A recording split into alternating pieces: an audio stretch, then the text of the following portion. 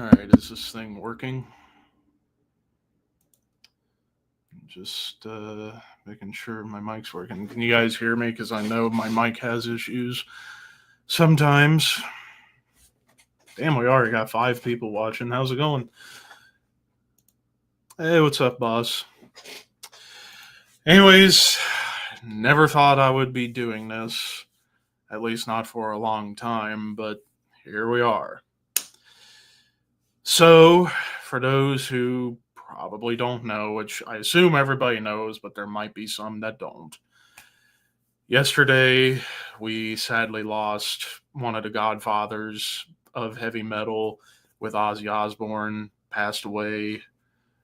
And yeah, it definitely made yesterday a little bit tough because I'll eventually get to the show review in a little bit, but yeah, it's just absolutely wild. Like I was just at work, close to the end of my early shift at work yesterday, when I found out. I was just on my phone, just checking out what was up, and I saw. I think I first heard from Ricky, courtesy of Facebook, I believe, talking about Ozzy dying. I'm like, no, no, no, no, no, no. And then I looked it up, and there, lo and behold, he passed. But yeah, crazy. It's only a little over 2 weeks since that farewell show for him and Black Sabbath. But at the very least, he ain't suffering anymore because he was suffering for a while from Parkinson's, amongst other things. But he ain't suffering anymore, and he's reunited with Randy Rhoads, his long lost best friend, and all that. So, but yeah, which, like I said, I'll touch more on the show and such here in a little bit. But yeah. Yeah, it doesn't feel real. Like the last time we dealt with something this big in terms of a loss this massive was probably Lemmy. Well, I mean, losing Vinnie Paul back in 2018 was a big kick to the dick, but this was probably the biggest one since Lemmy.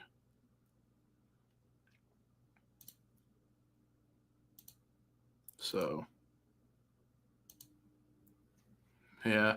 Oh, Josh, I sent you an invite link if you want to hop into the stream because now finally got somebody. Hey, Maniac. What's up, Levi? Just here, pretty much. Yeah. Yeah. Yeah, just. I mean, didn't think this day would come for a while, but yeah. Yeah. I mean, to a degree, I think we all knew that this was coming. It was coming at some point, but not we all this saw the quick. shape he was in at that final show, but yeah, I don't think anyone expected it to be this soon. Mm-hmm.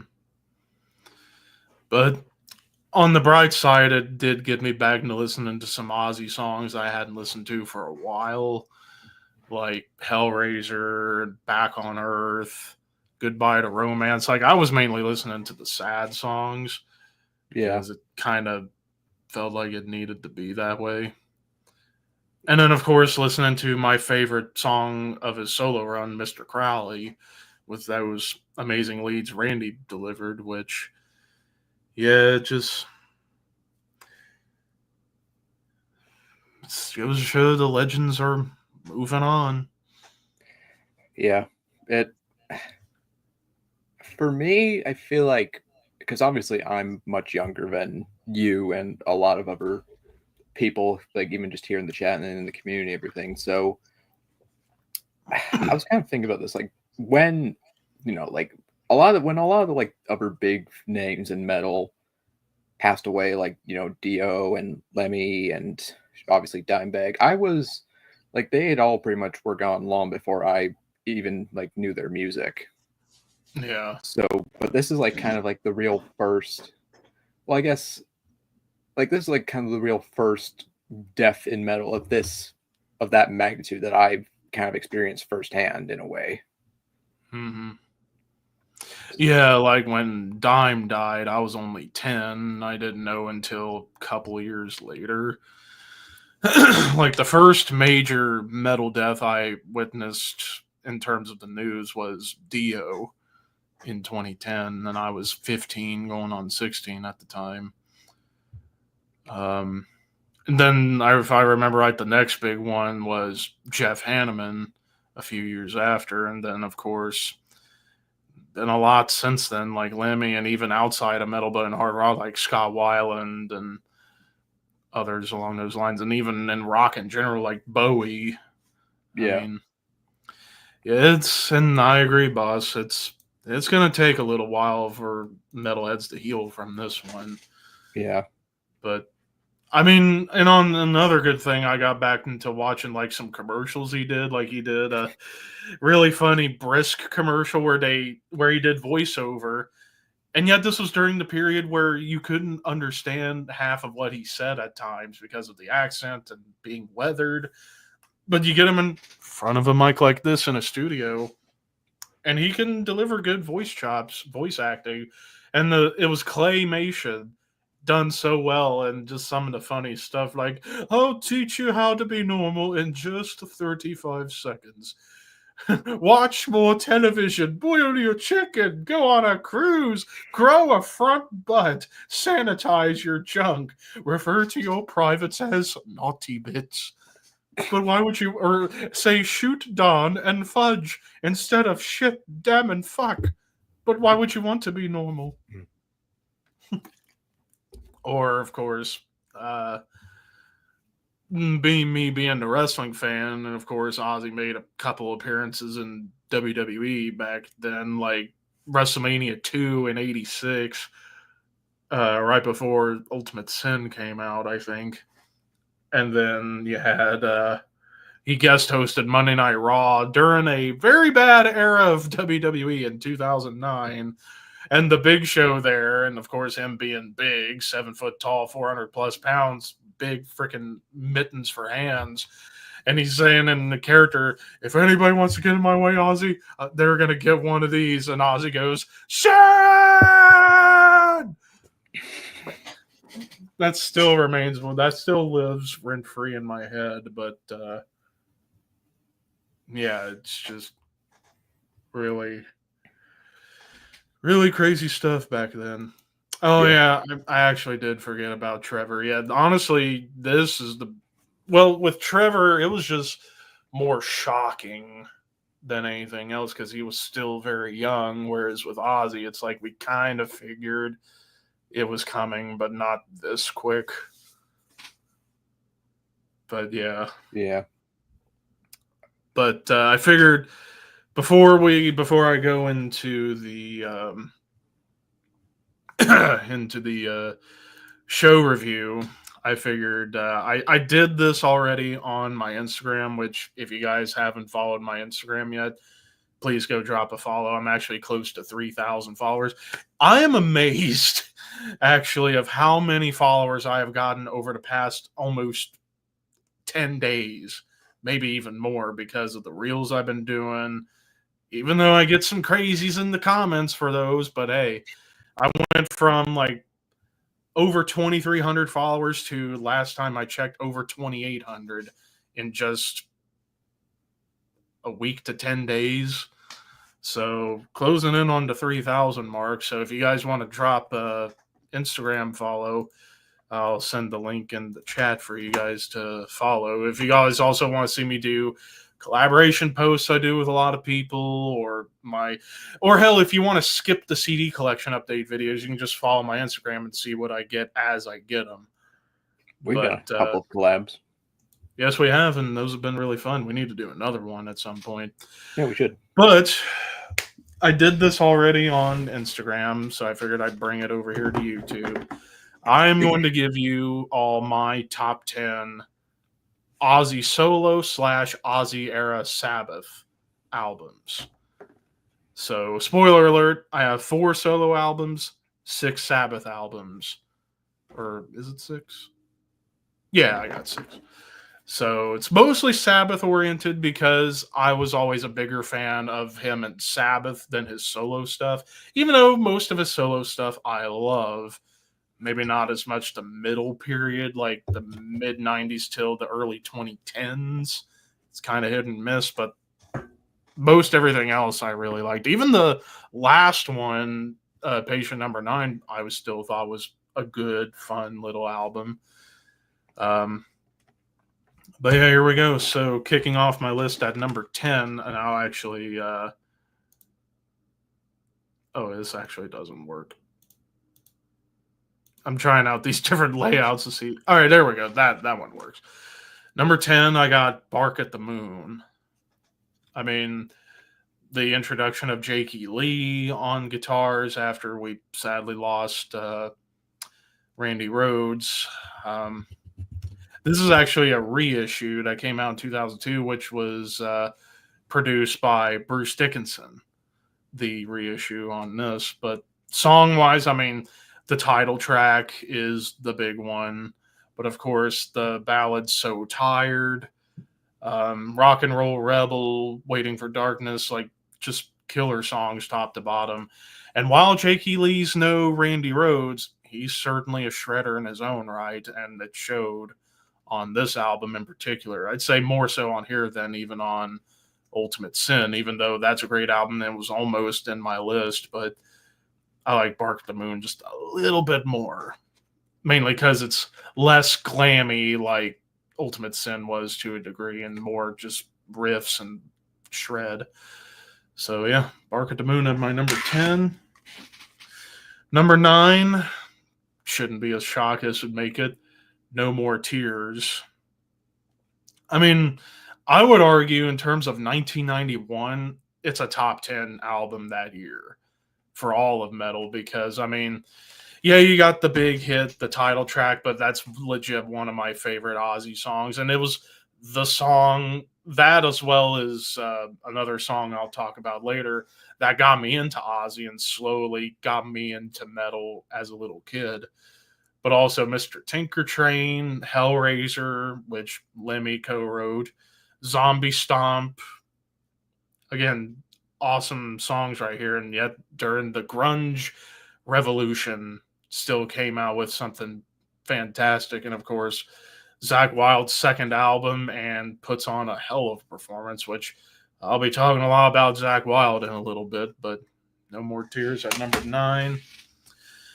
Number 8, finally into some Black Sabbath, I got Sabotage. So, probably, in my opinion, the most underrated of the Ozzy era Sabbath albums of the 70s, mainly because when you think the Ozzy era Sabbath, you think of the first 5 from self-titled through Sabbath Bloody Sabbath. Not a whole lot of people give Sabotage a lot of credit, even though it's well loved. It's definitely got more deep cuts than some of the other albums, but you still get pretty much the one big hit that got radio play was the opener Hole in the Sky, which is an awesome, catchy song. But this song has, in my opinion, Tony Iommi's best riff, Symptom of the Universe. I mean, that's a proto thrash metal song, too. But also The Writ, Megalomania, and hell, I even like Am I Going Insane, even if it is a weird, weird, almost like 70s sitcom meets hard rock song. It's fun, it's catchy, even if it isn't my favorite on the album. Not even close, but still. Even Superzar, even though it's like an interlude, they used that interlude as like the opening for Sabbath concerts for the rest of Sabbath's career. So there's that for you. Just got something on my nose. All right. But yeah, this I think is an underrated gem of all of Sabbath's discography. And as Mindful just pointed out, it turns 50 on the 28th of this month. So early happy birthday to an underrated gem. Even if this album cover is still weird. Ozzy in a kimono, and I have to zoom in. You will never forget the bulge of Bill Ward. Wearing his wife's pants. My God. Anyways, number 7, Volume 4. I mean, personally, like, I always feel, personally, and I know this is going to kind of sound sacrilegious, I always felt this was a little overrated, in my opinion, just because I love the album, don't get me wrong, and this isn't saying overrated's a bad thing. It's an amazing album, but I think there are better albums of the Ozzy era than this one. And the only reason I say that is because I'm not the biggest fan of the inconsistent production on here where it's different from song to song. It's like, I just wish they could keep the same mix on all these songs and it would make it age better for me. But song wise, it's a masterpiece. I mean, Wheels of Confusion, Straightener, Supernaut, Snowblind, and of course, Under the Sun. And even Changes, I listened to Changes for the first time in a long time yesterday, and now it has a whole different meaning now, obviously. But yeah, just really cool stuff right here. Can't go wrong with it. Even if, like I said, the production not my favorite, but still song wise, awesome. Cornucopia is one of my favorites off that album. Number 6, Sabbath, Bloody Sabbath. Yeah, definitely the more proggy, like, well, Volume 4 kind of started it, but solidified on here where they kind of started tinkering with the 70s prog rock sound a little bit. I mean, you had Rick Wakeman from Yes doing keyboards on this album and does a phenomenal job, especially on Sabbath Cadabra. And Who Are You, which is all Rick Wakeman with the synths, and it's fun. But of course, the big ones for me, the title track and A National Acrobat, 2 of the best songs of their whole career right there. Spiral Architect's a fun, like, hard rockin' tune. Same with Killing Yourself to Live. Fluff's a beautiful song. Yeah, just awesome album, top to bottom. And yeah, that's all I got to say about that. Now into the top 5 at number 5, the one that started it all, Black Sabbath. I mean, do I even really need to go in depth about this one than I haven't already? I mean, all these songs, phenomenal. The title track or the eponymous song, The Wizard, NIB, Wicked World, just, I mean, come on. The invention of heavy metal. Number 4, Ozzy, Diary of a Madman. So back to some solo stuff, and it was close between this and the next one. But I mean, I will admit one thing. I'll actually touch on it when I talk about the next one. But excuse me. But yeah, Diary of a Madman. I mean, all these songs are great in their own right. Over the Mountain with probably my favorite drum intro of the solo stuff. And then Flying High Again, love that song. You Can't Kill Rock and Roll, a nice, like, heartwarming kind of ballad and anthem. Believer, one of Ozzy's most evil songs he ever wrote. The title track's phenomenal. Little Dolls with another great drum intro. Just wonderful. Wonderful, wonderful. But at number 3, I got Blizzard of Oz. So the one thing that's in favor of Diary, in my opinion, I like the drum production on this one better than Blizzard because sometimes the snare sounds small, but I like the guitars and the songwriting on this one a little bit more. I mean, first 6 songs are all incredible. I Don't Know, Crazy Train, Goodbye to Romance, which D, that beautiful acoustic interlude. Suicide Solution, probably Randy Rhoads' best riff he ever wrote. Mr. Crowley, my favorite Ozzy solo song. But even some other great ones like Revelation Mother Earth is a wonderful ballad. Steal the Night Away, No Bone Movies. Even the bonus track RR or Randy Rhodes, another great little like instrumental clip. So, and also one of the greatest comebacks in rock history or music history, from being fired from Sabbath the year before and then coming out a year later with this and blowing minds. What more can be said? Number 2, Paranoid. So this kind of ties back into how I got into Ozzy and really kind of got into metal in the beginning because of the song Iron Man on here. I first heard that when I watched Detroit Rock City kind of out of the blue when I was a kid.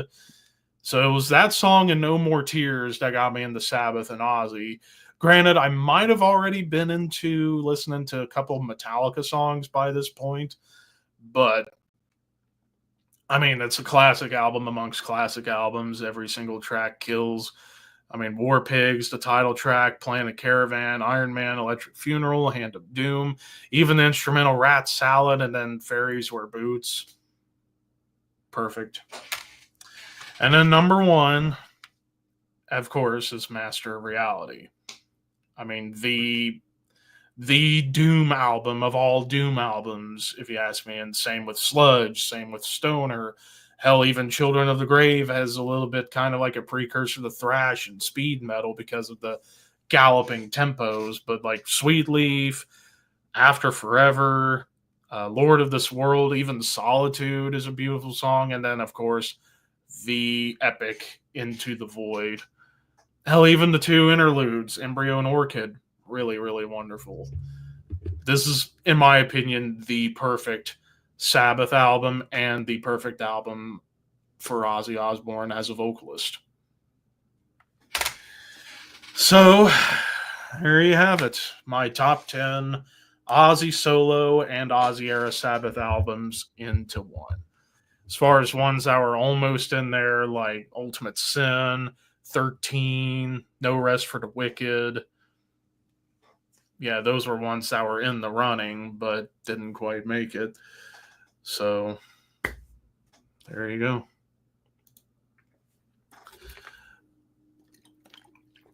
But now, let's try and get away from the negative stuff and let's get on to some positive stuff, as I'm here to do my show review of last night's show I went to, where I saw Snafu, Amon Amarth, and Pantera tribute, all live in Cincinnati at the Riverbend. So, second time I've been to the Riverbend, and it kicked ass. The whole show kicked ass. I will go out on a limb, and I know I keep saying it after each show I go to, but I really feel like this has been the best show I've gone to thus far. It's like each show I go to, they just get better and better and better. Like seeing Fire of the Gods, The Who, HU, and Megadeth was fun.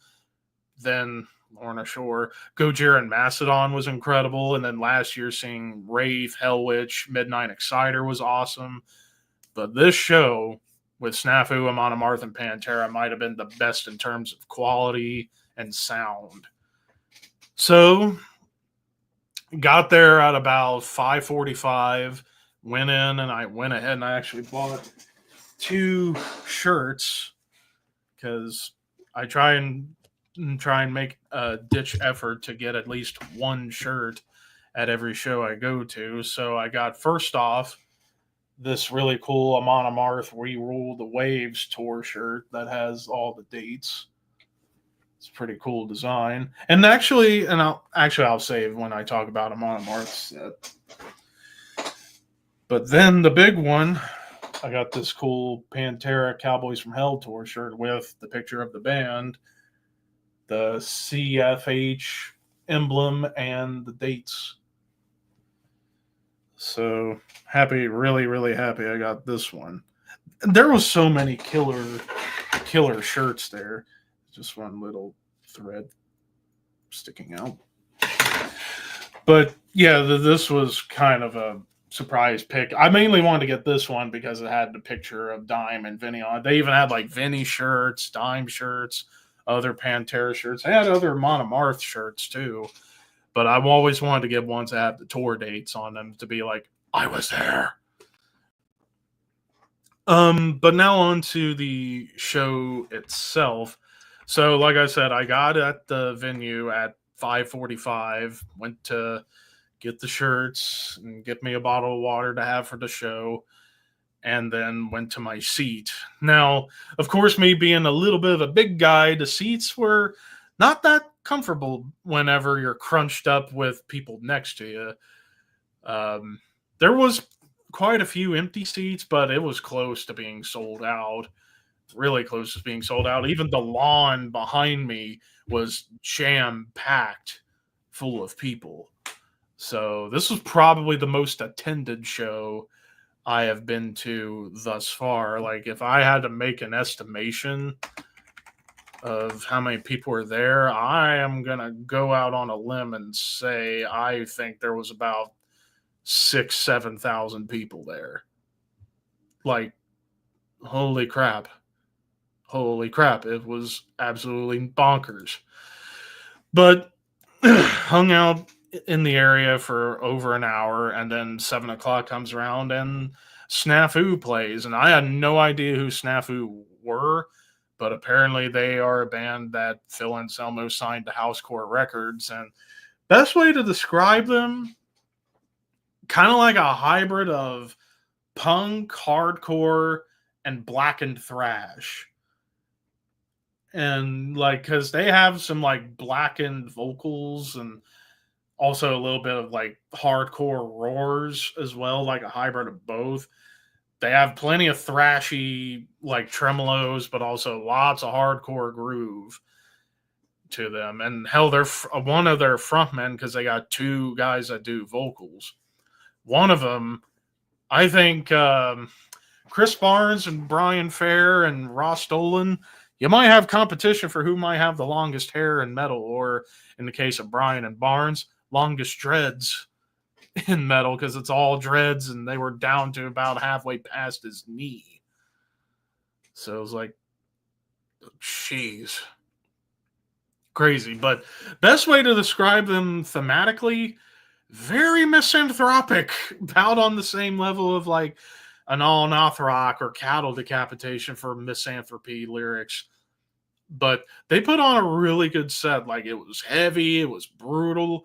But the thing I did not expect, they actually did, even though they didn't play the entire song, they played about half of it, but they did a really good job. They covered Sodom's Napalm in the Morning. And they did a pretty good job. So they only played for like 20, 25 minutes. So they only did like, I think, like 4 or 5 songs. But they were all really good. Like, I'll definitely have to check out more Snafu. Probably should have got a shirt for them, but I had already spent like almost $100. And I was trying to stay on budget because I got something I'm going to be buying here in less than 2 weeks. That's going to cost me a little hefty sum.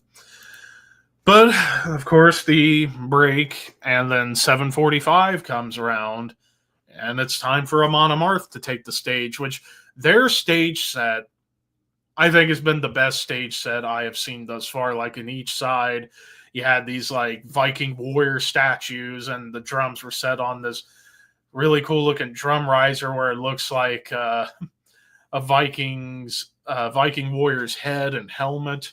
And then they had like 2 sets of stairs for stuff they were going to do during the show. And I'm actually trying to find the set list that they had yesterday. Here we are. So they ended up playing 9 songs, mostly playing some of their best tracks. Like, they opened with Guardians of Asgard, which was a great way to get it going.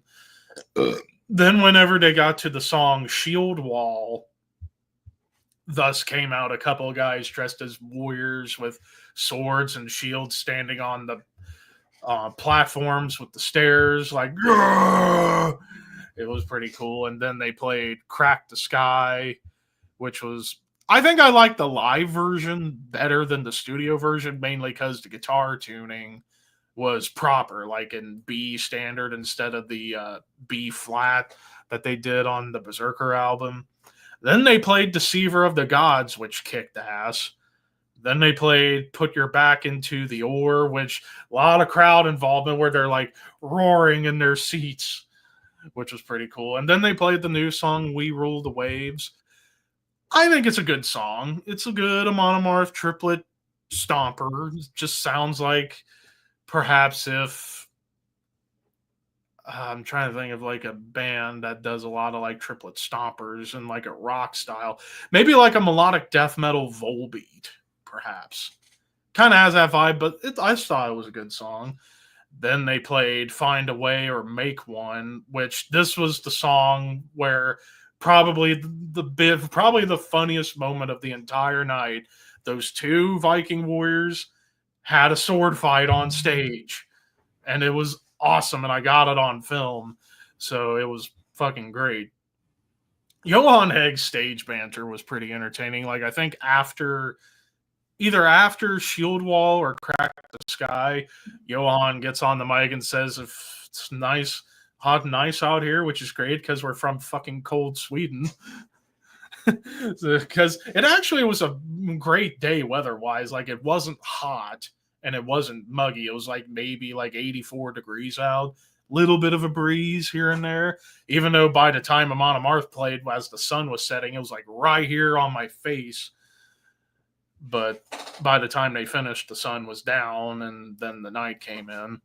But then after Find a Way or Make One, they did a tribute for Ozzy, and then they played, and I did not expect them to play this, they played Raise Your Horns and changed some of the lyrics up to add Ozzy to it. And it was a really cool moment. And then they closed with Twilight of the Thunder God, which was the highlight of the Amon Amarth set in my mind. So Amon Amarth put on a phenomenal show. Like, they sounded tight. Johan sounded awesome. So that was the Amon Amarth set. Then, because they had to take all the set down came the Pantera flag, which was pretty cool. So they spent about I think about a good 30 minutes trying to get the Pantera set ready to go. Excuse me. But yeah, so yeah, it took about 30 minutes to get that going. However, Pantera eventually take the stage, which starts off with these like nasty guitars, and on the two screens on each side of the stage, they did like a little like video montage of past Pantera antics. And then when the flag came down, Hellbound was playing, and fucking I knew going into this, especially with the circumstances of losing Ozzy, Zach was going to put on the performance of a lifetime, and he absolutely fucking did. He crushed it last night when it came to riffs and shredded his ass off on guitar. So it opened with Hellbound. Then came 5 Minutes Alone, which was awesome. Lots of crowds singing along with that. Strength Beyond Strength, of course. Everybody going nuts during the breakdown. Mouth for War killed it. Becoming with the Throes of Rejection outro at the end. Then they played Goddamn Electric. And during that song, as Zach's going crazy, Phil gets a guitar and does a solo of his own and nailed it. Like, so you had at one point Zach and Phil shredding along, which was pretty cool. So then this I did not expect, and I'm so ecstatic I got to see this one live. Phil on the microphone saying that they were going to play a couple of deep cuts, and the first one, Tens, which is one of my top 5 favorite Pantera songs, playing Tens and nailed it. I was singing along to the chorus. And then they played with the 25 Years outro, I'll Cast a Shadow, which they crushed that as well. Then also they played the opening of this. They did the outro of By Demons Be Driven. They would play Unbroken. and then we would get This Love, which, of course, those breakdowns. They even slowed down the slower second breakdown. Like, damn, you didn't think it could get heavier than that, did you? And then, of course, they played my favorite Pantera song of all time, Cowboys from Hell. Then after that, they took a couple minute break, and then the moment of the Pantera set playing Planet Caravan with an amazing video slideshow on the screen of Ozzy, which I don't know how in the hell the video guys managed to piece that together in the select number of hours after Ozzy's passing was announced. So kudos to whoever put that together as quickly as they did, and how great it was done. You deserve a raise from everybody involved, because that was wonderful. And then playing a new level, then we get the big closer. Well, they play Walk, and then they close by playing the breakdowns of Domination and Hollow. And that was the end of the set. I actually left just a little bit before the end of the Hollow breakdown, just so that way I could beat the traffic. I was expecting, because I did look up their previous set list from their last show they did on Saturday in Illinois, which our good buddy Stella was at that show. And I saw on the playlist they played fucking Hostile at the end, but I guess they didn't last night. They ended with Hollow. So I did actually stick around for the whole show, just left like maybe about a minute before it stopped, just so that way I can beat traffic. But overall, awesome show from all three bands. But definitely the highlights of the night for me were Snafu doing Napalm in the Morning, Amon Amarth with the sword fighting, and Raise Your Horns and Twilight of the Thunder God. And then for Pantera, Tens, Cowboys from Hell, and Planet Caravan. So, yeah, I would say thus far the best show I've been to yet.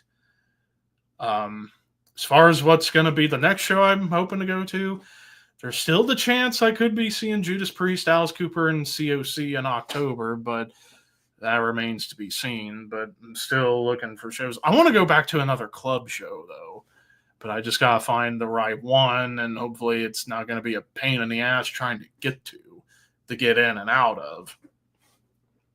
So, yeah.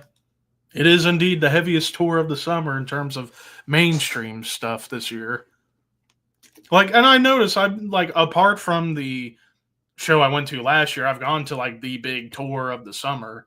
Even if the first one I went with Megadeth having to open for Five Finger Cousin Fuck, which thank God I left before that shit band played, and I got home at like 11 o'clock. And whereas last night I got home at like 15 after midnight. So, and they finished at like 10:30, so we got back pretty quick. And then 2023, I saw Lorna Shore, Gojira, and Mastodon. Apart from Lorna Shore, Gojira and Mastodon killed it. So yeah, so far I've just been going to like the big tours. I still need to become a veteran of clubs. But yeah, that's pretty much it for the show review portion. But for anybody who wants to send questions, feel free to go ahead. I will actually let Maniac take over for a little bit and talk to you guys, because I actually need to go to the bathroom. So, actually, hang on. I'm trying to figure out how to just focus you.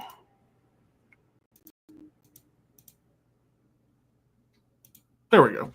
I shall return. All right. Oh, excuse me. Sorry about that. Yeah, while Mr. Levi is going off to the bathroom, I guess I'll be hosting temporarily. So, yeah, if anybody's got any questions, anything like that, feel free to, type them and all.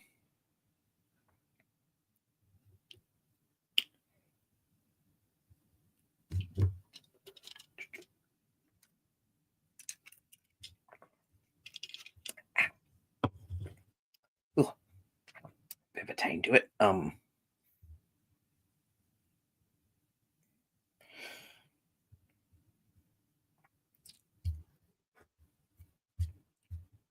Sorry, cat hair all over my keyboard.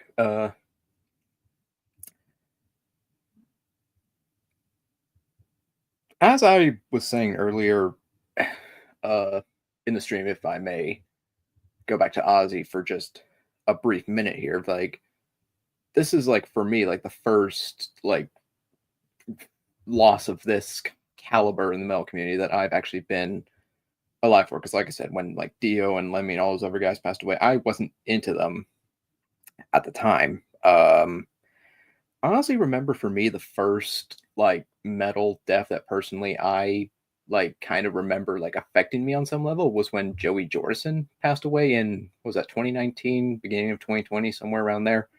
Because at the time I was a giant Slipknot fan, and I remember that taking a bit of a toll on me.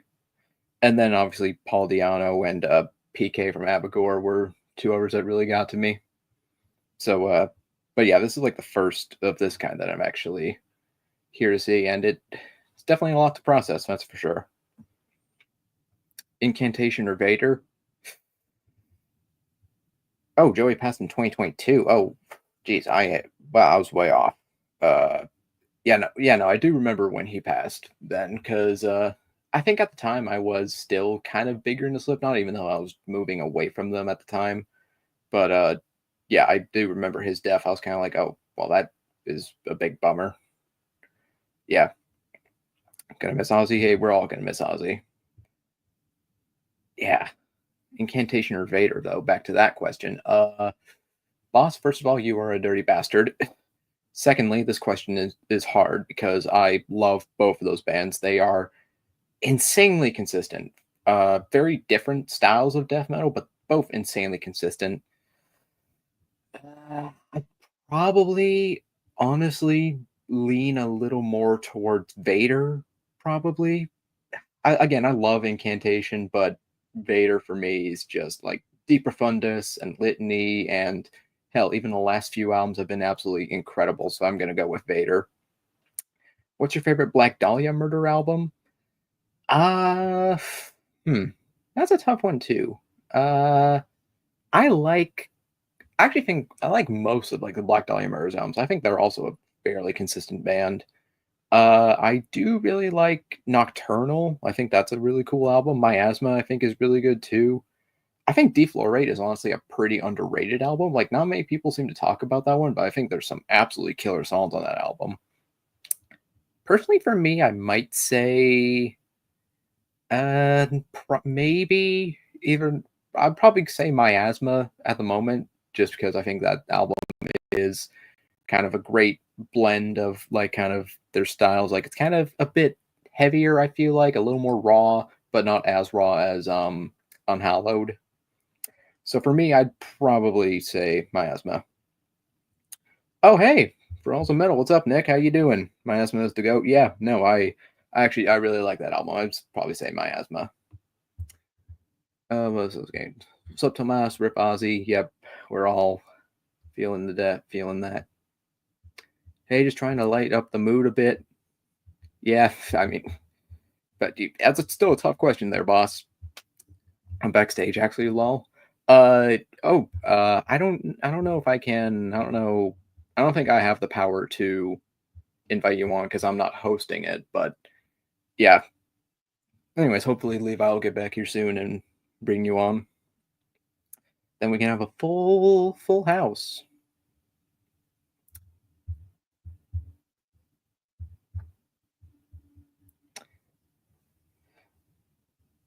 I don't think. Maybe I can. No, I don't. Okay. Yeah, I don't have the power to do that. So I'm just. Yeah. I'm just here. We're good. I can wait. Yeah. I mean, I would bring you on if I could, but then again, um, I'm just here. I don't really have any power in this situation. I got an Unholy album in the mail today. Dude, that's sick. Which album? I love Unholy. They are insanely heavy Death Doom, kind of weird Death Doom from Finland, but dude, they're so good. Which album did you get? Because there's only 4 if I recall correctly.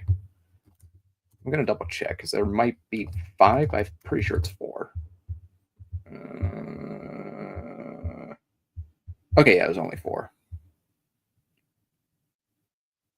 From the Shadows, the first one. Okay, yeah, that is probably my favorite from them. Again, it's a very bizarre album, but I love it. Oh, hey, Metal Ben's Chronicles. How's it going, Ben? I was going to do a stream. I'll reschedule for tomorrow evening.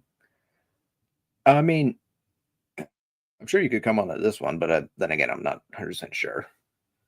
You'd have to ask Mr. Levi, who is taking a bathroom break at the moment. Grace Fallen was where I started. Yeah, that's a good album too. That was their last album. Personally for me, From the Shadows was the one that I was introduced to. So that's still probably my favorite. And again, they're a strange band, but they're so good. I love them. At the Gates versus Dark Tranquillity. And this is probably gonna piss off some people, but for me, Dark Tranquillity, I think Dark Tranquillity just kind of does it better. Honestly, like, don't get me wrong, I do like At the Gates, I like Slaughter of the Soul, and pretty much all their albums, but I think Dark Tranquillity just kind of has higher highs, like The Gallery, Damage Done. God, all those albums are amazing. The last Dark Tranquillity album, I really, really liked. So for me, Dark Tranquillity.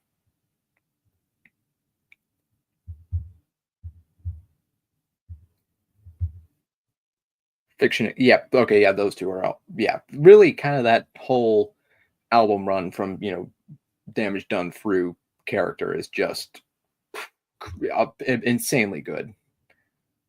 I won an Ola England album a couple weeks in the mail, and it managed to come in the mail yesterday of all days. Oh wow, that's pretty sick. Ola, I mean, yeah, Ola, he's a badass guitarist. So yeah, that's pretty fucking sick.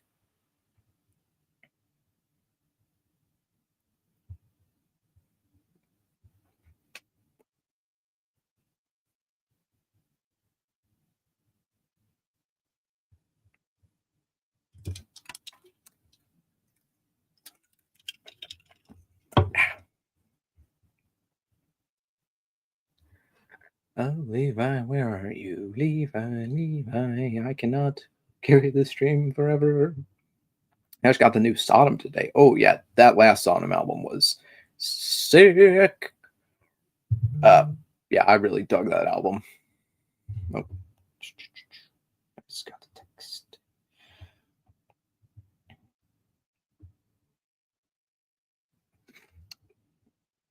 Is he taking a shit? I don't. He might be beating one off. For all I know. Through the raffle he has on his channel during Sundays with Ola premiere. Okay, yeah. But yeah, that last Sodom album I thought was absolutely badass, and I'll have to redo my Sodom ranking to include that someday because yeah, sick album. Although personally for me, I probably liked the new Drawn and Quartered album that came out on the same day a little bit more than the new Sodom album, but yeah, I mean it's also just because I'm a pretty big Drawn and Quartered fan. Zentrix versus Onslaught. I'd probably lean more towards Onslaught because I feel like Onslaught's more consistent. Zentrix, like the first 2 albums are great and the last 2 albums are great. That middle period is no, just no. But so for me, I'd say Zentrix personally, or Onslaught. Sorry, Onslaught, because Onslaught. I mean, they're basically Metallica meets Slayer, but they're British. I also got Cancers to the Gory End in the mail today. That is a pretty awesome album. Yeah, very thrashy, very primal death metal.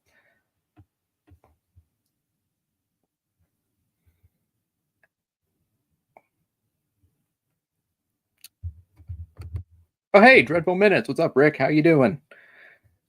Onslaught consistent? Yeah, I mean, more consistent than Zentrix, I feel like. I mean, yeah, they're a little all over the place, but like again, Zentric's bad albums are just whew, like Kin and like whatever the hell the other ones are. It's like, what are you guys doing? Like, why?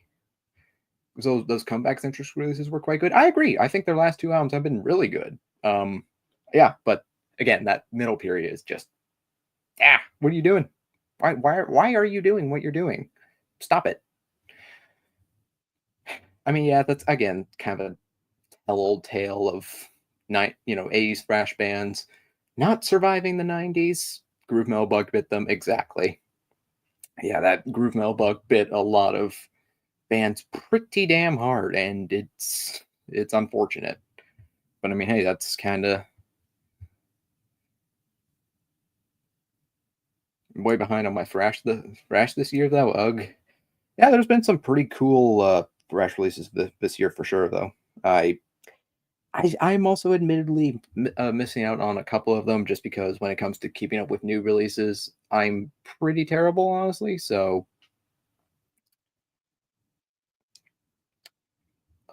as a not so grindcore guy, what's a good Napalm Death starting point?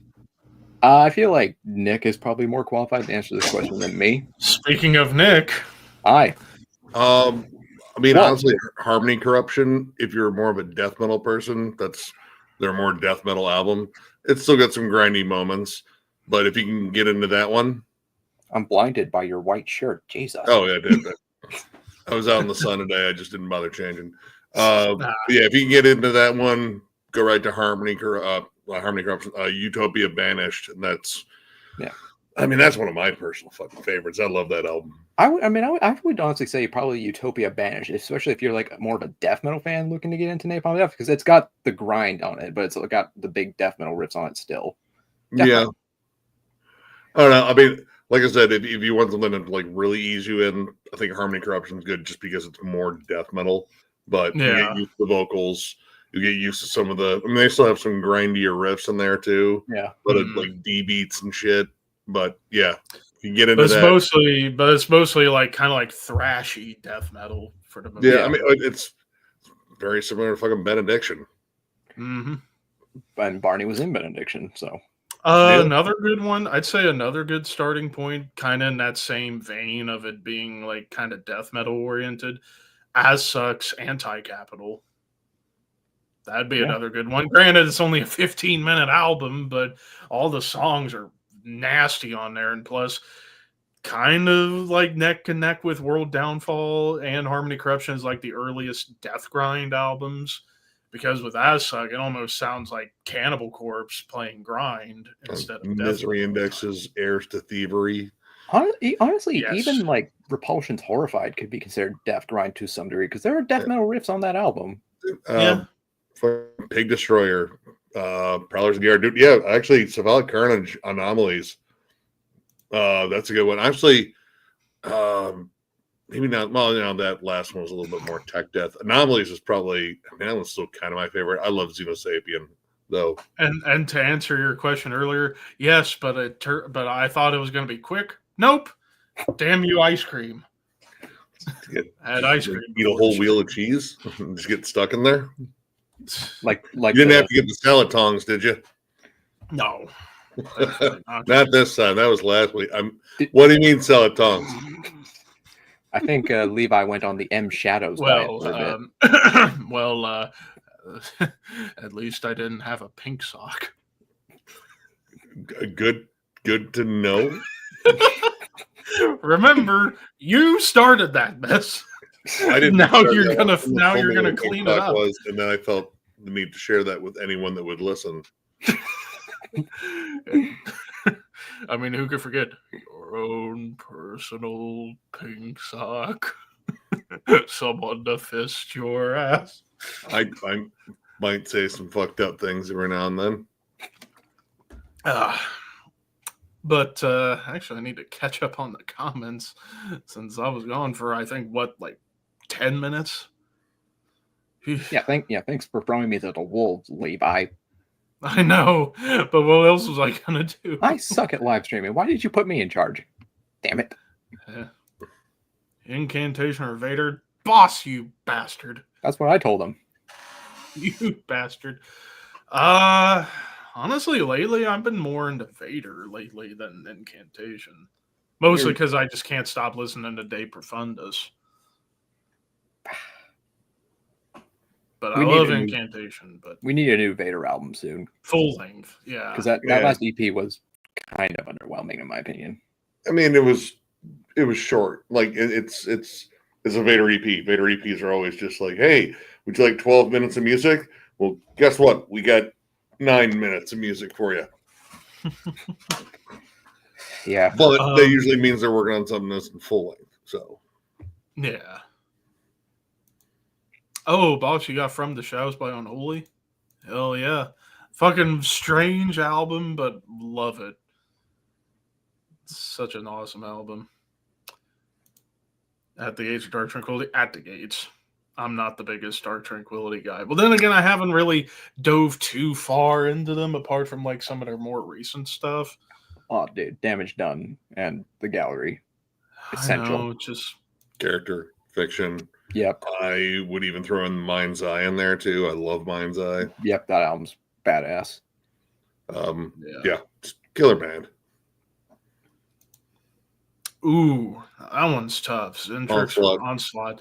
I mean, they're both, I call them both British Metallica bands because they both have riffs that sound very Metallica-esque, but in different ways. Like Onslaught kind of go for more of like that, like Ride the Lightning, Kill 'Em All style, where Zentrix goes for the Master of Puppets and Justice for All style. Oh, man. I guess in terms of consistency, I'd have to go Onslaught, even though I love the first two and the last Zentrix albums. All three of those were total rippers. But the middle period. Yeah. I have those albums. And Kin and whatever that other one was. Yeah. It's not good. What the hell happened? In Search of Sanity is probably the one that's like on the odd one out for because of Steve Grimmett on vocals. I mean, but he does a good job. Yeah. Mm-hmm. Let's see. Trying to get caught back. I'd rather fucking go on a dairy farm and listen to the cows moan while taking a shit than listen to either one of them sing. So basically, you'd rather hear me shit because I feel like I'm as big as a cow. Hold on, do you moan when you take a shit? Is no, that a confession? I actually don't. Okay, okay. Whoa, hold on. That must have been some log you were passing. Seriously, I'm big around. No. The accident just plug in. Okay, ballot. Oh God. Hey Rick, has anyone checked if Dismember still has a pulse? I know they've been doing shows, but come on, guys, new material. I thought they were working on new material. That's what I heard too. It's been a while though. I mean, they had that period where they could kind of coast because all their stuff was getting reissued. People were pretty sated by that. But I know I'm hoping they're going to release something new. I mean, apparently Entombed is releasing something new. You kind of have to now. Like, if Entombed comes back, well, we have to. Yeah, and of course you got new Unleashed. Wonder when Graves finally going to do a new album. I mean, they're at 10 years. MDF next year, so maybe they'll make an announcement like, "Hey, do you like seeing us live and hearing Grave music?" Granted, they're playing like an all fiercely old school set. I just want some new Grave. Just saying. Yeah. Speaking of MDF, bands that are playing MDF, Solitude Eternus is playing MDF next year. When the hell are we going to get a new album? Their last album came out in 2006, for God's sake. That beats me. I don't know. Maybe they can do like the festival circuit now. Maybe. But it would be so nice if we could get a new one. And considering like Acid Bath back on tour makes me wonder if they're going to maybe do something new. I don't It'd be know weird, but I'd like to hear new Acid Bath. From what Audi, it's I mean, maybe, I don't know. It really depends on Dax. Like if Dax still wants to do that stuff. Sammy, I mean, he does have a full-time band with Goat Whore, so I mean, we'll see. I feel like Dax is probably more comfortable with just releasing like weird folk rock from now on. From what I gather, too, like I think the compromise for the tour was they were going to play mostly stuff off of Pagan Terrorism Tactics. So, yeah, like that's what I have heard about the sets is it's mostly Pagan Terrorism Tactics stuff and not a lot from more the Couch String Pops, which is what I want to hear. I like both, but that's that first one. Really, Aaron? The difference. Really? Oh, sticking my dick in a hornet's nest is the name of the band that I think is better than both of those. I don't want to pick either, but the only reason I'm going Five Fingers because their early stuff isn't the worst thing on planet Earth. I mean, there's early Slaughter to Prevail. I don't like anything Slaughter to Prevail. So. Early Slaughter to Prevail is just like middle of the road fucking deathcore, like nothing flashy. Like, hey, we're Diet Whitechapel and we have masks. But the lighter stuff is so bad. Five Finger Death Punch. They've always sucked. Like even that first album, yeah, it's listenable. That's like the best thing I can say about it. Yeah. It's like, wow, this is like fucking Devil Driver, except dumber cops. And I'll be honest, I do still like their cover of Bad Company. It's not a bad cover. Blasphemy. It ain't nearly. It's nowhere near the original, but yeah. I mean, that was how I first heard them. And what about their cover of Run and Nowhere by Faith No More? Or A New Level by Pantera. Yeah. I mean, I'd probably say Slaughter to Prevail because I don't hate them as much, but they're both terrible. They're just dumb. They're just so fucking dumb. They're just like Slipknot, but somehow even more edgy and stupid. Dude, everything like on that last album, which was the worst fucking thing they put out easily, like even Costalum or whatever the fuck it was. Like, yeah, that was bad, but it was like at least competent. This new one's like the most thrown together fucking bullshit I think I've listened to. Like, it's like 6th grade level fucking Slipknot's Iowa. Like they heard Iowa's like we could totally make that. It was like, no, we can't. We're idiots. Like you shut up. That we're not going to let that stop us, and it didn't. It sucks, start to finish.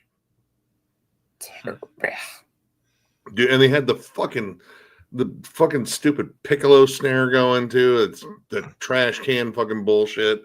It bloated production, dude. Alex Terrible's cleans are legit fucking terrible, and Ronnie fucking Racky, eat a dick. Dude, everything that could have been bad about it, like I kind of hope like like the only thing would be worse is like you open up the fucking album after getting it, it hits you in the face with a bear mace or something like that. Joke's on you. That's good old Russian joke right there. The bear mace. I got my grandmother with that stupid cunt. Love you, Grandma. Rotten hell.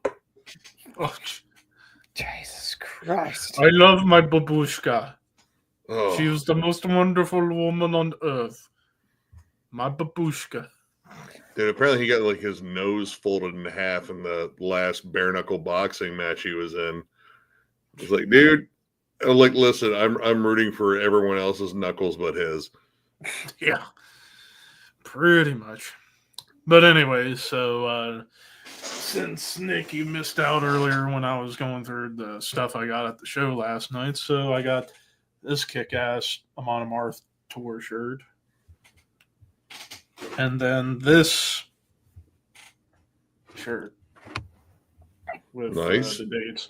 Which the show itself, even Snafu was fucking vicious. I've seen Snafu here in Toledo, Frankie's. Yeah, that's a Detroit band. Yeah. It's like the thrash. Yeah, like blackened thrash, hardcore. But like did a good cover of Sodom Napalm in the Morning, which I did not expect. I mean, honestly, I could totally see him doing that. I haven't seen him in years. I think the last time I saw him was at the Sanctuary. I forget who was with him, but yeah, dude's fucking tore it up. Just solid fucking live performance, man. Like, just energy. Yeah, and then probably the highlights of the Amon Amarth set was during the song Find a Way or Make Your Own Way or something like that, where they had like these two Viking warriors having a sword fight. I was like, yes, I was hoping to see this. They usually have spears. Yeah, well, this time they had actual fucking swords.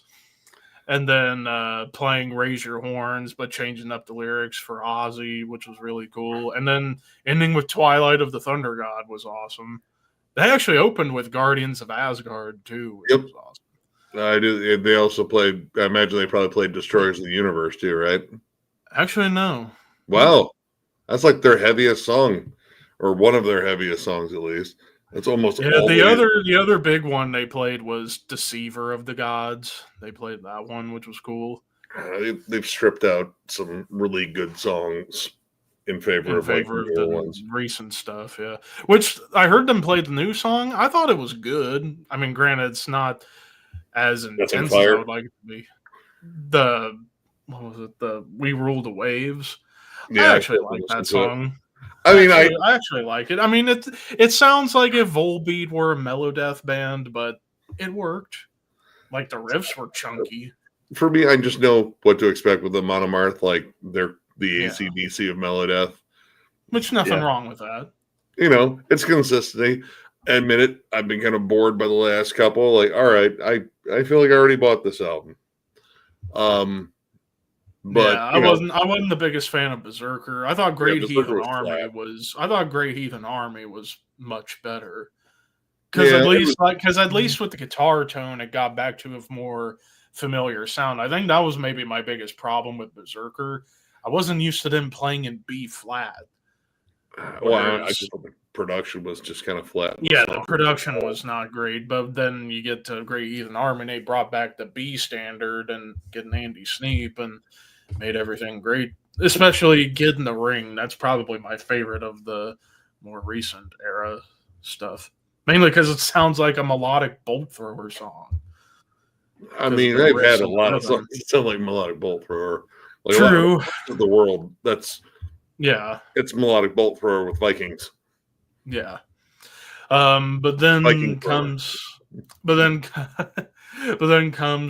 Pantera set, which actually, let me pull back up that set list again, because I did kind of sneak up ahead of time to kind of get an idea of what to expect, because my friend Stella was at their last show before last night in Illinois on Saturday. But so they opened with Hellbound, and then the rest of the set went as followed: 5 Minutes Alone, Strength Beyond Strength, Mouth for War, Becoming with the Throes of Rejection outro. Oh, they should just play all Throes Rejection. That's like one of my favorite Pantera songs, period. Vicious. And then they played Goddamn Electric, and after Zach's solo, Phil does a solo and nailed it. Then probably the song I did not expect them to play, Tens, but they played Tens, and they crushed it. And then playing I'll Cast a Shadow with the 25 Years outro, and then they played with the By Demons Be Driven outro into Unbroken, then This Love, then Cowboys from Hell, and then a great Planet Caravan, then New Level, Walk, and they ended with the breakdowns for both Domination and Hollow to end the show. I left like maybe a minute before they finished Hollow to try and beat the traffic. I was expecting they were going to close with fucking Hostile like they did in Illinois, but I guess they didn't. But yeah, I would say thus far the best show I've been to yet. Mainly because, like, holy crap, everybody sounded tight and awesome. All three bands. Hell, during Walk, I think I did send you the picture. If I didn't, Nick, I'll have to. Where all three bands were doing the chorus to Walk, which was really cool. Like Snafu and Amon Amarth joined them on stage, which was awesome. So, Yeah, very bittersweet show for sure. But during the entire Pantera set, the crowd was chanting Ozzy after each song, which was awesome. But pretty much that's, like I said, all for the show review. My brother-in-law is actually at the Dayton, Cleveland right now. Yeah, I got a friend who's in the Cleveland show right now too. I just saw like quick little story post from Snafu on Instagram. Actually, it looks like he's right behind the soundboard. Well done. Or you're going to say he's right behind me. I don't know why that's where my brain went. He's inside the room. You got issues, kid. He's going through your refrigerator. Well, thanks, Captain Obvious. But well, since that's pretty much it for like the show review stuff, Maniac, have you been working on lists? Yes, I've got a few more. I could send them over if you would like to. Go ahead, comrade friend. You want me to kick you in balls? You want me to kick you in balls and then slap your penis with my bare hands?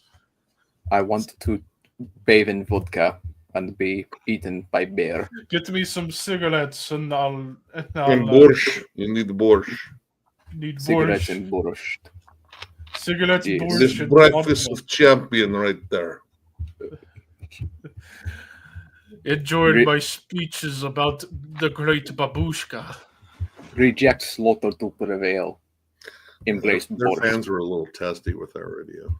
Can't imagine. I mean, come on, with the fucking try hard, like we're so cool, like douchebag bro energy. You should expect fans like that. Oh, dude, there was some Cro-Magnon fucking broage, but there was also a fair amount, much like Sleep Token, that there were fans like, you know what, this maybe does suck. I was like, oh, all right, I can get behind that. Yeah. All right, so I sent you 3 Fearless. All right. I do have but then also, and I probably should, and I should have said this, funny enough, in my Sleep Token review, and I didn't think about it until afterwards, but I should have said it, even though, my God, I could only imagine the comments I would have gotten if you would have said it. Good Lord, I could only imagine. I think I now finally figured out who Sleep Token is really geared towards wannabe dommy mommies and wannabe goth chicks that probably don't know what either actually are. I don't get goth out of that. I just get fucking lameness. Yeah, it's targeted for like those girls on TikTok who just wear black lipstick and say they're goth. Yeah, or they claim to be dommy mommies when they probably don't even know what being a dommy mommy actually is about. It's just targeted for TikTok, like a short attention span theater fucking nonsense. It's Deftones without the fucking talent. and the heavy moments are just as you said, Meshuggah if they stopped caring. Oh, dude, I mean, those are like the most bargain basement Meshuggah fucking jugs. Like, dude, Frederick Thorndall could write that shit in his sleep. Actually, that in a full-on coma. Yeah, pretty much. And just beating out Morse code on his finger. Like, yeah, no, that's a riff, I guess. There's more talent in Frederick Thorndall's urethra than there is in all of Sleep Token. Yeah. To be fair, that's a powerful urethra. Yes. All right. So the first list we got for tonight's list festivities is EPs. Yep. Metal EPs. So let's see. What do we got here first? This is Witchfinder General Soviet Invasion. I have not heard that. I've only heard their 2 full lengths. I would say good, probably great. I think there's 2 original songs on it and then like a live song. The 2 original songs are really good. Like they're very well written. Production definitely improved on their 2 full lengths though. Mm-hmm. All right, next up we have the Merciful Fate EP. I forget the name of it. I think it's just called Merciful Fate. Just Merciful Fate. I mean, that's pretty high up there. Nuns are no fun or something like that. Nuns have no fun is like the Nuns have no fun is like the fan title for it. Queensryche. That's Honestly, absolutely amazing. I gotta go top tier for that. That's one, yeah. Queen of the Reich, The Lady Wore Black. Incredible alone, songwriting. Those 2 songs. Sabotage, The Dungeons Are Calling. I'd put that in the top tier. Like, I'll need to listen to it. Oh, there's going to be, I'd say about the majority of these EPs, I'm not going to really be that familiar with. Oh, but dude, Dungeons Are Calling, that's like a killer EP. It's very dark, too. It's like a concept album about a woman overdosing, basically. Yeah, very dark. Even Apocalyptic Grades. Fantastic or top tier, either one. I mean, fantastic. Yeah, it doesn't beat out Celtic Frost for me, but it's grisly, it's raw, it's ugly. Crusty D beat stomps, yeah. Slayer Haunting the Chapel. Top tier. Top. Yeah, dude, all the songs on that album. All 4 songs kill. Chemical Warfare is like one of my top 3 Slayer songs. Dude, the title track on there too. Yeah. Captor of Sins is fun. Even the original version of Aggressive Perfector is fun, even if it fits more like with like the Show No Mercy vibe. And I do like the re-recording better on Rain and Blood. Yeah, that's what I prefer, but I like both. Yeah. There's just 2 different vibes. Destruction with Sentence of Death. Pretty good. Production's hit or miss. I mean, kind of more raw, like first wave black metal kind of vibe. Yeah, kind of in line with Greater Endless Pain and the early Sodom stuff. I think Endless Pain didn't sound as bad. Like it sounded well in terms of style. In terms of style, yeah. Like, I think Endless Pain sounds better. I'd agree. Yeah.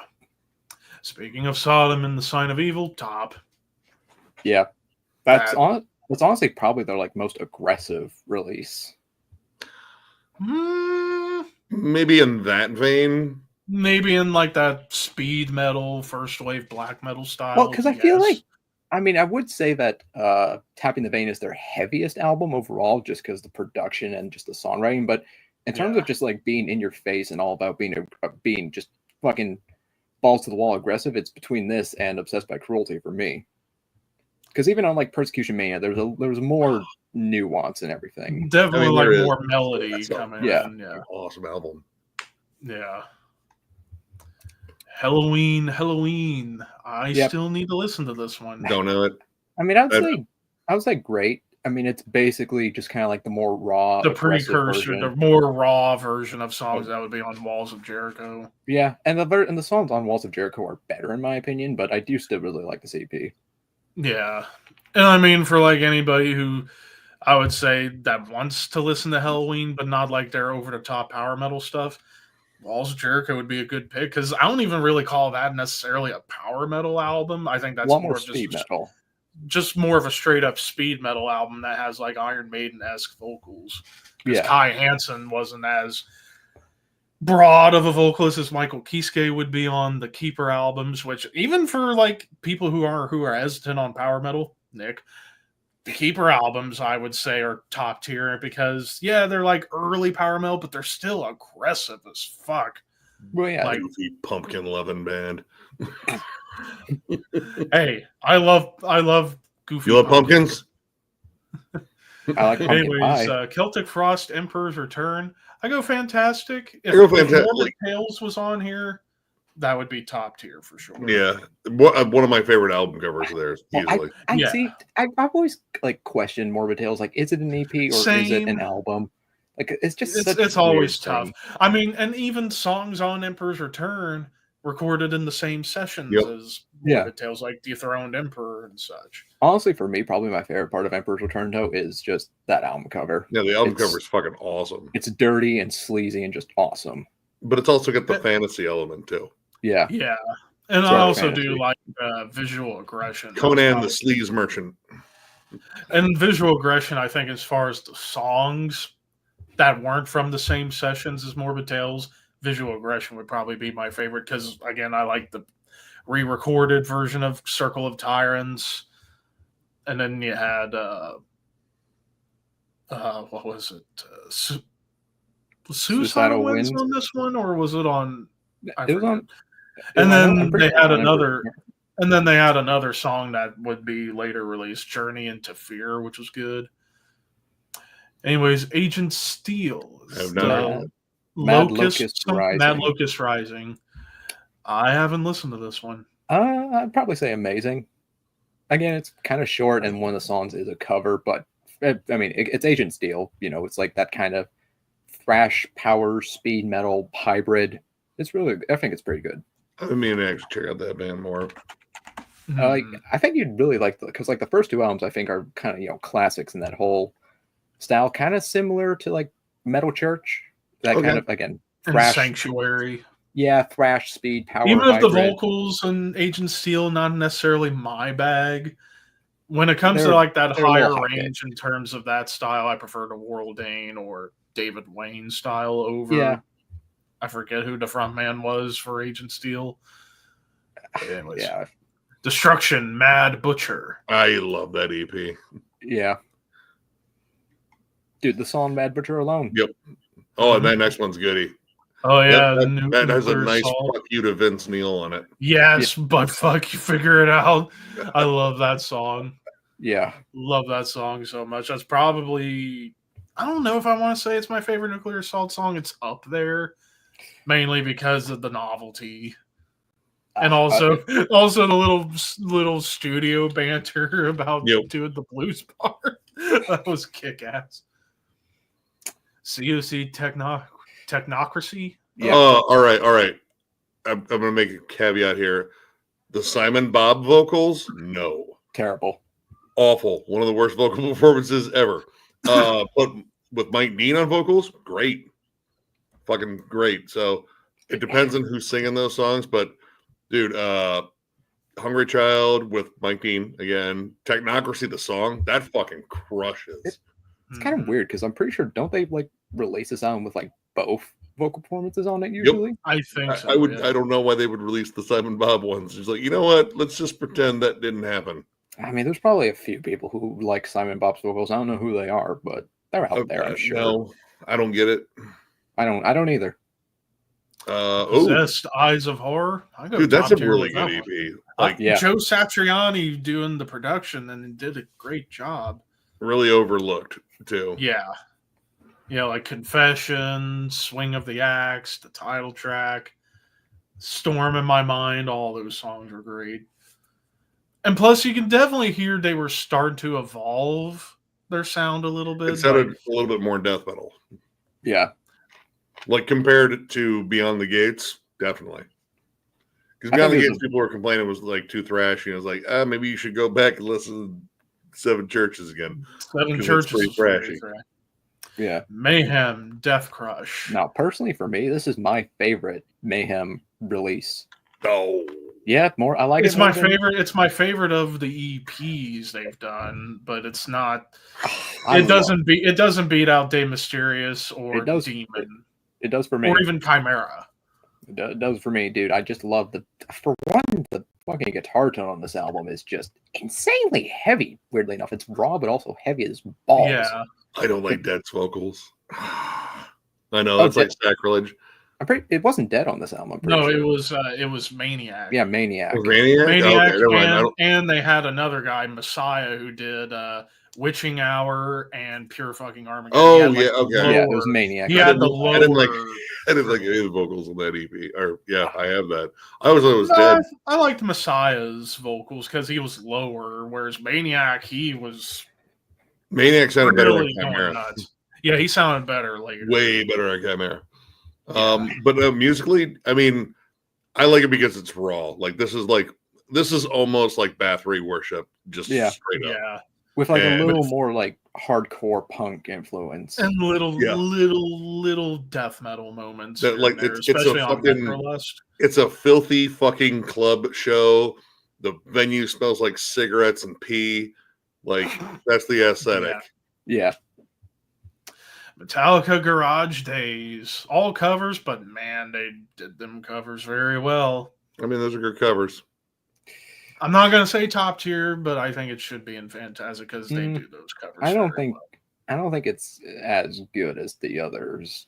in there personally, just because again it's all covers. So I mean, but they're like, all right, they're well done, but they're it's a Stone cover. Cold Crazy fucking whoops ass. Yeah, like, no, I agree. And hell, like even the random ones they threw in there, like the Wait, the Small Hours. I forget which one was it. Small Hours where that was like maybe the heaviest cover they did up to that point. Dude, the Wait was how I like discovered Killing Joke. So yeah, Protector. What's this one called? I don't have that EP, but I do love Protector. Oh, I put that in the top tier. Like, dude, oh, that song is insane. Like Holy Inquisition, Cain and Abel. Again, Primal. This is probably a little bit more. I think the full lengths are better. Like, you know, like Shane of Skin and the Man and all that. Dude, Shane of Skin's the best. For what they were going for on this album, I think they nailed it right off the bat. It's honestly not too far off from Gollum, in my opinion, in terms of just quality. Godflesh. Yep, the self-titled EP with Avalanche Master Song, which is an awesome doomy industrial song. Ice Nerve Shatter. That EP. Wait, you never checked out this EP, Nick? No, I don't. It might be on a compilation, like in terms of like a set. Yeah, but I don't have. Because the standalone. Yeah, because the big song being Avalanche Master Song, that is monolithic. Yeah, I think just on that song alone, at least fantastic. Yeah, this might be their best EP. I meant to include more because they have quite a few EPs, but yeah, I mean, for me, it's really kind of a toss up between that and Merciless as to which is my favorite. Surf Nicaragua. I put that in top tier. Love it, dude. Draining You of Life. That's the song. Like, I love the title track. And even their cover of War Pigs is fun. It's good. It's fun. I'm tired of people covering that song. Everyone's covered that fucking song. Even Faith No More. Okay. I'm going to go out on a limb and say I think this EP right here shouldn't even be considered an EP. It's fucking longer than INRI, for crying out loud. Yeah, well, that's because you got like 1 20-minute track. 6 songs. 6 songs, but this is one of my top 5 of all time. Like, that was when I think that's when they moved away from their black metal sound and starting to get more towards death metal. I would almost say like blackened death thrash. Like, there's hints of death metal. I don't know. It's a transitional album. Yeah, it definitely was like this is like the middle ground between what they were on INRI, which is like primal, hyper fast black metal, and then Laws of Scourge going more towards death metal. Laws of Scourge whoops ass. That's my favorite one. Mine too. I would argue top 10 underrated death metal album ever. I would still call it more of a thrash album. I can't call it. Yeah, like death thrash feels more appropriate. Like, I still think you could call it almost it'd be like calling Beneath the Remains a death metal album, and I don't think those two albums are really close. Like, I think Laws of Scourge definitely has more of a straight up death metal vibe that just happens to have thrashy moments. Hell, I also could argue it's a precursor to tech death, because there's a lot of technical guitar on that album, especially the title track. God, you want to talk about technical riff work. Or hell, prog even, because of songs like Secrets of a Window. That's kind of proggy. And what was that one? Midnight Queen. That's another one you could argue is kind of proggy. Yeah. Anyways, Napalm Death Mentally Murdered. Personally, that's way up there. That is killer EP and Lee Dorian's best vocal performance ever. Yes, without a doubt. Really no contest there. And he sounds awesome on here too. Like he finally figured out his growling and sounded gross. Didn't sound like an angry Popeye. Or drunken ogre. Forced ogre. Yeah. Lee Dorian. He sounds like a drunk ogre. I will never forget that. Can I be in your band? Oh, God. Anyways, Rigor Mortis. Is this That was Freaks? Freaks. Yeah. Oh, I need to listen to this one so bad. Oh, damn you, Levi. Oh, dude, it's great, dude. Mainly when it comes to Rigor Mortis, I mainly listen to the first album. That's the compliment piece right there. Yeah. That's the second best thing they ever released. Because the competition is not that The competition isn't great, but that is at least good. Sepultura, Bestial Devastation. Production's terrible, guitars are out of tune, but it's still fun. Antichrist alone. Released in 1990 because originally it was a split with another band, and then they re-released it as an EP. I forget which band they did it with. It was another like Belo Horizonte band. Pretty sure. All right, so what we got next? Ooh, Human Waste. I put that in the top tier personally. Yes. Production was not the best. Could be a bit better, but hey, I mean, it solidified brutal death metal. My only complaint would be that every song ended up being re-recorded. Except for the title track. Except for the title track, yeah. Except for the title track. Dude, Catatonia. That version of Catatonia is ultra raw. Mm-hmm. Tool Opiate. I love that EP. Honestly, this was actually the first like vinyl I ever bought. Was this album or EP? Do I have this one? Yes, I do. Hush, I think is a great fucking song. Dude, the title track. Yep. One of my favorite Tool songs. Period. Yep, killer. Autopsy, Fiend for Blood. When they started kind of getting a little bit grindy. Production's pretty bad on that one. Pretty rough. Yeah. I own it. I'd probably say good.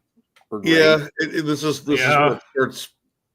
I wouldn't say shit funning the bed, but you can kind of sense it coming. Like, the punkiness is kind of taking over. Yeah, it was that in between Mental Funeral and Acts of the Unspeakable. Yep. Yeah. Where they tried to blend both, which I thought they did a solid job at blending both, even if it was a bit of a contrast compared to where they were before.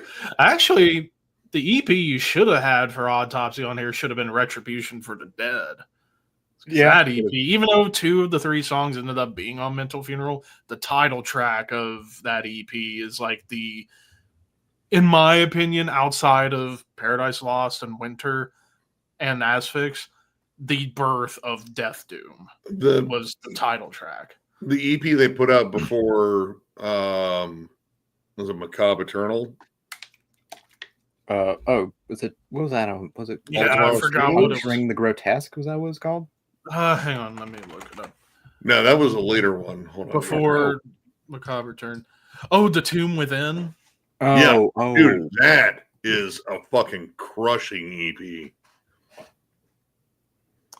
There we go. Asphyx, Crush the Cenotaph. Yes. I mean, I could argue top tier on that one. Yeah, the title track, even though it's a re-recording with different lyrics, but still kick ass. And then the early version of The Crusher, you also have I think Rites of Shade. All killer songs. Yeah. Benediction. Solid EP. Dark is the Season. Great album cover, too. I love that album cover. Yeah. Much better than the album cover on the Subconscious Terror. Yeah, well, I mean, I get what they were going for, but it just looked really goofy in my opinion. Not as bad as Grind Bastard. Oh, yeah. What the hell were they doing with Grind Bastard? I don't know. I don't know what that was. Like, you guys ever see The Predator? No. Okay, well, I want that album cover to look like with the Predator sees. We don't know what that is. Okay, cool. You guys got it? Or maybe they just got back from laser tag and it was like, hey, we're super in the laser tag. Laser tag. I haven't played laser tag in years. I've never played laser tag because I suck. I played twice. I sucked the first time, was really good the second time. All right, Dismember Pieces. Yeah, up there. Yeah. Up there. Yeah. Killer. Yeah. That thing fucking snarls. Oh boy. Burzum. Yeah, I haven't heard it. I'd say great. I like it.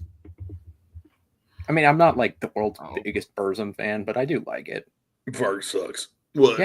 Yeah, the only Burzum album I tolerate is the first one, even though it's essentially Bathory worship.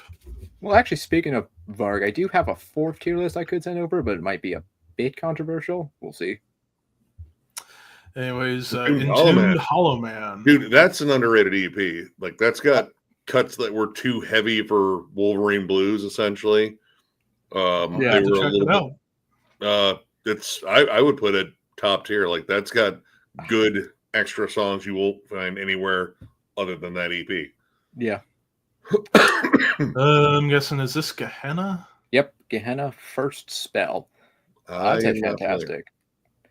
Oh, it's a killer, like, kind of melodic, proggy, sort of black metal. I think it's a great EP. Oh, the Sugar Nun, for me, top tier. I mean, I love that. It might be fantastic for me. Like, I love it.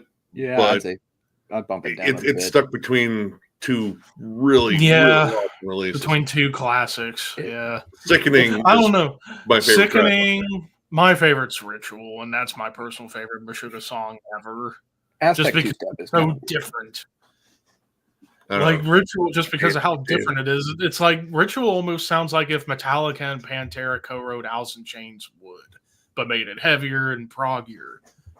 And Jens' clean vocals. I'm shocked he doesn't do more clean vocals here and there because he's got a good melodic voice. He likes the robotic delivery, and I like that. Which I like.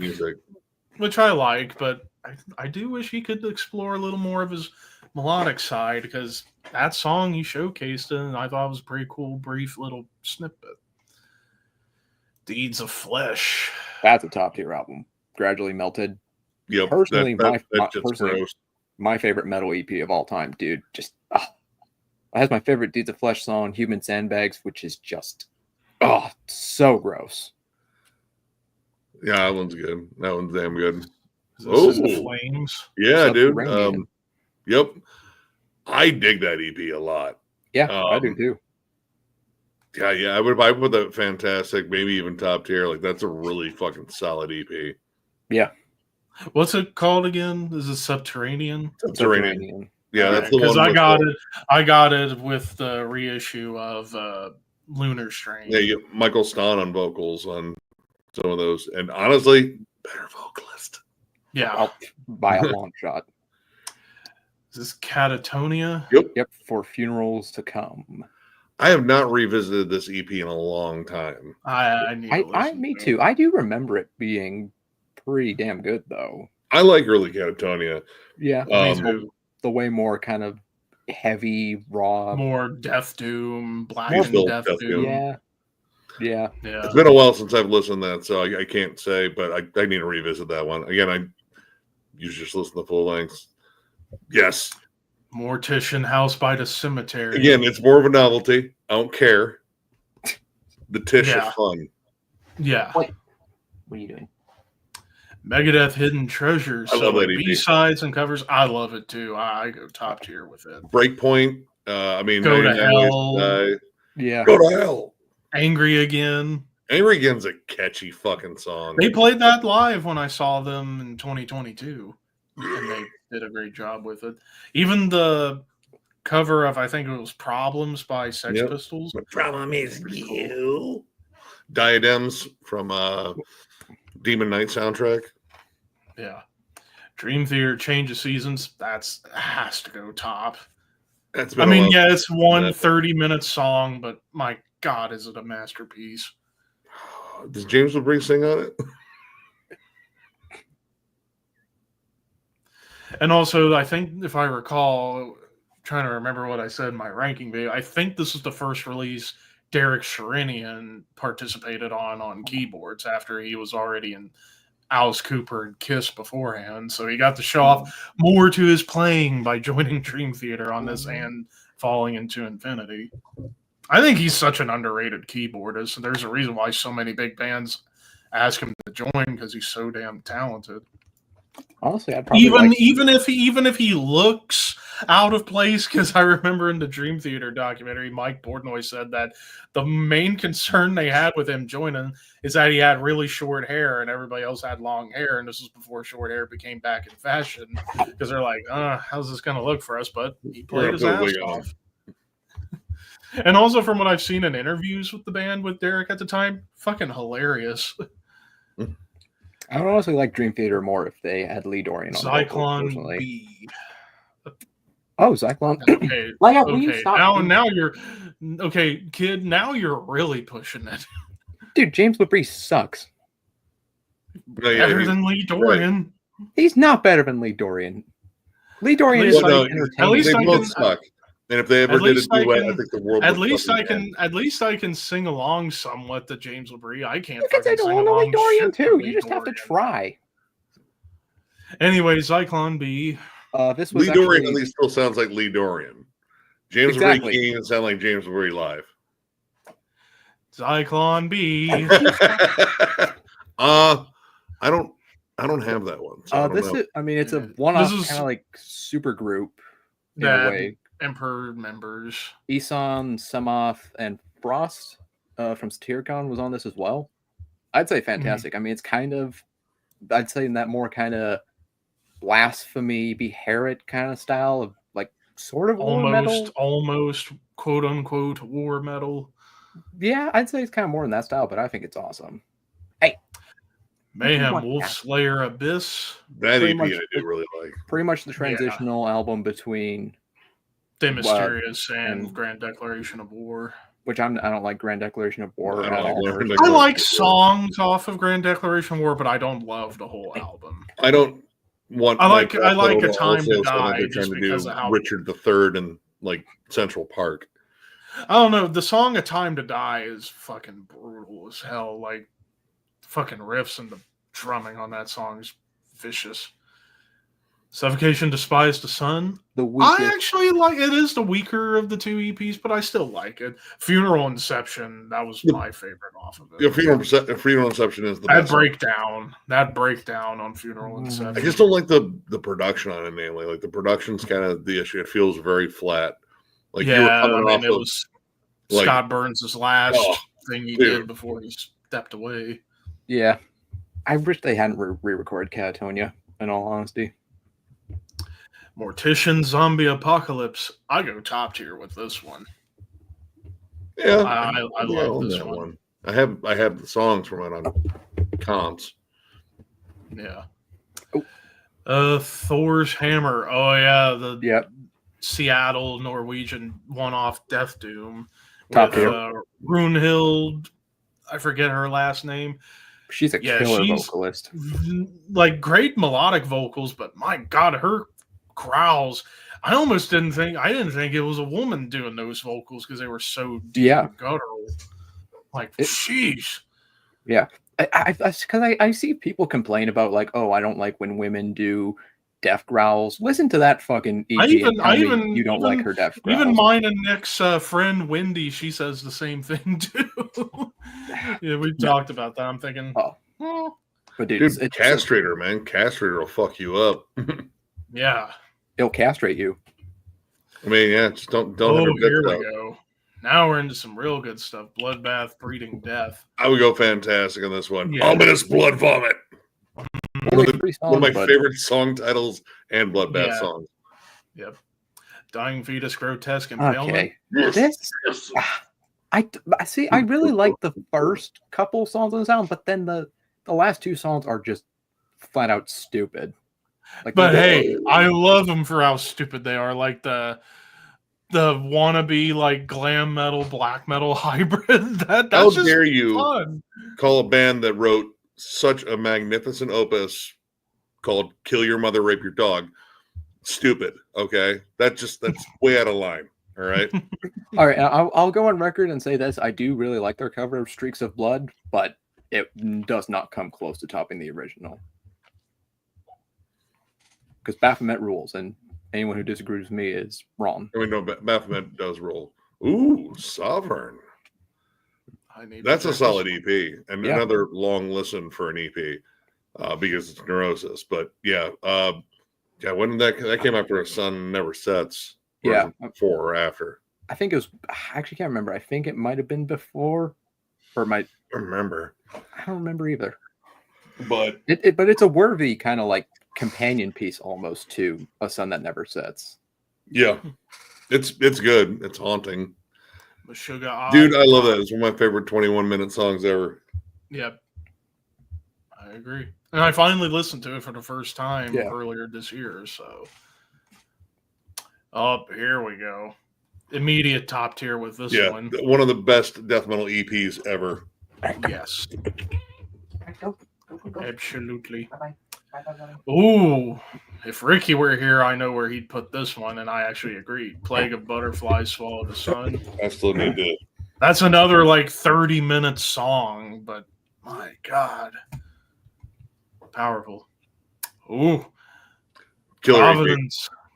Immolation, yeah. For the song Illumination alone, I love this EP.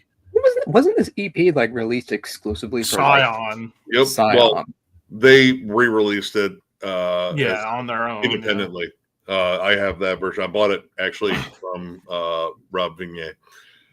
Super nice dude. All the dudes I've met from Immolation have been super cool. My Dying Bride. What is this called? The Burgess of Owispy, something like that. It's another giant 25-minute song. The only EP I own by them is the manuscript, which is awesome. Yeah. Oh, that Metallica one. Beyond Magnetic. No one really talks about this EP. Nobody does, and I'll be honest with you. It's there okay. There are songs on here that I honestly feel like could have swapped out with a couple of tracks off of the actual Death Magnetic, like To Hell and Back. I really, really like. Although that's mainly the main song I remember, but honestly, I'd say amazing. I'd say I actually, and also the production on this EP much better than Death Magnetic because the mix, they actually got the mix better on this EP. It's not so compressed and distorted. So if Rick Rubin had gone with this mix for Death Magnetic, people would love Death Magnetic's production more. But Rick Rubin sucks, so he didn't make the right decision. Yeah, I was gonna say Rick Rubin was just in the building. Yeah, pretty much. I'm pretty sure he's not even a producer. He's just a guy. And then finally, Carcass Despicable. That was a killer EP. I enjoyed it. Slaughtered in Soho is a killer song. I love that one. I forget. The Dinner at the Manchester Morgue. Something like that, yeah. The Dead at the Manchester Morgue. The Living Dead at the Manchester Morgue. That was a killer song. Yeah. Well, there it is. So every one of them good to top tier. We didn't have any go below good, which is great. I need to. Well, I don't see. I haven't I've never listened to an EP and been like, "Wow, this was garbage." Because usually with EPs, they're so short. It's it's hard to really. It's a quick, easy listen. Yeah. Yeah. I mean, it depends. It depends on the EP. Like sometimes they're teasers for what's to come. Sometimes they're cast-offs from the sessions. Sometimes they're legit hey, we just want to write an EP. So it kind of depends on what went into it. Like sometimes if it's cast-offs and B-sides, it fucking feels like it.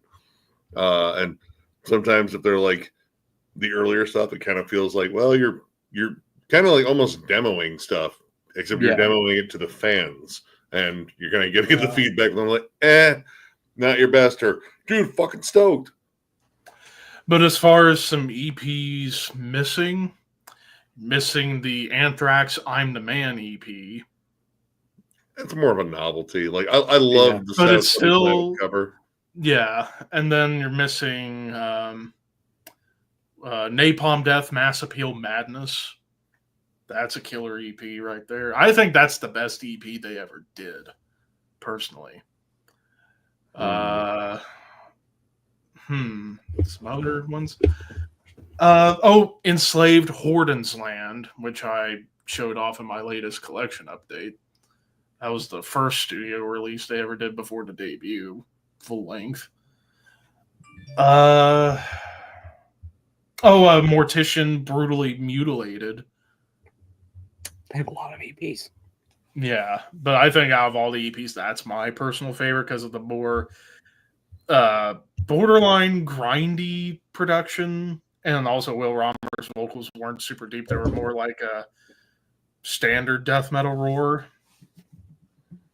What other EPs? Fear Factory, Fear is the Mind Killer, where they did like that's almost a remix album.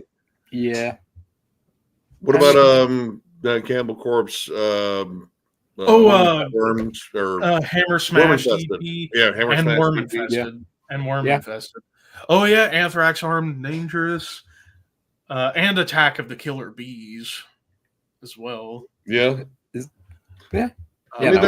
almost a comp, though. I don't know. Yeah. Is that an EP? I thought it was a compilation.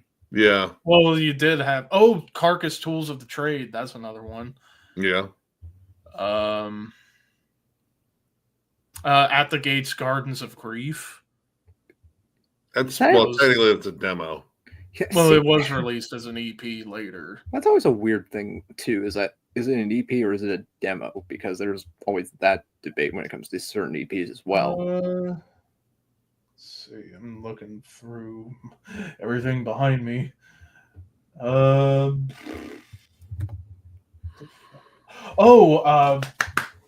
was it called? Necrophobic Spawned by Evil. Even though it's similar to Metallica Garage Days, it's mostly covers, but awesome covers, like covering Bathory, Venom, Autopsy.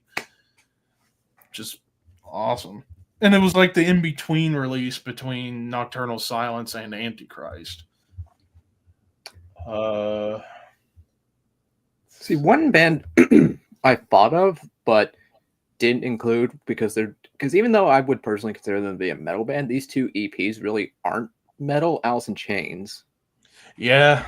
Because I love Sap and Jar of Flies, but they're not metal. I mean, they're both acoustic. The band.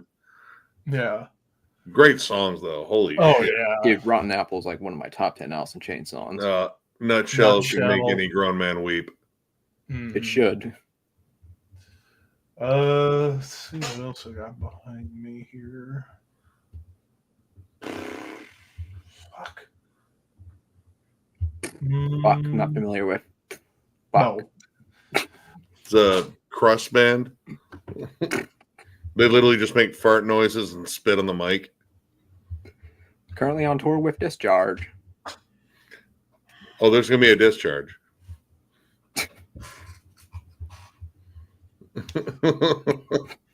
Probably frothy and smell bad. I think that sums up 90% of crust punk. It's just frothy and smells bad. Yeah. Should go in there with a bandolier of different brands of deodorant.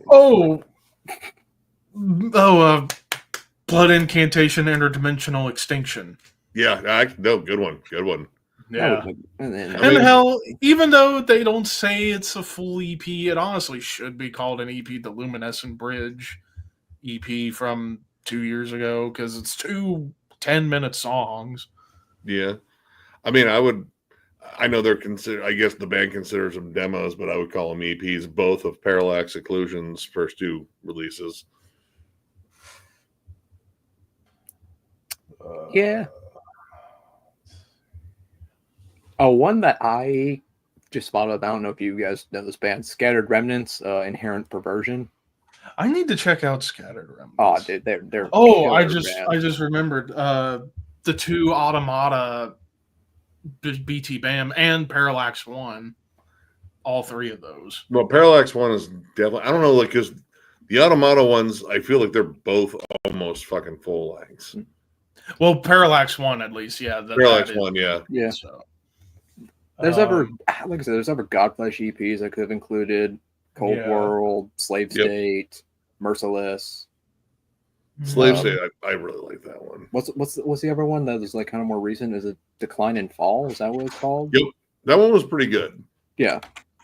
Because that was like the companion piece to A World Lit Only by Flame. Which I love that album.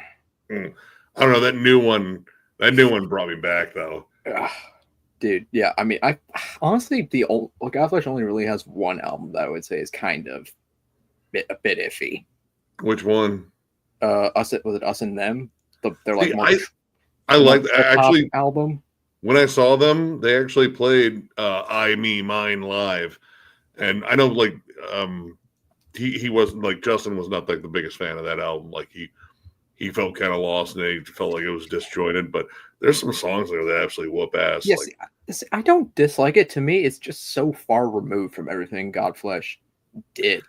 Because again, it's like they really toned down even like the metal aspect. It's like more trip hop.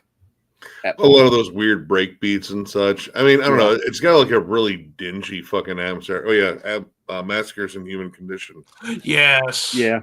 And Black Sabbath, the end. Yeah, I agree with both of those. Hell, Black Sabbath, the end, that EP, all those songs were amazing. Still trying to remember some. Damn it! I had one and it just went away. Story of my life. What the fuck was it called? Oh, I just thought of one. Pilates Dust from Gorguts. Yes. Yeah. Yes. Yeah. Ben's got a good one. Morphus, Privilege of Evil. Yeah. Yeah. And Black Winter Day. Yeah, Black Winter Day would work too. And then another band you could just put almost every EP they've ever done, Midnight. I mean, yeah. So many to choose from, though. Consistent. Mm-hmm. Yeah, that's about all I got off the top of my head as far as ones that were missing. I mean, there's so many fucking EPs out there. Yeah. Yeah. And, well, unfortunately, a lot of them kind of aren't really worth listening to because, like you said, there are a lot of them that are just like teasers, basically, and then they just release all those songs. Clutch, Impetus EP. Which one? Clutch. Oh, Death Metal third album. Let me grab a smoke and I'll be back. And then we'll get started on this. I can tell this list is going to be a bitch and a half. Yeah, this is going to be fun. Here, I'll send over the fourth tier list because it's shorter and again a little bit controversial, but who knows? We'll get to maybe poke fun at some people who really deserve it. Yep. We shall see.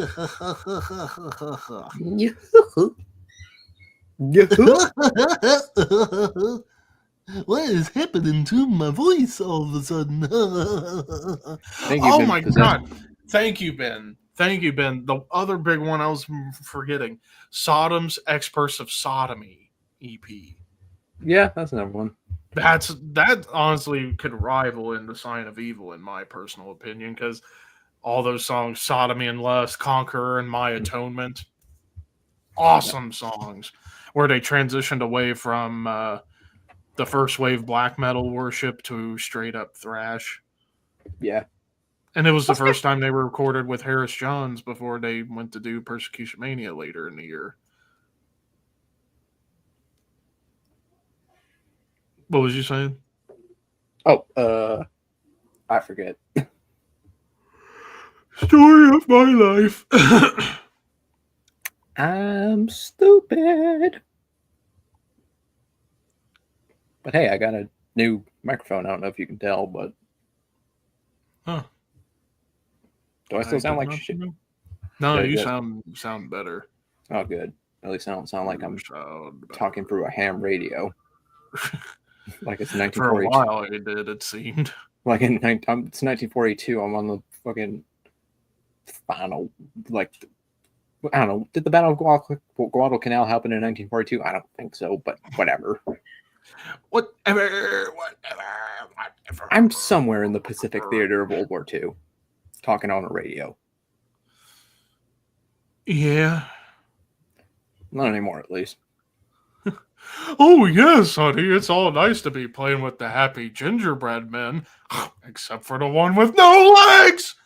Look at the parents telling their kids not to stare. How does this pee-pee work, Bobby? Well, I've got news for you, Becky. Not so well. That's my best Patrick Warburton. I can't do impressions to save my life, so. Son of a bitch. Which, by the way, speaking of impressions, I was remembering Nick's Barnes blasting, he calls it when he does his Barnes impression. I don't know why. I've just been obsessed with watching compilations of Barnes doing the just to have a good laugh. Yeah. And I even found memes like we all know the classic EA Sports. It's in the game. Yeah. Somebody decided to make it go E. Like, you motherfucker. I almost want to make that my ringtone just to make people confused. Like, what the hell is that?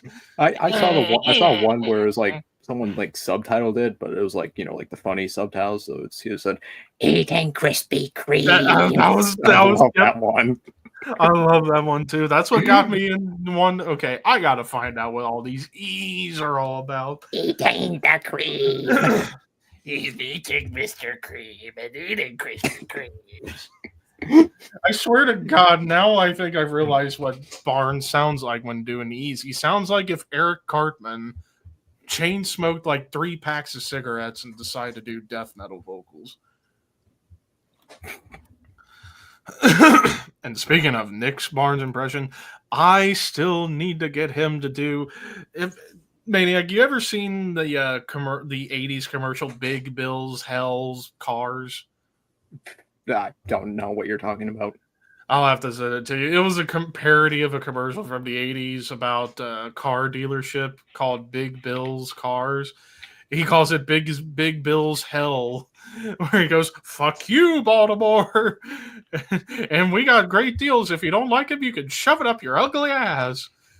Big Bill Hell's Cars, the home of challenge pissing. That's right, challenge pissing. How does it work? If you can piss 6 feet straight up into the air and not get wet, you get no down payment. I'll have to show it to you. I want to get Nick to do that whole commercial with his Barnes voice, and I can edit it on top of the original video. I think that would be the funniest shit ever.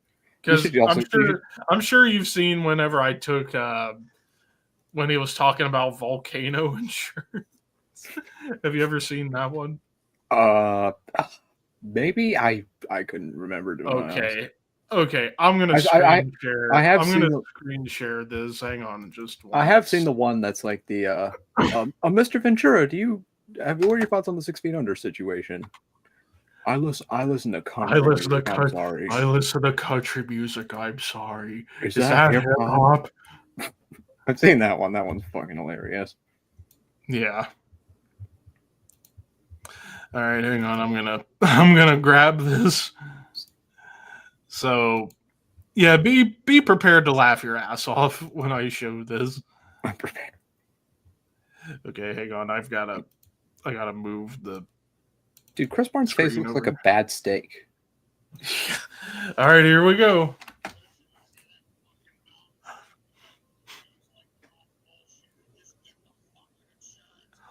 I can't hear it. Wait, you can't hear it? Can anybody hear it? Because I can hear it just fine. Is it playing? No, I'm not playing it now. It's paused, but I can hear it. Let me play for just a couple seconds. All right, Nothing. You still didn't. Nobody can hear it. Son of a. That fucking blows. How the hell do? There's got to be a way to. Hang on. StreamYard. Screen sharing video.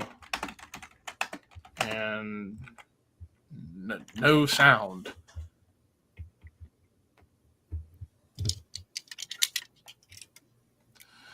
Okay,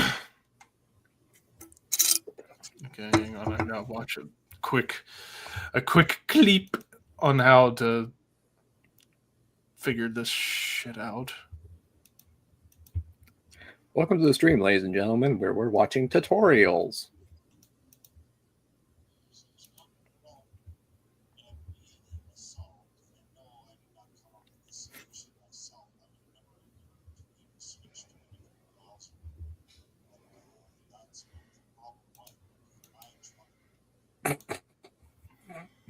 riveting What? stuff. Well, you heard that? Yeah, a little bit. You Like, heard? Okay. so faintly, like just the Oh. tiniest little bit. Why are we looking at him? Because I was trying to hang on. I was trying to show him whenever I took your volcano insurance rant and made it into a commercial, but it wasn't. Nobody could hear it, and I'm like, "Fuck!" Because I want to see how hard Maniac would laugh, because he's apparently never seen it before. Because I was saying, I keep forgetting to ask you, but I've been always wanting to get you to do your Barnes voice to do over to Big Bill's Hell's. Dude, after a while, that voice hurts to do. Like, I roached my voice fucking Barnes blasting after the first review we did. Yeah. So wait, if Chris Barnes is Barnes blasting, what is Lee Dorian? Dorian derping. All right, anyways, back to the lists at hand. So now we're talking death metal third albums. Yep. Third album's generally make a break. This is gonna be a pain. Well, we got a top tier immediately with immediately. One of my favorites. I'd probably bump it down to Fantastic, personally, if I was in charge. It's not as good as like Symbolic or Leprosy. I actually like it more than Symbolic. Leprosy is the goat. It's my number 3, and I think as far as death, I can't remember if it was it or Individual Thought Patterns I had as my number 3, but my top 2 were Symbolic and Leprosy. Spiritual Healing is my number 5. I'm pretty sure. Altering the Future. Yep, love that song. Napalm Death Harmony Corruption for me top. That's my favorite. That's my favorite Napalm album. Production is not the best. Like, especially for Scott Burns. Like, I mean, I love the songs, and if it wasn't for this album, I wouldn't have become a Napalm Death fan. I would go to Fantastic because I think Harmony Corruption is not Harmony Corruption. Sorry, Utopia Banished is better. Yeah, way superior. Way like more genre defining too. I like Fear, Emptiness, and Despair more than Harmony Corruption. Nah. I mean, in terms of like laying the foundation of grind, period. Like that's like that has so many tropes of like modern grind on Fear, Emptiness, Despair. Oh no, wait, no, I'm sorry. I'm thinking of my Utopia Banished. Yeah, there we go. Yeah, that's no, Fear, Emptiness. That was the first Napalm Death I ever heard because of the Mortal Kombat soundtrack. Well, for me, it was just the song more than meets the eye, and it was that song. Twist the Knife Slowly. As soon as I heard that fucking roar, I was like, dude, this song fucking whoops ass. I know Hung is probably my favorite song on that one. Hung like a horse, ayo. No. What? They literally called it Hun, and you expect me to not make up. Only you kids think that. Look at this, Nick. Look at the youth of America today. I'm not American. Yeah. Oh, I forget. Canadian. Sorry. Yeah. Thank you. Anyways, War Master top. Yeah. Top. If there's another level to put on top of that, it's that album. That's the best Bolt Thrower album, in my opinion. My second favorite Bolt Thrower album. I love that album. Well. It just comes up short behind Fourth Crusade for me. But comes up short behind Most Loyal for me. It doesn't come up short. Pestilence, Testimony, and the Ancients. Okay. The only thing I don't like about that album are all the fucking interludes. Every other track is an interlude. Yep. Fuck that. The only interlude I like is Soulless because Tony Choi just ripping on bass. That's the only one. Dude, this could have been like a top tier EP if they just cut out all the fucking goddamn interludes. Oh, no, I think it'd still work as it'd still be a full length. How many songs on there are Tony Choi? I don't like the fact that Patrick Mameli fucking poached him from fucking Atheist. Well, dude, Patrick Mameli's a fucking... He's a chud. Yeah. And even vocally, even though his vocals are good on here, he just sounds like he's trying to ape Chuck and Martin Van Drunen. Yep. And he's not. I mean, I don't blame him for trying to ape Van Drunen. Yeah. Carcass, Necroticism. I mean, top tier. That's my favorite Carcass album. second favorite because Heartwork edges it out just a little bit for me. Yeah, Heartwork's Same. good. It's a 1A 1B thing. Yeah. Incomplete. I go Amazing. I love that album. I could argue fantastic. I think like the only thing that album I think is guilty of is just not being as good as Cause of Death. Or Slowly We Ride. Or Slowly We Ride. I mean, well, I don't know. Those two, because Slowly We Ride, like I kind of give it shit for like, all right, we have to record extra tracks, so you get that uneven production thing, which kind of drives me nuts. But I like the songs themselves. They're raw, they're grimy. But I like the Incomplete. The Incomplete's a fucking solid album. Yeah. Yeah. Ooh, Tomb of the Mutilated. I mean, that's. I'd say Fantastic, personally. I'd say Fantastic or top tier. Honestly, like it's my second favorite Barnes era because it was I believe it was number 4 when I did my Cannibal Corpse ranking. I think it was my number 3 or 4. It's my. I prefer. It was definitely high. I honestly prefer Butchered at Birth and The Bleeding. I only prefer The Bleeding in terms of the Barnes era. Most dynamic songs they ever wrote. Autopsy, Acts of the Unspeakable. I still think it's good. I still think it's good, even if the production's not the strongest. Well, I mean, all right, this is definitely the more punky side that starts to come out. It's not shit fun, but it's kind of the precursor, like showing you what's gonna happen, and it's uneven. Like it's got some damn good songs on it, but it's also a lot of Push Rot, Funeral Reality. The title Funeral track. Reality is probably my favorite on there. But it is my favorite. I think my favorite's Puss Rot because that's the longest song too. But it is such a downgrade coming off of the first two. Yeah. Yeah. Cancer, Sins of Mankind. I would say amazing or fantastic. Yeah, I'd say amazing. Honestly, like again, this is one I think it gets overlooked mainly because Death Shall Rise. Yeah. Mm-hmm. But that album's fucking honestly, that one's almost like their fucking Carcass album. A little bit, yeah. Oh. Goated. Best Morbid Angel album. That's my number 3. It's my number 3 for me. 1. 2. 3, 2, 1. It does nothing beats Altars for me, but that does. Nothing beats Altars. So. I think the only reason I guess here's my definitive answer, I guess, as to why Altars beats Covenant. Covenant has that one interlude before God of Emptiness. No interlude on Altars. Yeah, but it's so short you can just skip it and then you get to God of Emptiness, which is the most evil fucking song they ever wrote. It's honestly like dude, that song's like Death Doom. It really is a Death Doom. Dude, the riff structure in that song is so grimy. Oh. And it's the doomiest, but my favorite still off of the album's Angel of Disease. That's my favorite off of Covenant. Oh, dude, come on. That song's so good. I mean, the whole album's amazing, but yeah, there's something about Angel of Disease I just love how it has some of the Altars vibe and the Covenant vibe mixed together. And plus, Korn ripped off that song. The riff, at least, they ripped it off for what the fuck was it? Ball Tongue.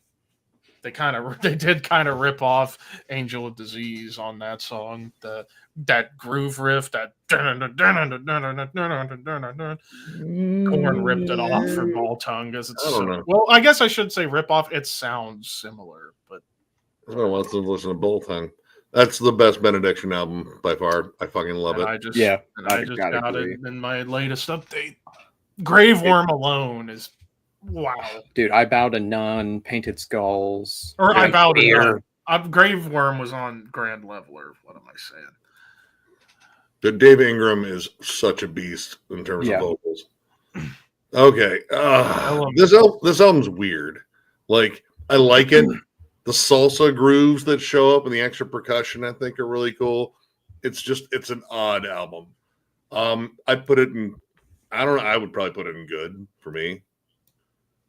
Like, it's my least favorite Atheist album, I would say. But it's still good. I was thinking Jupiter probably would be low. Jupiter, the only thing I don't like about is the production. And, that's I think the songs were techy and blistering. This song, I mean, like that album's interesting. The songs translate well live. When they play them live, they're fucking great. But overall, like the album just feels weird. Like there's parts in there where I half expect them to break into like Miami Sound Machine. All right, Unleashed. What was Across this one the called? Open Sea. I'd say good. Good, okay. They just gradually were getting like worse and More worse with towards each subsequent release. Yeah. Oh, dude, when you start getting around like Hell Unleashed and shit, like And dude, this is Warrior. getting It's not down there. It's not quite down there. No, yet. it's not. No, it's better than that. Yeah. And again, a lot of things are better than like Warrior and Hell's Unleashed. Wolverine Blues. Top I tier love for me. Wolverine Blues. Top tier. I love that album. Like Fun in terms of fucking death, album. in terms of death and roll, this is arguably the best release in that entire genre. It's the Yeah. template. And, like there were like a lot of bands that tried to copy it and didn't were do not that well successful. with it. I mean, dude, the title track, I Master, Rotten Master Soil. I Master, that could have been on Clandestine, honestly. Dude, I love that. Full of album. Hell. Blood Song, Hollow Man, Out of Hand. Out of Hand's second favorite, maybe. I love iMaster. That's such a blistering start. Yeah. Ooh, Malevolent Creation. I hate the vocal production on that album. I don't like the production in general on that one. Yeah. I'd say good. I do think it's got some good songs on it Yeah. still. But dude, coming off of like Retribution, not even close. Yeah. Yeah. Oh, here we go. Top tier. That's their best one. Spectral Sorrow. That's still my personal favorite. Number 3. That's tough. Nothing beats the Crimson albums for me, but Spectral Sorrows is so That's fucking tough because phenomenal. I love Purgatory. That's like Purgatory Afterglow. Yeah, is bad, too. Purgatory And I like Afterglow like is in the mix well, too. now I have a version where it's not just one 40-minute track, so I can break it down into separate movements, which is what I always. You got the new reissue. Oh, I got a bunch of them. You'll see. Yeah, I still need to get those. Well, then again, I probably would only stick with a couple of them. Like Nothing But Death Remains, I'll probably get just to hear the better mix. Get the demo Probably get the collection. two. Dude, the demo collection sounds great. Yeah, I'll have to get the demo collection too. Let's see. And then, of course, Spectral Stars, I often call it. It's like if Left Hand Path was a prog album. Yeah. Because the production sounds so close to Left Hand Path. And Killer Dan Seagrave Art. Controversial? I think this goes top tier. So it's an underrated album. It really is. Probably their most underrated album. And I honestly feel the reason it's underrated is because of No Martin. Yeah. This was Ron Van Paul on vocals.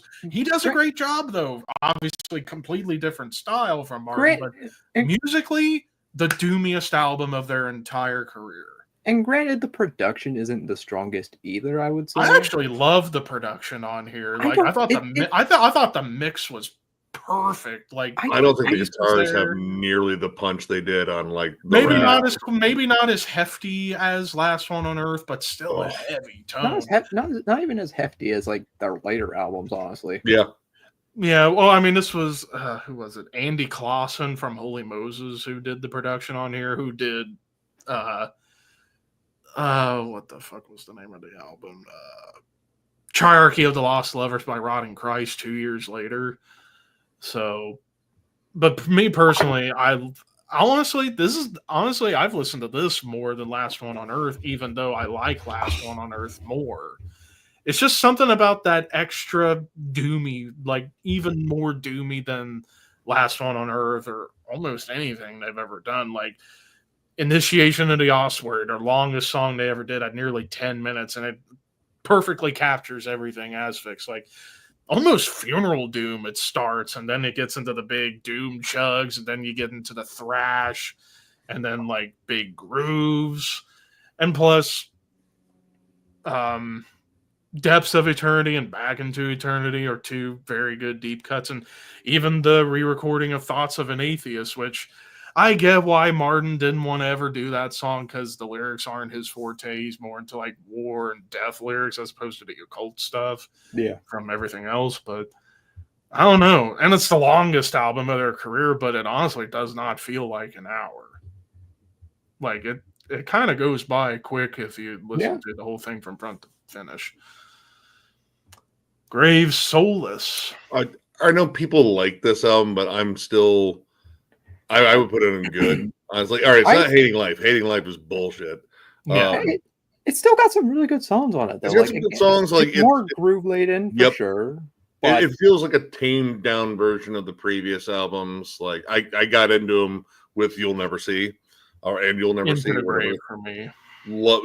That was the next one I got. And again, after this, the trajectory was pretty rough, and it took them a while to get back. That album is the start of a slide for me. That is a full slide right there. Erase. Which was this? Gorefest. Erase. Oh. Erase? That's not. Oh, yeah. Is that Erase? Erase. Yeah, it says Erase. Yeah. God, was that their third album when they fucked up everything so bad? Yep. This is when they went full board. It's not good. It's death and roll groove metal.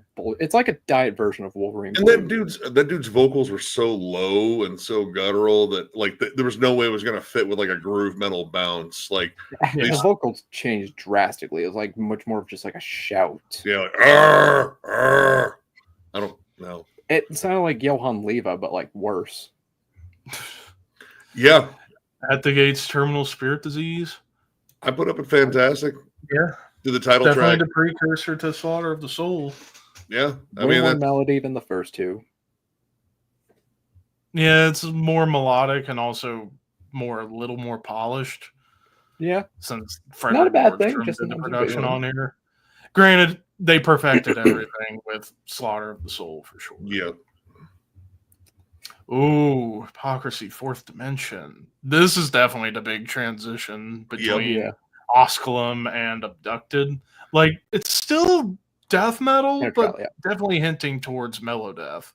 I mean, yeah, it's the heavier leaning mellow death. That's what I would say. Yeah. That's good. It's almost there. Like, I don't know if I would 100% say it's a mellow death album yet. It's kind of like their version of Necroticism, I would say, where it's like, it's death metal with more melody, but not quite mellow death. Abducted, I would say, absolutely is mellow death. That's like their hard work. So,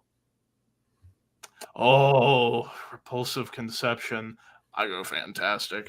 It's again a bit more groove, less brutality, but still really good. Still great fucking riffs on that album. Like For Only the Sick, Engorged by Impiety, Freezer Into Burn. the Necrosphere. I like Penis Envy just for the title. No, I love how you're flat out getting porno at the start of Engorged by Impiety. Yep. Which is funny as fuck. That's unheard of that a band would sample porno for a song, White Zombie. I'm trying to remember what else on there. Pitbull Grin. That was another good one. Yep. Chewed to Stubs. Even the minute grindy track Grind Box. It's a box of grind. Yeah. And even the little instrumental interludes I thought were pretty fun. Like, I mean, Jeremy showing off his melodic side on guitar. I mean, I think Loathing blows it out of the water. Yeah. I would say, honestly, Loathing and the first two, I think, do beat Repulsive Conception. Yeah. Like, Repulsive Conception is kind of like middle towards the bottom. If I were to rank Broken Hope, which might happen next year. You should. Then, yeah. I think that, Oh. For me, top tier. I mean, for me, fantastic. First three Deicides are like unfuckwithable. First four, dude. Serpents of the Light. Serpents of the Light's okay. It's good. It's a good album. I love Serpents of the Light. It does not hold a candle to Legion in the first one or that one. I think it beats out Legion easily, personally. No, it does not beat Legion. No, yes, it does. It doesn't beat out. Not. It's Deicide playing. You clearly don't love Satan or Deicide as much as I do. I love Satan, and I don't believe you love Deicide. Satan. No one, Satan would slap you for saying that right now. Yeah, sure. Anyways, open hand because he's classy.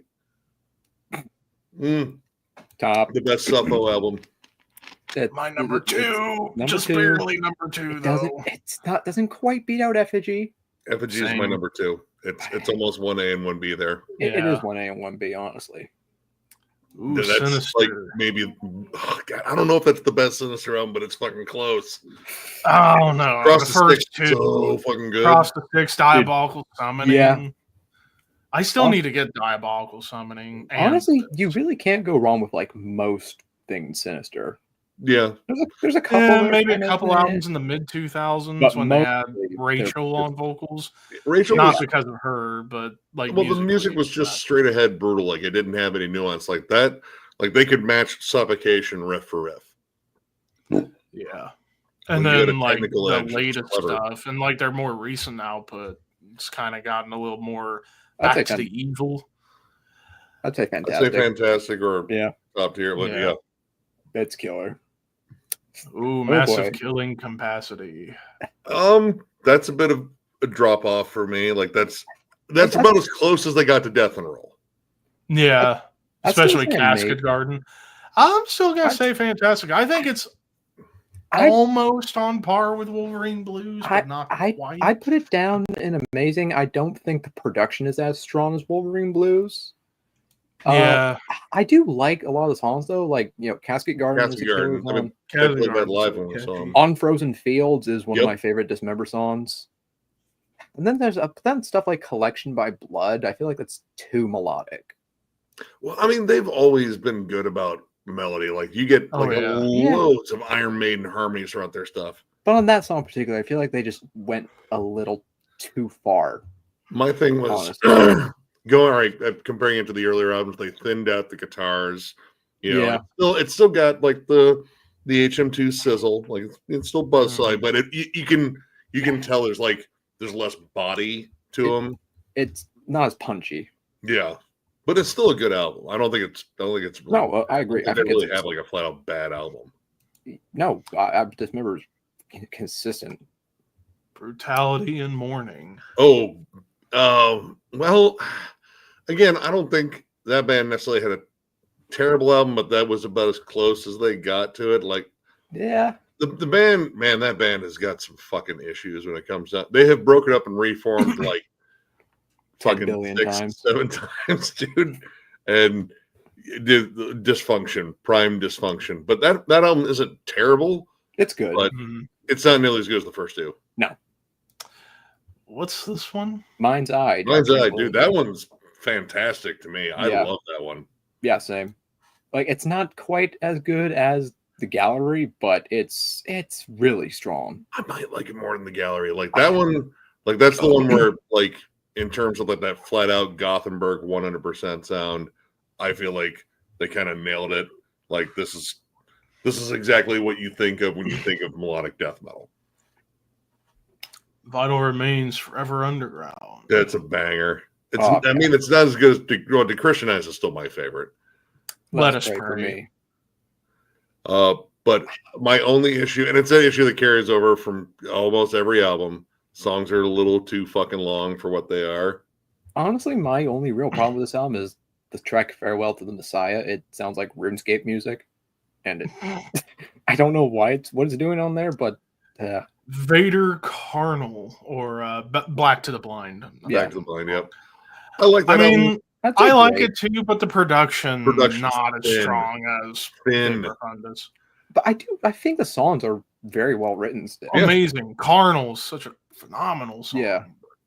I like the re-recording of it more because the production was better on it, obviously. It's not up there with Deep Profundus. That one's honestly one of my favorite In Flames albums, period. Like I love Oracle. I still need to listen to the whole thing. I still need to listen to the whole thing, but I'd say after listening to it, I'd probably say it's a Dialogue album. Dude, Dialogue with the Stars, episode 666. Many Yotun. I mean, the album's amazing. Yeah. Here comes another top tier, the best Incantation album. Yep. All right, what's this? The Chasm Triumph was Triumph of Death. I still need to listen to the Chasm and Cenotaph. I still listened to that one, so I can't say on that one. But I love the Chasm, so you might as well put it up high. Yeah, you might as well just throw it in Fantastic or top tier because The Chasm is a fucking killer band. First time Noon and I ever went to MDF, we caught them at the Ram's Head, and holy shit, it was one of the best sets of the entire fucking fest. Daniel Corchado is like top vocalist. Amazing riff writer. Holy shit. Dude, the Chasm is like the perfect blend of like prog death metal, incantation, and like black death. They do it all, and they do it perfectly. There's tons of thrashy riffs on their shit too. Yeah. Oh yeah. Another top tier. My Arms, Your Hearse. That's like one of my favorite Opeth albums, honestly. That was my number 4 or 5. I forget. I might have. It was high. It was high. This is where a Opeth, little bit over this one, but I love that album. That's where they really came into their own. Like they finally, they moved away from the slightly black metal inspired sound and more towards what Opeth would. And I think they really improved as songwriters. Like the songs aren't overly unnecessarily long anymore. They're very much more concise. And it's way more dynamic. And you also started getting a better balance of clean vocals too. And this is their first concept album too. Mm-hmm. Yep. All right. I am going to go out on a limb. I know you guys think it's weird, but it is weird. It's bad. It is weird, but I love it for how weird it is. Plus, the breakdown on Earthly Love is one of my favorite, like, dissonant breakdowns. Dude, ever. Like everything that I don't like about like tech death and like avant-garde death metal is on this album. The songs are just noodly, randomly stitched together, like it's just blah, blah, blah, blah, blah, blah, blah, blah. I mean, it kind of set the standard for that style. Yeah, but all right, I feel like Granted, I will agree. From Wisdom to Hate, they defined it all. Oh yeah, no, that's a way better album. But I mean, this album probably influenced Defeated Sanity and shit like that. But I think Defeated Sanity also exercised just enough restraint to make it listenable. Yeah. That isn't. It's too high concept, too high art, too dazzly, blah blah blah. It's not even just the songwriting. It's got other problems too. Like the production doesn't have a good punch to it. Like the first two. There's some really, really bad vocals on this album too. Like there's some moments. That was mainly because there was like vocal flips. Like Luke didn't do all the vocals. That was one of the guitarists who did vocals. He was definitely kind of trying to go for like a gruffer, like lower Martin Van Drunen style.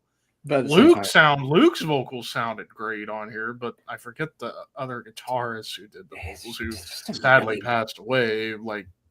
Not too long after this came out. I forget his name, but his vocals weren't the strongest, but Luke's vocals were great. I'll be generous and say okay. I'll go with okay. I'm sticking to great. I was gonna put it in amazing, but I would rather listen to all the albums in good tier versus that one. Yep. Cryptopsy, Whisper Supremacy. Underrated album. And I know they get even though Mike DeSalvo's vocals aren't my favorite. He's a hardcore guy. Yeah. But dude, the music's fucking awesome, and honestly, like it kind of works. I like that album a lot. I'd say amazing. It's not amazing's fair. It's not None So Vile or Blasphemy Made Flesh. Things are none so vile. Is this Cataclysm? Yep, Cataclysm, Victims of a Fallen World, I think is the name of the album. Oh my god, the early Cataclysm stuff with that dude that never shuts the fuck up. With Silvio. Sylvain. Sylvain. Yeah, that dude sucks. He's a terrible vocalist. Yes, no, he's no.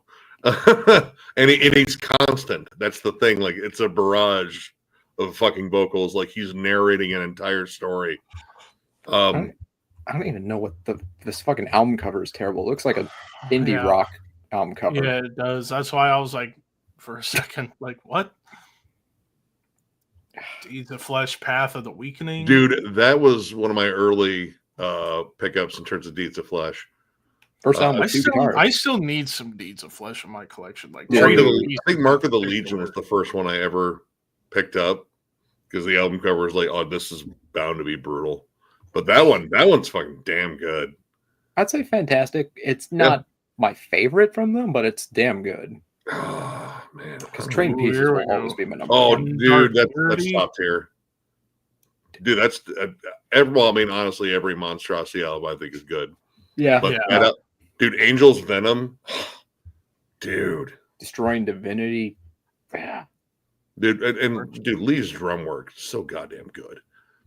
Honestly, Enemy Burning Bridges. minus the vocals, because It's the best of the Johann era for sure. Yeah. that was the first one I ever heard. I heard Beast of Man. Beast of Man was the first song I ever heard by Arch Enemy. I was like, these riffs are sick. This vocalist kind of sucks.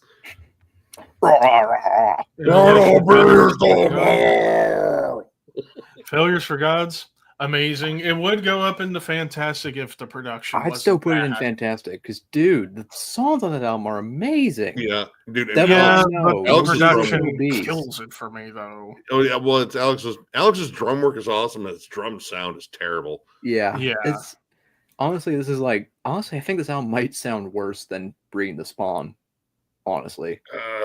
Different kind of. I might agree. Like that album sounds squeezed and muddy, whereas Bring the Spawn just sounds so muddy and indistinct you can't make out shit. Yeah, dude, that Night Nocturnus album is fucking awful. And 600. I would honestly bump Maximum Violence up to okay, just because there is one song on it I do like, Feasting on the Blood. Yeah, that's honestly a pretty good song. It is. The rest of the album is just even if you have to sit through the. I'm not sitting through shit. Fuck that album. His vocals hadn't gone completely downhill by this point, but Necrophobic, the Third Antichrist. That's a good album. Yeah, I don't think it's as good as the first two. No, or even their latest three. No, but it's good. Crisian, Conquerors of Armageddon. That's one of their best albums. That's I still my need favorite to get this one. Damn it. I don't know, man. What was the one with the red cover? Fuck. Was it not Works of Carnage? No, it was the something of Lions was on it. Oh fuck, I loved that album. It was a later release. I was like, dude, this is like fucking prime. Fuck, I'm trying to find it. I can't remember the name. Maybe like of a 2010s release. Was it Great Execution? That might be it. Yeah. Yeah. Blood of Lions. I mean, dude, that's the best Dying Fetus album. Sorry. Yep. It's my number 3. Macabre Dahmer. Love that album. Trash. What? I don't like Macabre at all. Macabre's fucking fun. I like the music. I hate the vocals. What do you mean you hate the vocals? I hate the vocals.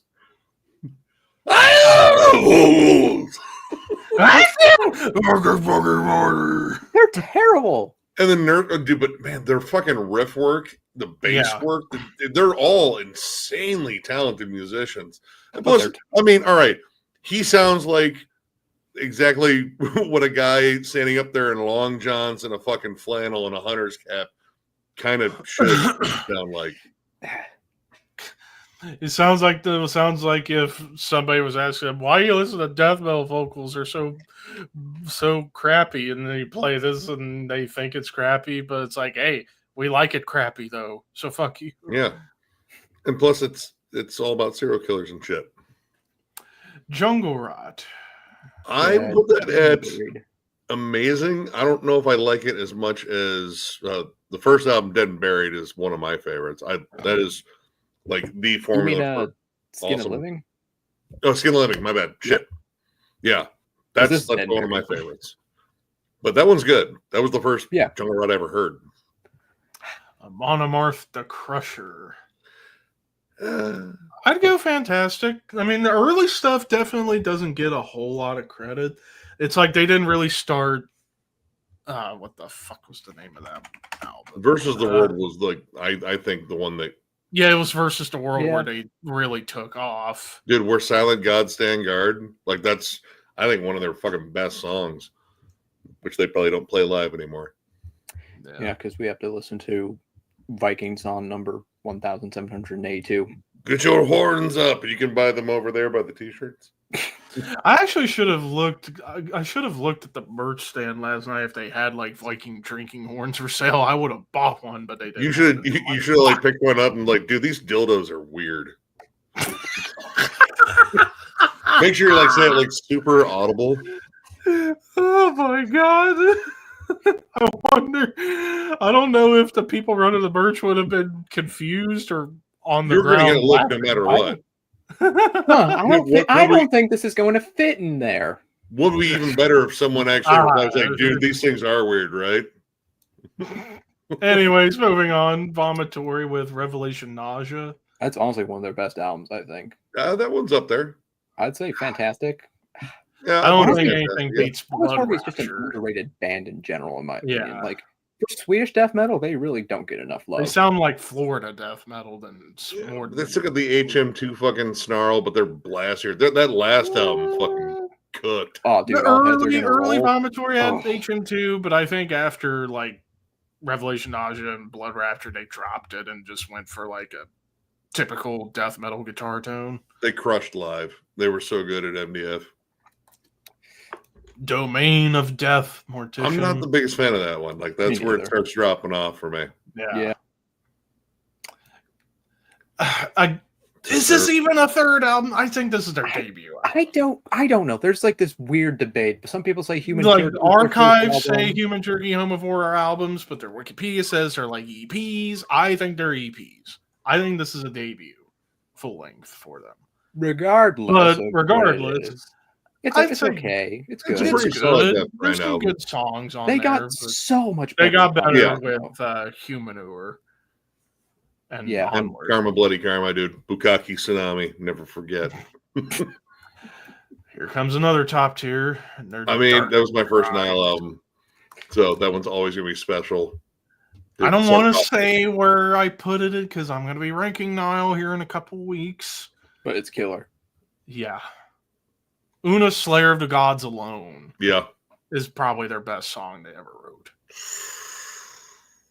I mean, what, 11, 12 minutes of riffs and epicness, and fucking love how it starts with the acoustic tribute to Candlemass, Well of Souls. So fitting for that song. Annihilation of the Wicked still might be my person. I don't know. It's hard to say. It's tough. Top. Song the Carnage Done. Yeah, probably that's the best aborted album. I don't know, man. Cause I'm a big fan of the Necrotic Manifesto, and it has nothing to do with my fucking namesake. But Global Flatline is also up there too. I love Retrogore too. It's a little different, but I love that album. Dude, Bit by Bit is one of the most fun songs they've written. I love that song. Skinless. From Sacrifice to Survival. It's a good album, but yeah, it's not quite as good as like the other stuff. Plus, I think the albums that followed were better. Dude, Trample the Weak blows this album out of the water. It's up on my wall. Yeah. Anatomy is Destiny. That's a good one. That's honestly before they did Necrocracy. That was probably their most melodic album. Like they kind of little bit of the Heartwork sound kind of crept in, but they was still blasty and grindy. Mm-hmm. Decapitated in the Gross. That is fucking top tier for me. I love that album. It's not my favorite Decapitated album. Nilly will always be number one for me. Winds of Creation for me. Nility number 2. This might be 3. Oh, that one. Know. It's tough because it's between that one, Nility, and Organic Hallucinosis, which was my first Decapitated album. Ooh, now you're talking. So we got Altered Genesis. I'd say fantastic. Yeah, I think the drum production is very, very the drum machine. Yeah, they used the drum machine for. Well, even like I've heard like it sounds like real drums, but it sounds very compressed. Like that bass drum is flat. Yeah. But the songs like the title track Smite, which I used a live snippet of for my intro because that riff, that's probably one of my favorite groovy death metal riffs I have ever heard. Like fucking Dodd really found something with that riff. The opening track in the next one, The Light, the Hate. Yep. I love that song. Ooh, I'm on Arcade Eternal. Not the best production. But Not the best. I don't like the drum songs are section on it either. incredible That's on basically there. Hate Eternal's motto. Great riffs, meh production. Well, that's Rutan's production is so hit or miss because the next one, Fearing the Flames, was Oh just my a God. muddy fucking mess. That album. Yeah. I love the music on that album, but The music's awesome, but the production Was it Stygian Deep and the one after that, Desolate Sands? Those two sounded much better. Honestly, even like Conquering the Throne sounded really good. I thought Conquering the Throne sounded better than that album. Yeah. Oh dear. Oh no! Trash. No, trash. It's terrible, dude. That album's the most boring, bland, generic Melodeath album. Black Dahlia Nocturnal. Fantastic to top tier. Like that album made a lot of fans. I love Miasma more. Same. And probably Everblack too. That's top. Yeah. Oh yeah, top. That's my favorite Bloodbath album. Yeah, that's my favorite. Well, I don't know if it's my favorite Misery Index album. It's between that and Heirs of Thievery, but I put top tier. I love that album. There's not a bad track. I still need to get more Misery Index. Like I have the first and the last album. Dude, I got into them with everything about that album bites and snarls. I'm trying to remember. I first heard them on what was the name of the album of 2019? Was it like Ritual of Power or something? Yep, Rituals of Power. Rituals of Power. That was that was my first full experience with Misery Index. That was more of a death metal album. That's more death grind. Like it's dirtier, it's grimier. You have more grindy sections on it. Defeated Sanity. Is this Chapters of Repugnance? Yep. Not one of my favorite Defeated Sanity ones. I'd still say amazing though. Like I do still really like it. It's not Passages into not quite to Psalms of the Mormon. That's the one right there. Passages of Deformity is probably my favorite.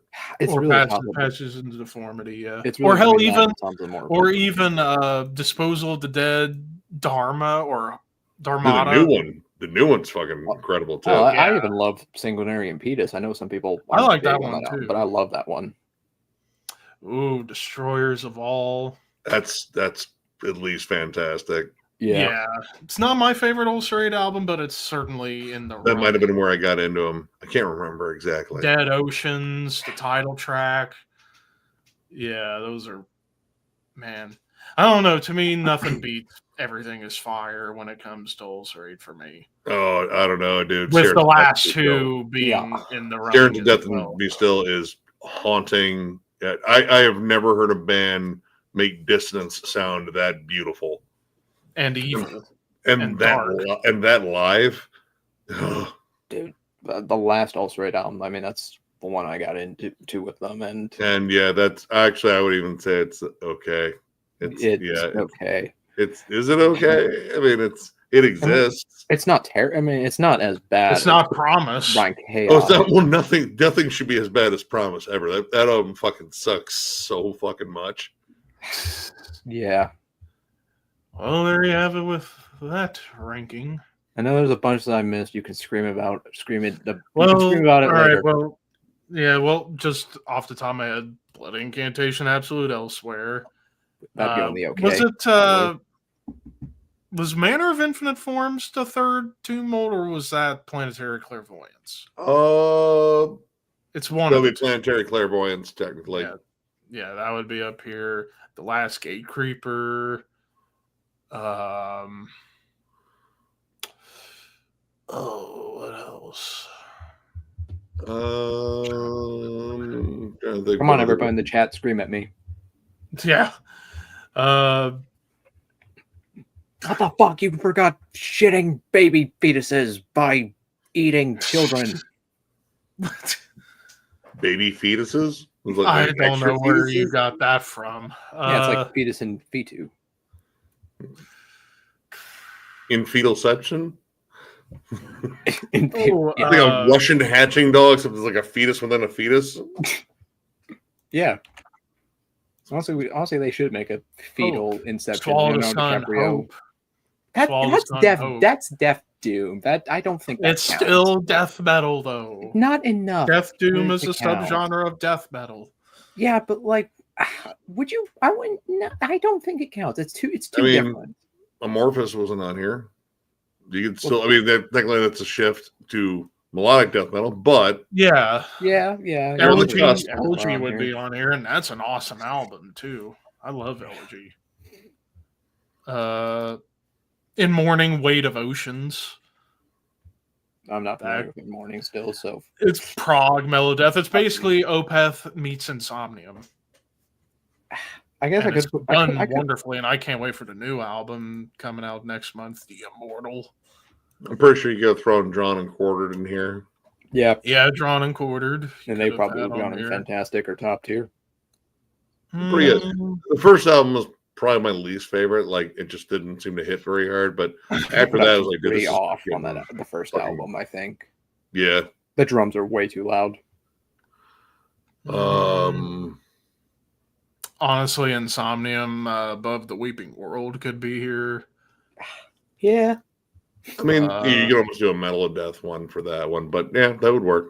Yeah. You already have Dark Tranquility and At the Gates and Heron in Flames. Then you gotta have Insomnium. And Amarth on here too. Is on here too. Yeah. Well, I don't know if it really counts, but the third Desultory album. Yeah. That's the Death and Roll one, though, isn't it? That would have gone in the trash. That album is terrible. No, it's awful. I own it. It's not even Death and Roll. It's like groove metal. It's bad. I don't know. It sounds like Temu fucking Wolverine Blues. That's what it is. Oh, that's a good one. Mortal Skulls for All Eternity. Yeah. I don't think I would have gone particularly high though. I would have that one high. The first two are probably my favorite. That last one was really good too. Intestine Ballism, Unexpected Instinct. Yeah. Yeah, that could have been on here. Vehemence could have been on here too. I mean, again, I think they're whether it's the second album or the first album. God Was Created. That's the second. God Was Created. That's their best album. Yeah, no, I agree. But fuck, I love Helping the World. Was it Helping the World to See? It's got some good songs in it, but overall, like, I don't know, it doesn't hit as hard.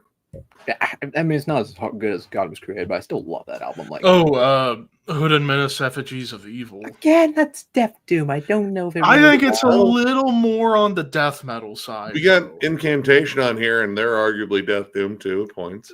They're way more death than Doom, though. That's and true. Then you got the Pioneers of Death Doom and Asphyx on here. Aren't they the Pioneers of Death Doom? Yeah, they started earlier than all the other Death Doom bands that followed. 87. Heck, I think they started even before Autopsy. When did Winter start? 88. Oh. So yeah, Asphyx preceded everybody. Oh, were they Death Doom? Even though their first album wasn't until 91, they had a lot of demos and such. And yes, I say they're the first real Death Doom band. Even though they're maybe 60% death metal, still got a ton of doom in there, buddy. And also, Asphyx and Hood and Menace are practically almost identical to a degree. Only difference is Asphyx has more up-tempo sections than Hood and Menace. But the doom style, they're the same. Hell, you go to Hood and Menace's Metal Archives page, similar artists, Asphyx is the top band. Because they're very, very close when it comes to the doom. But anyways, now on to another one that's another list that's going to fucking kill me. And that's... Or no, I just did that one. Looks like we did that one. Thrash metal third albums. This list is on this. Dude, this list has got some killer albums, but it's also full of suck. All right, well, kicking off with one of the goats. Top tier. That's my favorite Metallica album. My favorite, and my favorite thrash album of all time. My top two. If not for this, I wouldn't have discovered thrash. I would take Arise or fucking Angel or Rain and Blood over that, but it's awesome. My top two, my favorite two Metallica songs are Damage Incorporated and Disposable Heroes. Disposable Heroes is one of my absolute favorites. The song it's some of their best songwriting. The song Master of Puppets is my favorite song of all time. It's overplayed, but I still like it. I don't fucking care if it's overplayed. Even if it's overplayed, I still... the fucking riff, in my opinion, the perfect thrash riff with the downstrokes, and not even the second solo, Hetfield's solo is one of my favorite Metallica solos, because Hetfield shows he can shred too. But anyways, Razor, Malicious Intent. I'd say good. The songs are good, but the fucking production, it's so thin and like barely audible. Yeah, it definitely was a drop off from Evil Invaders for sure. Yeah. Well, now we get to the other big goat. It's definitely between these two, and in terms of best thrash album of all time, it's neck and neck. It was not my favorite Slayer album. That's my favorite Slayer. I mean, I had it at number one, but I even though I say objectively it's the best Slayer album, I like Hell Awaits more. I like Seasons of the Abyss and Hell Awaits more. DRI crossover, this is top. I would go Fantastic. I don't know, like I'm weird because I like fucking Full Speed Ahead. That's like my favorite fucking album by them. I know it's weird. But that is weird. Then, for me, it's between Raven this and Thrash Zone. Four of a Kind's a banger too. Thrash Zone. Yeah, I don't know. That one's good. Like that one's it pushes their sound in a different direction right there. I really like Dealing With It, even though it's a little more punk. Yeah. Go to Living. That's another best top. Anthrax album. Yep. Yes. Dude, I Am the Law. Best song about Judge Dredd. Voivod Killing Technology. I put that in the top tier. That's where Voivod came I'm into torn between top tier and Fantastic. That was the one that made me a fan because I got the first Voivod album with Jason Newsted. I was like, no. But then I heard that. I was like, no, wait a minute. That sounds fucking cool. It's really, for me, between this and Dimension Hatros as to which is my favorite. Dimension Hatros would probably be my favorite. Better one out of the two, but that's still goated right there. I love that album. Yeah. Creator Terrible Certainty. Top tier. What? Top tier. No. Come on. That's my favorite Creator album. Second, maybe? I don't know, because I love Extreme Aggression. It was my number 7. It was my number 7. You? Oh, no. Redemption Arc. Come on. No, listen. Pleasure to Kill, I think, is better. I love Terrible Certainty, don't get me wrong, but it doesn't beat Pleasure to Kill, Coma of Souls. What the hell did I have it? Extreme Aggression, Phantom Antichrist. Oh, no, it's better than Phantom Antichrist. It is way better than Phantom Antichrist. Yeah, I'm sorry, dude. Serious? I'm not the biggest fan of the production on Terrible Certainty. That's my thing. I love the production. No, it doesn't. Yes, I love the production on Pleasure to Kill so much. I love Pleasure to Kill, but it's not as good as Terrible Certainty. Yeah, dude, that album's like, dude, that's thrash royalty right there, honestly. Yeah. I mean, it's definitely the album where they became proper thrash and not just like first wave black metal and thrash or death thrash. This is like putting Agent Orange down there. Yeah. You don't do it. I don't agree with that. I think Agent Orange blows this album out of water. Oh, it does, but this is akin to that because that is a killer fucking album. I'm sorry, I don't like the production. We gotta bump that up to Fantastic. Can we get a ruling man? All right, I'll be fair. Fantastic. I mean, we're again, not saying it's top tier, even though the songs are amazing. I'm not taking anything away from the songs. The production kills it for me. That's my biggest problem. I think I even said it in the ranking earlier this year that if the production was like Coma of Souls, I would have put it up higher, but well, just to be clear, you're wrong. No, I'm right, but it's okay. All right, Destruction was this Release from Agony? Yeah, I thought it was a damn good album. Yeah. I'd go Amazing or Fantastic on that one. I don't know if it beats Eternal Devastation though. That's my Destruction album. Curse the Gods. That's or even Infernal Overkill. Honestly, I don't think it quite beats out that either. So far, so good. So what? I go great. I love that album. But I'd say amazing. Definitely, I love the album, but it's sandwiched between the two best ones. But dude, you have In My Darkest Hour, which is one of the best songs Megadeth ever wrote. And what else? Like the first two tracks, 512 Hook and Mouth. Yeah. Into the The Lungs only of Hell thing and I Set the don't World like on about this Fire, album great. is the The Anarchy shitty in the cover. UK cover. Yeah. Yeah. And it's just, I don't mind. It's better than Motley Crue's cover. well, a lot of things are better than Motley Crue, like AIDS and cancer. You know, You didn't get me. You didn't get me there. it was close. You almost got me. I would rather die in a drunk driving accident than listen to Motley Crue.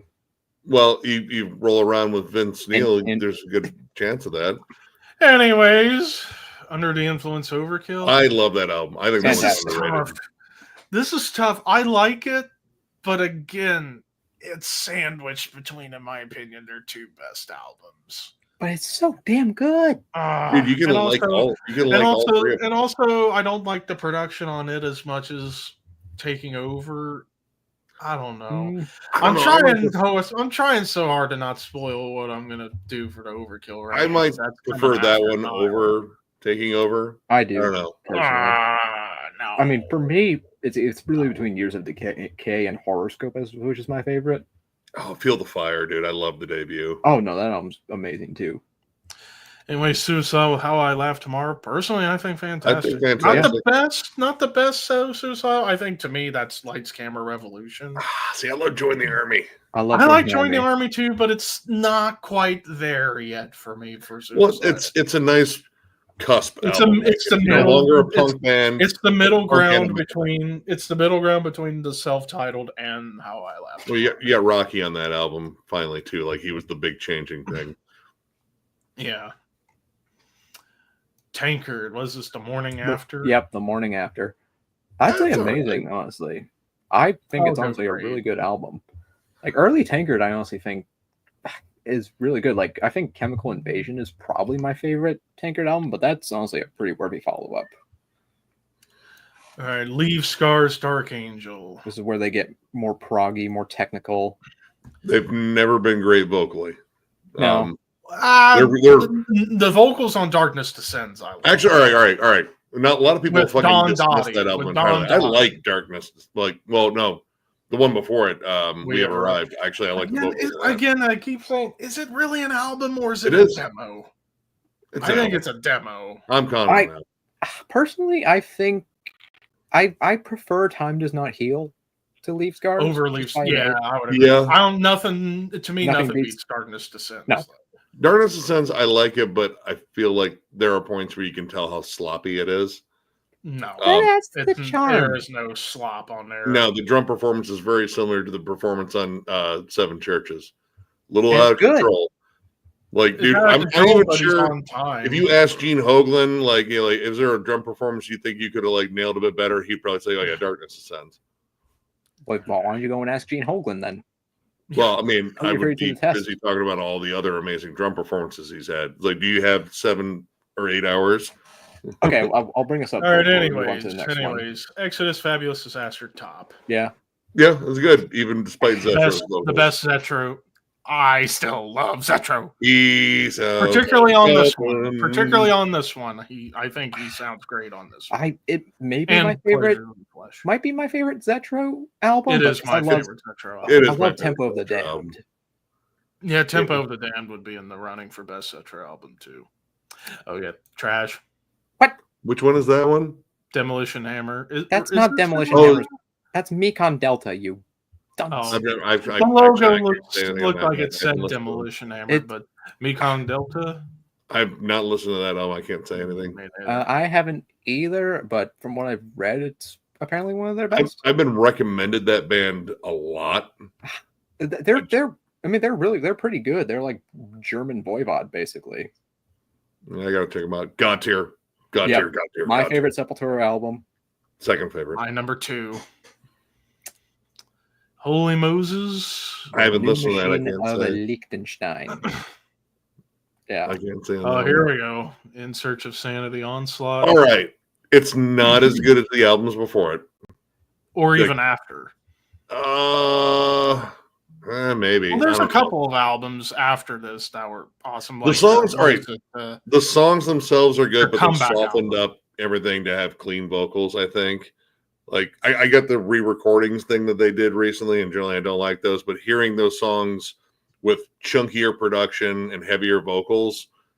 They're good songs. It's just I feel like they kind of lost their identity a bit. So I'd go good. Yeah. There's That's another top top tier. tier. Goated. Yep. Yeah. My number 2 Sodom album. Surprised you didn't number put it- 3. Number I'm 3 surprised Sodom you didn't put it in album. the amazing tier, given your views on Terrible Certainty. The production on Agent Orange blows Terrible Certainty out of the water. Sound like I an will angry. stand by my statement about Terrible Certainty. I love We the shouldn't have song. had to fight Don't like that the hard to production. get, fucking Creator in second place. You sound like an angry pit bull. Eating too much peanut butter. Hey, you could be the new vocalist at least for I Avenged sound. Sevenfold. At least I sound better with peanut butter in my mouth than Vessel. Or yeah. Anyways, Oh, Practice okay. Makes- I still think it's a good album. It's a good album. but All it's a right. drop off from New Blessed in Contempt and the title track are Salvage it. fucking amazing songs. They kind of salvage it for me. It's a good album. It's just you can tell them trying to reach for the brass ring and kind of broaden, bit, yeah. but they didn't know how to do it.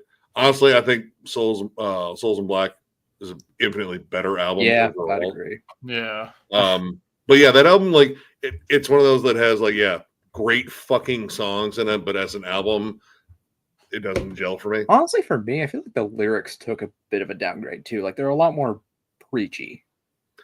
Yeah, I mean, there was a lot of political stuff on the New Order as well. But it was more subtle. Well, he was also trying to sing a little bit cleaner here and there because, again, they were trying to, like, break the glass ceiling for thrash and kind of, broaden their horizons, get a bigger crowd. I do like the ballad, but for like the softer Testament songs, I feel like it's one of the weaker ones. Yeah. And then was a Greenhouse Effect or that's the really preachy one, right? Yeah, there. that one's like, dude, the environment sucks. We know, like, and if the song was better, I wouldn't mind. I wouldn't mind, but the song it feels kind of lost. Like, what are we doing? Like, I don't know. I don't know. We're not good at this part of our sound. We're good at fucking thrashing. Yeah. Is he pooping again? He might be rubbing one out this time. I'm not sure.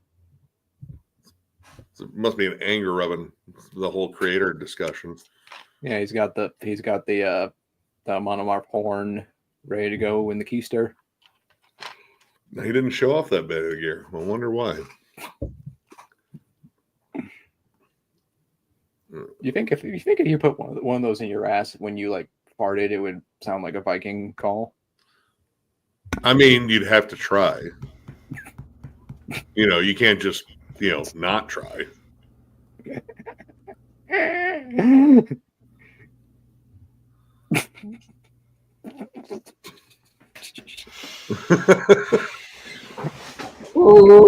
I'm giving you guys the evil eye right now. We did not hear any Viking calls in the background. Chat.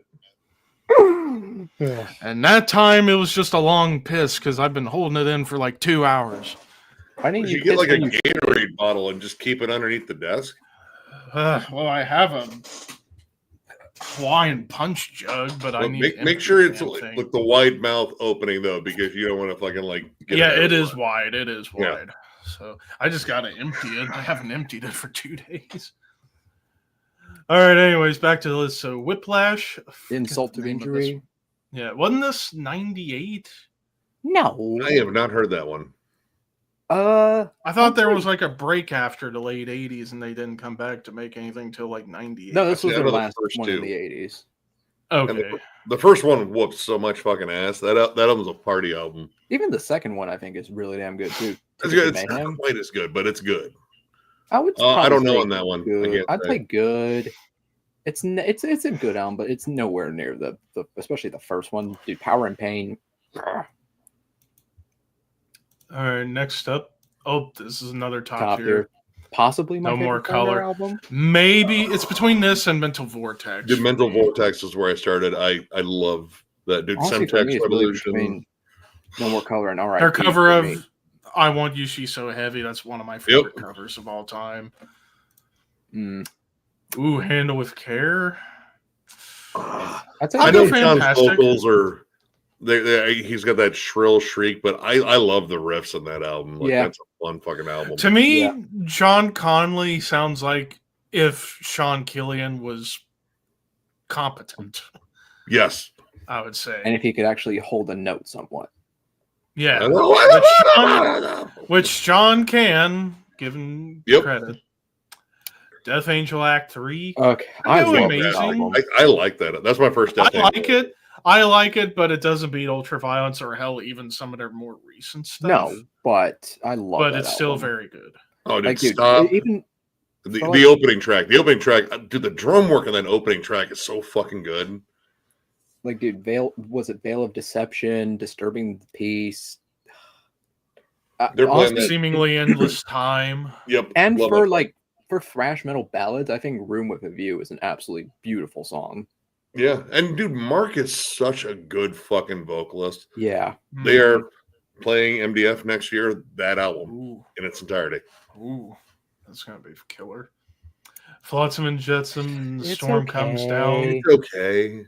There's a couple good songs on it, but it's got some thrashy bangers, but it feels again like they were kind of already getting lost in the ether about the changing sounds around them. And then they got even more lost. Oh god, Quattro and Quattro, like that has moments I like. It's fine for the style, but they got lost for a long time. They really didn't come back into their own until self-titled album. Self-titled, yeah. And then they've been kicking out bangers. Yeah.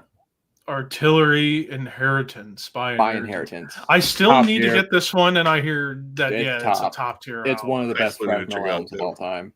Yeah. Like, dude, Co-Maniac, Beneath the Clay, Bomb Food. Every single track on the album is killer. Basically, from what I hear, they're Danish Metallica. Well, it's like Danish. It's like the Danish Master of Puppets, but like maybe a little more proggy. Yeah, like a little more technicality. Basically, kind of like And Justice for All, perhaps. The Nazareth cover is like kind of stupid, but other than that, it's an amazing album. Oh, dude, killer album. Top tier. That's my favorite thrash album of all time. The first 3 Sacrifice albums are untouchable. Even the last Sacrifice album was fucking killer. Yep. Another top tier. Top tier. Idolatry. Idolatry rules. Oh, God, that's like a hidden gem. Oh, dude. I'm happy anytime I run into someone that actually knows that album. Top tier. With another top tier. Dude, that's my favorite Protector album. I still need to get it. I think I like Erm the Mad a little bit more, but I love that album still. Sadist Illusion of Misery. Fantastic. I don't know. They were consistent in those early years. I don't think it's as good as Swallowed in Black or even the first one. Swallowed in Black is man, that might be my favorite. Probably my favorite, yeah. Trash. I would say it leans towards trash, sadly. It's so there's bad. Not a lot. It's like not quite Black Album Metallica, but that was definitely the point. Yeah, Demolition Hammer. That's terrible.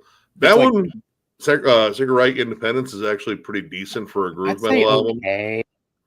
It's really fucking boring to me. Not as good as Heal. Heal was a much better album. Yeah, but it's also it's such a downgrade. No, that's is it? Yeah, I guess I actually like that album. Honestly, King of the Kill. I think that's the song. Yeah, King of the Kill. I actually like the riffs on that one. Well, no, that was on King of the Kill. Or that was on what song? Yeah. I'm trying to remember. There was a big song that came out on this one. Was it Night Jumps Queen or? No, what the fuck was the song? That vocalist only lasted that one album too, I think. There was a really weird song towards the end. I guess it was King of the Kill. I was thinking of that album. Well, was it what sounds? No, I don't. No, I was thinking of King of the Kill. No, I was thinking. No, I'm asking Nick. Was it like you said the weird song? Was it Sounds Good to Me? Which is no, it was like some song about like I think it was about like hallucinogens and shit. It's not trash. I still like it honestly a little bit. I would say it's okay, dude. Like in terms of a quality dive, like Annihilator's discography is the man. Yeah, They especially when they had that one vocalist for a long time. I forget his name, but he was terrible. Which one was it? I don't remember his name. Violence. What the hell is this one? Nothing the Gang. It's okay. It's their big groove metal gamble. Same with this Forbidden That album. one, Yeah. Honestly, that one's pretty good for a groove metal transition. Like, doesn't hold a candle to the first two. No. At all. But I do think that one's pretty good. The one after it, though, is fucking Hot weird. garbage. They tried to. Actually, that was pretty good. Yeah. It's not as good as like. Well, I don't know. It might be. They're pretty consistent. I don't know. I haven't listened to that one in a while, but I do like it. I do remember liking it a lot.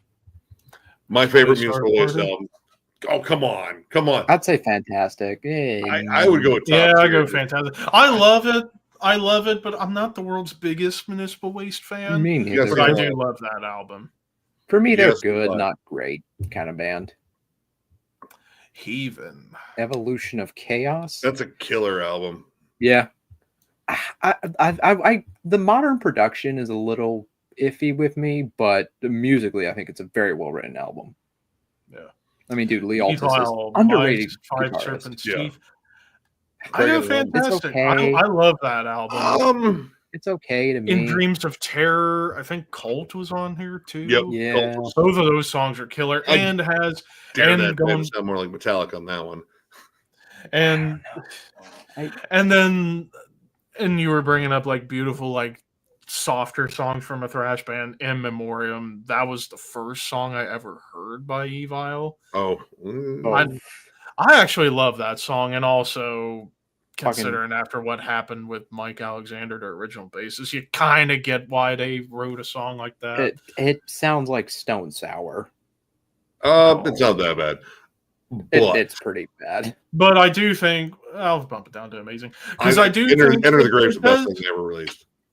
Well, yeah. And I love Infected Nations though. That's a good album too. Enter the Grave is just like and that's Hell almost Unleashed. trash album. I love that album too. Hell, even what the hell was the Skull, the last album before they went on hiatus? I thought that was killer too. Like the first 5 Evil albums, I think, are all awesome. Just the new one wasn't sold on it. Not bad. Like there are some good songs on it, but in comparison, it just See, my thing is, I'm just not an Evil fan. I've just never been able to get into them. I don't know why. Love that first they're album. They're the perfect blend of Metallica and Slayer. Yeah, but there's other bands that do the Metallica Slayer thing better. Way better. Debatably. Warbringer. That one's pretty good. Yeah. Warbringer, the only album I flat out didn't like was probably the debut. Like, all right, I like War Without End. It's more fun. It's like rough goofy. around the edges. It is rough, but I kind of love it for how rough it is. Granted, they've gotten better with their. They've gotten so much better. Honestly, yeah, I think their last 3 are the best ones. Oh yeah, the new one. So far, the new one's been the only 5 I've given this year. I love that new Warbringer. I haven't given a 5 in years. Shame on you. Anyways, Exhumer, Fire and Damnation. So this was their good big fucking comeback. album. Yeah, that was their comeback. Yeah, that was a good album. I think the 2 that follows, Raging Tides and whatever came out, I forget the name of the one in 2019. Those 2 were honestly what Slayer should have done on Repentless. Yeah, was the style of Raging Tides, and they should have done that, but instead they dropped their worst album. Nothing's worse than Diabolus. Diabolus has a few good songs on it. Repentless has nothing. Only 2. Name one good song for Repentless. Name one good song for Repentless. I dare you. Oh, I was talking about Diabolus. Only had 2. What, Repentless was good. Yeah, Repentless. I like that song. Delusions of Savior. I like that intro. And then there's a fucking intro. Atrocity Vendor. Okay, so there's 2 good songs on Repentless. So that's 2 more good. All right, and then you have on Diabolus, you have the opening track, Killing Peace, Bitter Peace. In the Name of God. Song. Which one? In the Name of God. That's a killer song.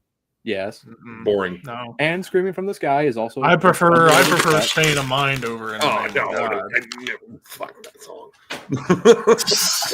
The production on Diabolus is way better than Repentance. Point or Scum. Yeah, the production on Diabolus is better, but oh yeah, dude, Repentance sounds like wet cardboard. It's terrible.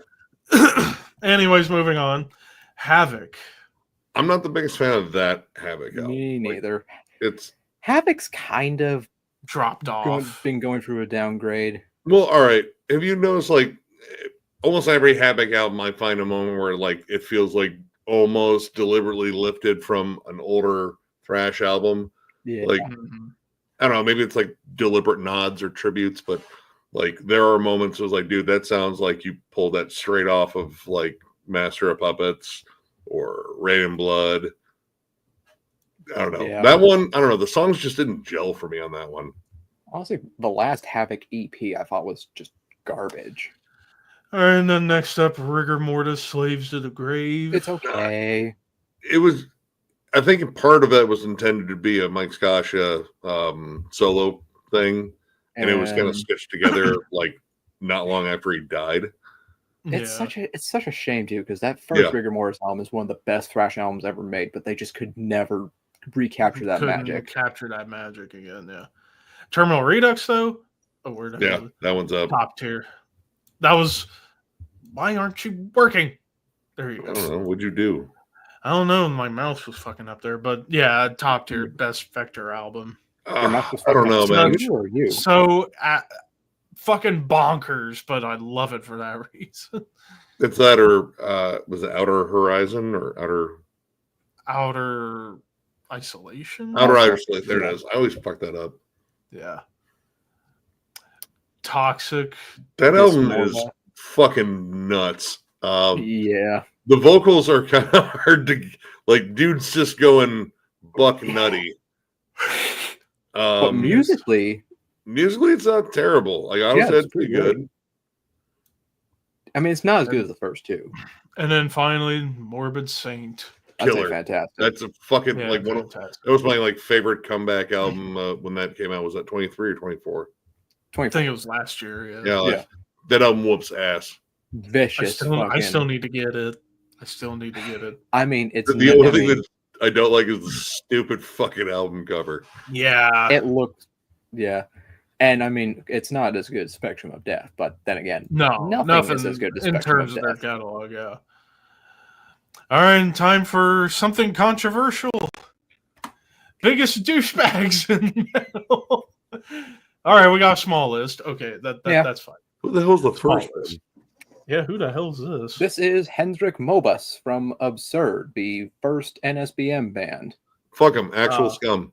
Well, he's also actual scum because he murdered a teenager. So. Oh Jesus Christ! Double extra fucking scum. Fuck that. Yeah. Yeah. Also, Tim Lambrestus. I'd say turbo douchebag. Douchebag. I mean, he didn't actually kill anyone. And unapologetic about it. Like, dude, like I don't think he gives a shit. No. No. Who the hell? Bart is this? from Fake Tushka. Oh. Turbo douchebag. I'd say big because it's mainly because of was so unbelievable. The legal stuff with. Did he have a legal claim to the band's name at all, or did he just swoop in? He literally was just trying to steal the band out from under Christoph. Yeah. Okay, because I remember seeing again all the headlines about it, and like they had the two different Patushkas. I didn't know if he actually had like a legal claim to the band's name. He was just the vocalist. Like Christoph wrote all the music. Okay. Yeah. Well, that's pretty big douchebag then. Yeah. Yeah. Oh, there he is. Yep. Actual scum. Fuck him. Yep. And is this Miko Aspa? Yeah. Fuck him too. He's like legit actual scum too. Yeah. Dude, his thoughts on like women and the appropriate age of breeding and shit. Like he's got layers and layers of scum. His thoughts on kids puts him in the actual scum. Oh. Yeah. Yeah, he's a fucking disgusting. Same with sorry, you murdered someone. I love your music, but you murdered someone. Craig Pilliard. I'd say turbo. This is kind of difficult because he seems like I guess he seems a bit apologetic for some of his bullshit in the past. Yeah, and on top of that, like prior to that, he didn't really seem to have any reputation at all. It seemed like he was really chill dude. Some people just break. I'll go kind of douchebag. I'll go Yeah. kind of. I think that's fair. He seems to have kind of abandoned. Who knows if he even had those views in the first place? It might have just him. Yeah, who even knows him if being he an even really edgelord. felt that way? I mean, there were a lot of interviews around it, but again, like he might have had like some sort of mental break. I don't know. Yeah. If he's still espousing those views, fuck him. If not, do you know what? And you regret that shit. There you go. Okay, you're on the right path.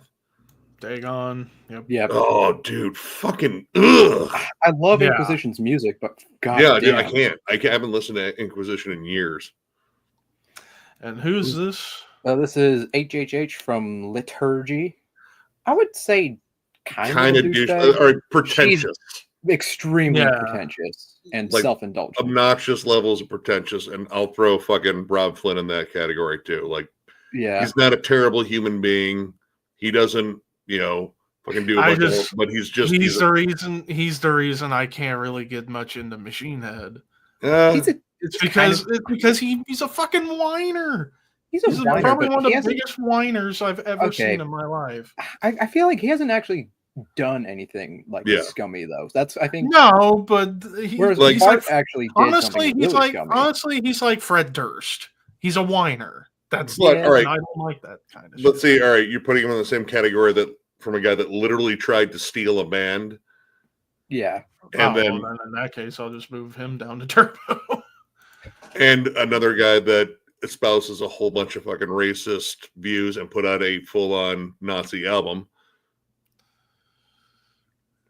Sturmfuhrer exists. Yeah, he's not as bad as.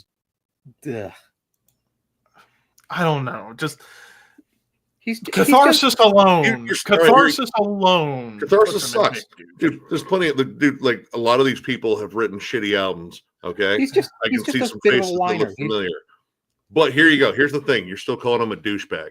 Yeah, he's kind of a douchebag. He's not. Like, yeah, like I feel like he's a healthy notch or two above fucking Tim Lambesis.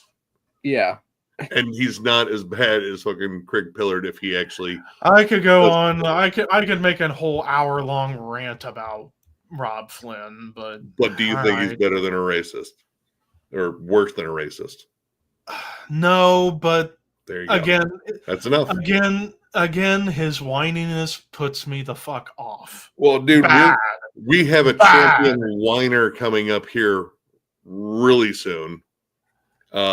But we'll get to that. But the next guy here, Euronymous, Turbo. I mean, was he a turbo douchebag? Maybe a poser, big douchebag? I don't know. I mean, he basically bullied Dead into taking his own life. So I feel like that puts him on the murder level. Scene. That makes it. Actually, the whole murder setup scene, like, dude, that's desecration of fucking corpse in my mind. I would put him on a turbo douchebag. I mean, he like, was bordering on actual scum. I mean, he didn't kill anyone, so I think that keeps him out of it for now. Yeah. Okay. Dave. Oh, man. I love Dave Mustaine, but you were talking about serial whiners. He has done nothing but whine for the last being kicked out of Metallica. 5 years. Yeah. Nothing but whine. And it drives me nuts because I find it hard to even defend him these days, other than like he's got riffs. Dude's got riffs. And solos. He's written some of my favorite albums, and I can say the same about Rob Flynn, but Jesus Christ, every time there's an interview with him or anything, it's always like, well, you've been thinking Metallica. I was like, oh my God, dude. Shut up. And I'm like thinking, Dave, there's a reason they kicked you out because you were a violent drunk that wanted to fucking nearly kill people. You wonder why they kicked you out, because they were goofy drunks. You were the one violent drunk. They couldn't do it. And you can't keep your band's gone through so much turnover, and there's a common factor in there. You and Rob Flynn are almost two sides of the same fucking coin. Yeah. Except I prefer Mustaine way more than Rob. I mean, Mustaine, again, has written some of my favorite albums. Same thing with Rob Flynn, but I got Mustaine first. Yeah. All right, for this next one, before you guys say your piece here, My thing about Lars, yes, at the time when the Napster thing happened, yeah, people looked at it wrong, but he wasn't wrong. Look at what happened afterwards. He The music industry changed in the worst way because of stuff like Napster. So in reality, he was right. And also the way I look at it, and as a lot of other people look, even Corpse Grinder and Jose Mangan, among so many metal legends, will look at Lars and say, he wasn't just sticking up for his own band, he was also sticking up for bands and artists less fortunate than they were. So in a way, he's kind of a hero for sticking up for music in general. And then, yeah, the Saint Anger stuff, that was all... Ugh. But from what I hear, when it comes to him and fans, he is nothing but gracious to the fans. He will spend hours with them, no matter who they are. So I would still say kind of. I find him very off-putting most of the time. Yeah, I mean, if I saw him in person, I would love to hang out with him and pick his brain about like old bands because he's very passionate about old bands. And how does it feel to be in a band and never learn how to play drums, Lars? Yeah, he's lazy. He's better than me at drums. Well, all right. He's better than a lot of people that have never played drums or like just started playing drums. But he's not. Well, I've even tried playing death metal drums, and I feel like he could play those better than me. No, I watched him try to cover Slayer, and it was fucking sad. Yeah, no. My thing is, all right, in terms of all the business choices, the marketing, that's mostly Lars there. And in terms of, one of the reasons I think they sold out, I think there was a lot of Lars pushing too. That listen, I can't play fast, technical, anything. Give me simple fucking 4/4 time rhythms and write arena rock. Yeah. I mean, he deserves kind of a douchebag just for that fucking eyeliner. But I think you get the guyliner fucking picture of him. I almost would have put him in big douchebag for that. No. If I were to choose who I'd rather meet between he, Mustaine, and Rob, I would rather meet Lars than Mustaine. Because Lars seems more approachable than Mustaine. Well, in this picture, he looks like he smells like vape juice 24/7. Well, he looks like just like the goth, the goth club creeper. Like, yeah, look at that young one. He's like, hey, little girl, have you heard this band called Him? Yeah, actually, he looks like he plays in Him. Oh, God. Anyways, Vince Neil. Actual scum. Dude, he killed someone. Yeah. He killed someone. And also, he's a piece of shit. I mean, I could have put all of Motley Crue on here, except for Mick, because... Yeah, except for Mick. Well, Nicky, was he really... He was the least worst. I mean, whereas Tommy Lee was in jail. So, yeah. I mean, Nicky Sixx is just kind of a hack, really. Yeah. All right. Like Judd. From Turbo douchebag. Scamming people. Grifted all his fans. And granted, all right, it was for drugs. And apparently he's cleaned up now. But so good on him. Even on the new album, there are songs in there where he's kind of just saying fuck you to all those people and seemingly not very apologetic about it. Well, I've also heard some stuff with him where he like apparently beat his wife, so I bet. Yeah, there is that. Okay, I want to keep this one brief with Phil.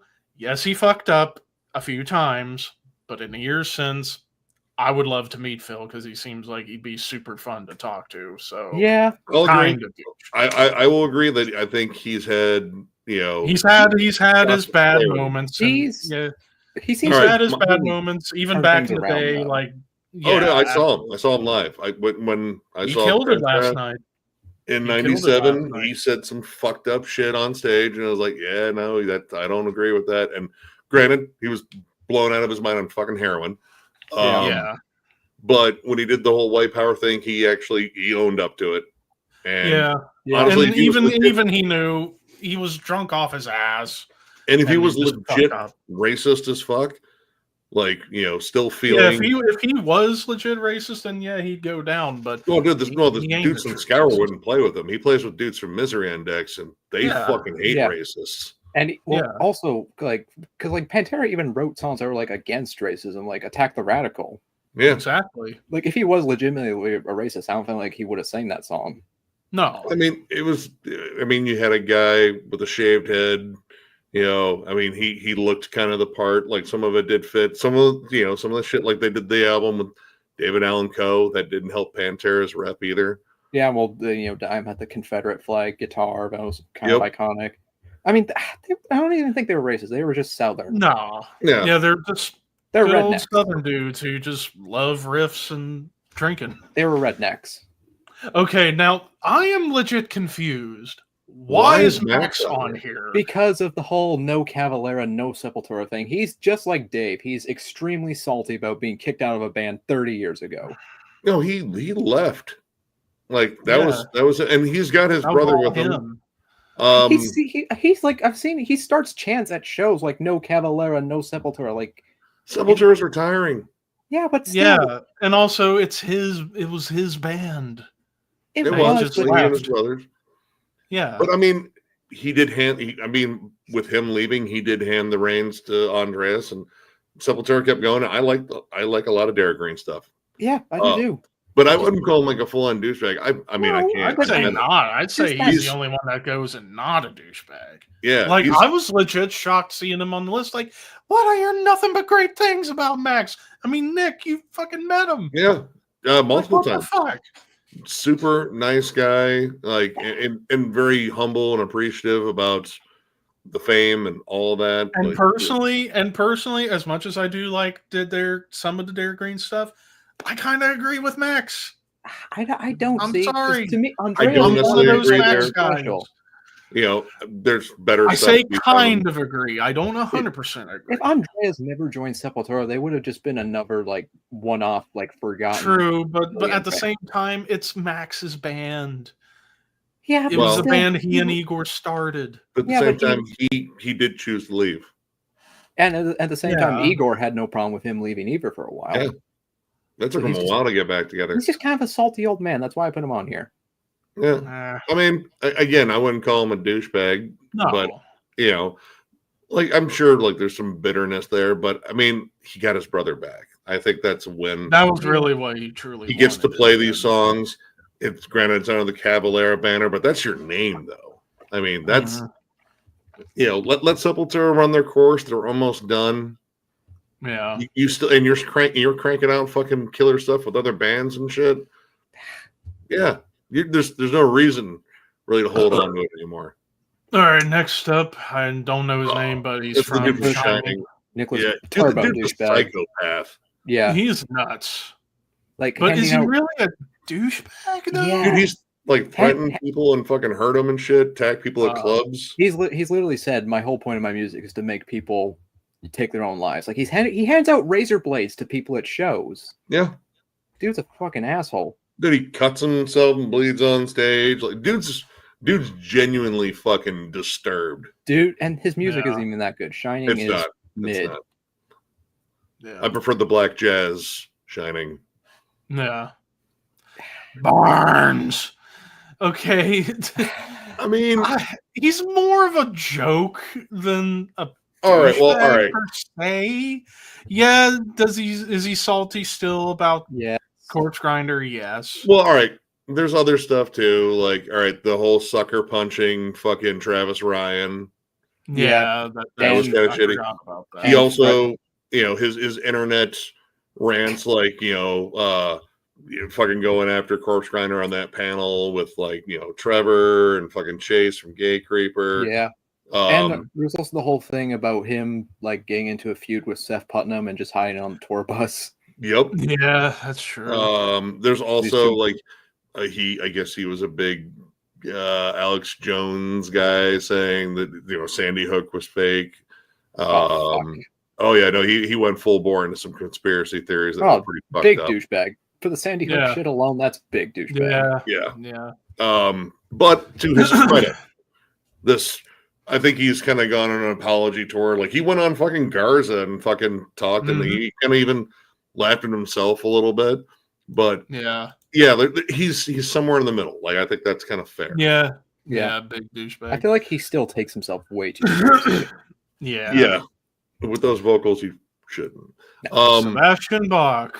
Okay. This is interesting because, like, I know there was the clip of him drop kicking a fan in the crowd for throwing shit at him, but at the same time, if you're going to try and start shit with somebody and throwing shit at him and actually trying to hurt him, don't expect to not get hurt back. I'm sorry, but you got to defend yourself. In he could have possibly killed that person. Like that was pretty bad. There's also the AIDS shirt he wore on MTV, which I'm not going to say what it said, but did not go over well. He was also the most toxic member of that band for such a time. Like he did, like, despite being immensely talented, because he's a damn good singer. Amazing singer. He did everything to kind of sabotage his time in there and like push buttons, start fights. Dude was entitled to shit. Yeah. I mean, hell, even the Wikipedia Fact or Fiction interview he did with Graham from Loudwire, he just seemed like, can I be anywhere else but here? Well, no one wants to hear like, yeah, I did that. Yeah, I did that. I don't know. Like, some of those are a lot of fun, and some of them are like Sebastian Bach's. Or Gene Simmons. Yeah, Gene Simmons was like definitely like, I don't want to be in this. My favorite one was Matt Pike, because it was the first time someone got the question or the statement wrong right from the rip. It's like, okay, you were born here in so California. Like, nope, Southfield, Michigan. I was a military brat. I was like, holy shit. There were quite a few of those I liked. I liked the Corey Taylor one. I liked the Michael Ockerfeld one, where most of it was correct. It was only one thing they got wrong, mostly, and that was how they found Martin Lopez. That was literally the only thing they got like 100% wrong. Like, some were like half truths, and then most was like pretty accurate. What else did which other ones? The Ice-T one, I fucking cracked up quite a bit, especially his rant at Tipper Gore. Man, Tipper Gore, she could eat a bag of dicks and still eat them. And that's no disrespect to Al Gore. I'm sure he's a good guy. He just needs to check his bitch. Like, you tell him, Ice. Yeah. The Chris Jericho one was pretty entertaining, too. All right, and then the last one. Yari from Winter Sun. Hey, man, I still feel like he kind of grifted his fans. Yep, he did. Dude, it's 100% some kind of money laundering thing. Like, there's no way he needed that much money to make one fucking album. Or when he was in studio too, remember? Yeah. I think again. Well, I'd say apart from, I guess, that minor gripe, like as far as him as a kind of big gripe. I don't know if it's minor. Well, okay. Like how much was like over $500,000 US, I guess. Oh, hi, I just committed money laundering. It's no big deal. Is it really money? I don't know. Like, part of me feels I am getting tired of here. Whatever you want to call it. Part of it feels like it could be like fraud. I can't even fucking speak. Yeah. I don't know. Apparently, they're supposed to be putting out another album. Maybe that's where the bonus money went to. I don't know. Maybe the money's used for like future albums. I still feel like he kind of, it was a bit of a rug pull. Yeah. But aside from that, it seems like him in terms of like fan interaction stuff, he seems cool. He better be. Fucking grifted him. I'll go kind of, I guess. He doesn't seem to be like a terrible person from what I know. No. And immensely talented too. Oh yeah. His problem is that he's just a perfectionist. Which there's nothing really wrong with that. It's your own when you're product. Taking over people's money to complete your vision, that's kind of a questionable thing to do. Well, I mean, it was fan funded. The fans could have not given him the money. Oh no, they were going to give him the money, dude. Dude, Winter Sun fans are rabid. I really like Winter Sun, but yeah, there does need to be a line. Yeah, how you handle stuff, I suppose. I don't know. I just, in terms of how much he was given, I feel like what we all got was like, man, this doesn't sound like anything different than what people in other bands have done in other studios and paid less for. Yeah. Yeah. Well, there was our controversial list. There's a few that are missing, come to think of it. Well, even though he's not really metal, but Wes Scantlin, if you had him, he would have gone down to Turbo. He's such a fucking douche. Well, Ronnie Radke. Ronnie Radke would be. Yeah. Again, I can't call him. Well, no, didn't he? Yeah, he's got some criminal shit. Yeah, well, assaulting his girlfriend, and like accomplice to like the death of someone. Well, I think it's like accomplice to a murder. I don't think he actually killed the person though, but he was there. That's enough for actual scum for me. Then Alex Terrible could be on here, definitely. Yeah, Alex Terrible. I mean, again, he doesn't.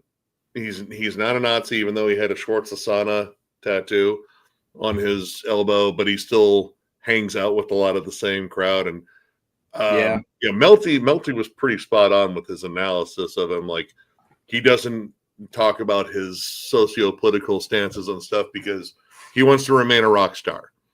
Yeah. And that means he's probably got some edgy. I agree, Aaron. I'm shocked Al from Ministry wasn't on here. Oh, yeah. Al is unkillable.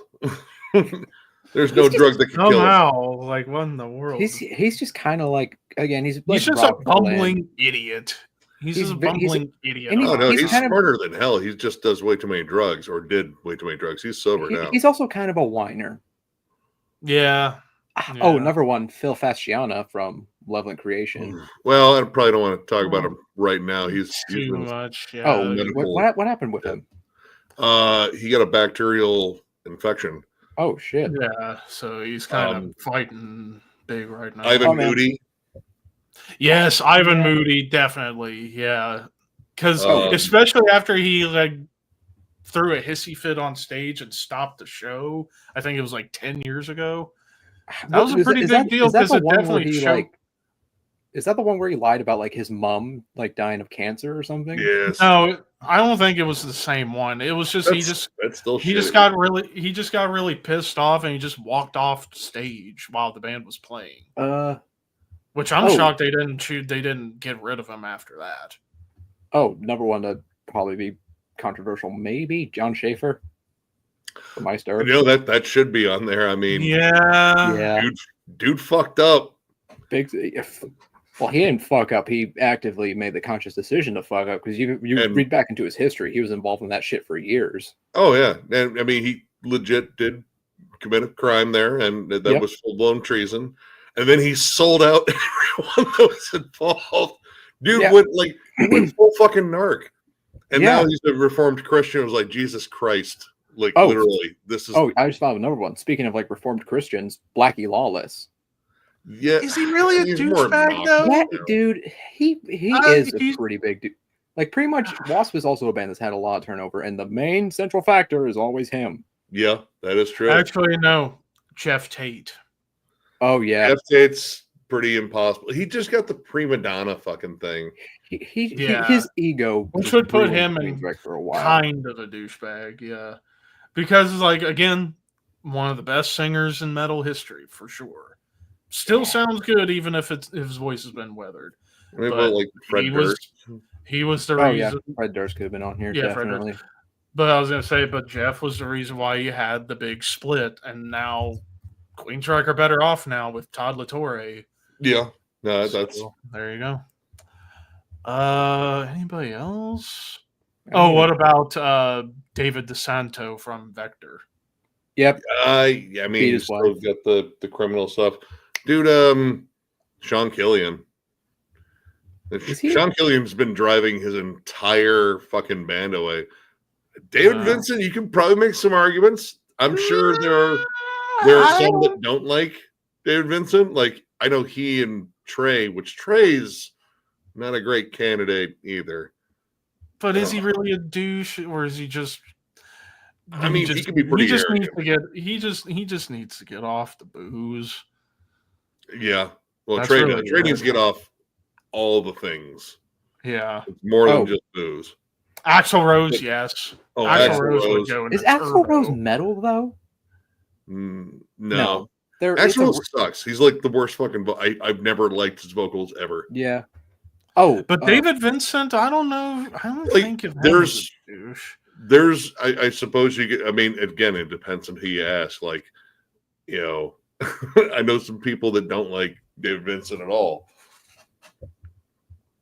And Glenn Benton, I mean, honestly, Glenn Benton softened his image a little bit. Like his interviews, have been really good. You could argue back in the day. You could argue back in the day he was. He's just an edgelord. He's not really a douchebag. He was overcompensating, and the branding and everything. Like even he was like, yeah, this is kind of stupid. I probably shouldn't have done that. Because he even said, like, yeah, there were times where I burned it too deep, and you know, my mom would say, like, I can actually see your skull. You got to stop that. Yeah, all right. I could have thrown Marilyn Manson on this list. Marilyn Manson, dude. Well, he's had a bunch controversy that's been around him. Oh well, I mean, I'm talking about like recent years. He's had a bunch of like SA allegations come out about him. Yeah. Dude, I mean, Nurgle too. Is he really a douche though? I'm doing right. He's pretentious as fuck. But I don't think it necessarily necessitates. It's like first tier douchiness right there. He lacks self-awareness. How about that? Yeah, he is Black and Death Metal's Morrissey. I wouldn't go that far. All right, maybe all right. Few people are that bad because Morrissey fucking sucks. Yeah. CJ McMahon from By Art is Murder. Oh yeah, dude. Yeah. Oh yeah, Gaul and King of Hell. Yeah. Yeah, especially Gaul. Seems like he's doing really well with his new project. Oh, speaking of Norwegian, what about Samoth from Emperor? Yeah, I mean, he would have gone an actual scum. Again, he killed a guy. Did he kill a guy, or was he just arrested? I think that wasn't that Faust that killed? Oh, Faust. Yeah, Faust was the fucking murderer. Yeah, dude, Ted Nugent. Is he metal though? Ted Nugent. He's not metal. Nah, but he is. I mean, see, I mean, same with like Gene Simmons. Yeah, same with Gene. Oh, dude, Dickbag from fucking Trapped. Again, is that metal? I mean, here's one that some people may know, some people may not know. I only knew about this because of cover. Wow, my voice cracked. Because of Cover Killer Nation doing a list of biggest douchebags and idiots in 2015. Hallie Etty from a band called Counterfeit, which was like a metalcore band from Erie, Pennsylvania. I think this should put you in at least big or turbo douchebag. Maybe borderline actual scum. I don't blame you if you don't know. I only know about this because of Cover Killer Nation. So basically, what she did was she said that she had serious cancer and made a GoFundMe and stole $3,000. Like, scummy. If you're going to scam somebody, at least go for bigger than 3,000. That happened last year too. Like that happened last year. Another metalcore musician like lied about having cancer. Yeah, I forget it was some band I'd never fucking heard of. Hallie Etty's in a category of her own. She's like the Kim Davis of metal. Yeah, dude, I found another one. The chick from OTEP. I think she might just be called OTEP. OTEP Shemaya. Yeah, dude, she's pissed off a lot of fucking people. Like I've heard a lot of stories, and then. Her defenses of those stories have been fucking piss poor too. I mean, the stuff I've heard from her is like she basically uses her fans to like harass people she doesn't like. Yeah, well, she also has like if you open for her, you're not allowed to be selling merch while they're playing, and your space for selling is only so long, and blah blah blah, and your sound has to be like lower than hers. Like, there's a lot of fucking just shitty stuff that I've heard. All right, this we're missing one big one. I just noticed David Draymond. Oh God, fuck him. Yeah. Or actually, okay, this might be a bit controversial, but Tom Morello. See, I like Tom Morello. I think he's a genuinely good person. He might be cool, but he has said some stupid shit. The Shining Path thing is really what puts him on douchebag mode for me. Yeah. I mean, for me, like a lot of his takes, I don't have much of an issue with. Like, he's Harvard educated, which is offensive to most Americans. But I mean, his takes are generally pretty based. You know. Okay, Aaron, Rob Zombie? Has he done anything? Rob Zombie's no. He's likable. I mean, all right. Well, yeah, I'd love to hang out. Hell, one of my coworkers that I work with at the gun shop, he used to work in special effects for theme parks and movies and TV shows. And he and his twin brother and their whole crew up in Columbus, I forget the Monster Factory, something like that in Columbus, where they do all this stuff. They got to do a whole thing with Rob Zombie, and Rob gave them paid for their food, hung out and talked to everybody. So fuck no, Rob Zombie. Here's the thing, though. If you go back, like you listen to the maybe with the White Zombie split. Yeah, well, the Melvin story with them opening up for him, like he was like a super big prima donna with them, treated him bad. Again, and he kind of sabotaged White Zombie in terms of like using that last album to kind of like push his solo album and fire the rest of the band's kind of, rest of the members underhandedly. So there's some douchey behavior in the past. Also, but pretty much after that, it's non-existent. I just thought of two more. All right, he made that Monsters movie. That was shitty. What about Tim? Yeah, Glenn Danzig, 100%. Yeah, Danzig. Definitely. What about Tim Comerford? From Rage Against the Machine? Yeah. The bass player. He's like, well, what did he... He got up on the structure and was shaking the VMA. Yeah. He's also a moon landing. Honestly, I loved him for that. Well, he didn't want to be there, and he was like, no, we didn't do this for an award. And that led to their breakup. That was like one of the big fucking things. He's also a moon landing denier, so... Well, then, all right, if we're going to do that, we need to throw in Steph Carpenter from Deftones. Yeah. He's a flat earther. Yeah. I don't get that. That dude has smoked a metric fuck ton of weed. Yeah. Today. Fried his brain. The other one, Sean. What about, some people might disagree with this. What about Sean Crahan? No. I mean, he has his opinions about stuff, but I've seen like an interview. Well, it's mostly for me like the scummy like business practices. Yeah, that's because when it comes down to anything business related in terms of the band, I feel like that is mostly Sean. Like him firing like people for no reason, and Chris. Yeah, Chris and Jay. I feel like that was probably mostly his push. Yeah, I mean, maybe. I don't know. I mean, shit, dude. I don't know. I mean, again, I feel like all the business decisions are probably handled by him. Yeah, because it was he and Joey that created the band. Him, Joey, and Paul. Yeah. And I imagine he was part of the dismissal. Oh yeah, boss Yngwie, absolutely. Yeah. Yes. Oh, absolutely. Carl Logan. Oh, dude. Ugh. Actual scum. Oh already. God. Yeah. No. Greasy motherfucker. Yngwie. I don't like fucking donuts. Who doesn't like donuts? That's just fucking exactly. Even Gordon Ramsay will admit he'll eat a donut, even though he says it makes me feel like a fat fuck. But that's what donuts do. And he made them, and he makes donuts too. So there you go. At least Gordon Ramsay will make donuts, even if he don't eat them a lot. Yeah, Yngwie's always screamed pretentious. I mean, speaking of, and in fact, watch Mojo. He ain't the greatest guitarist ever.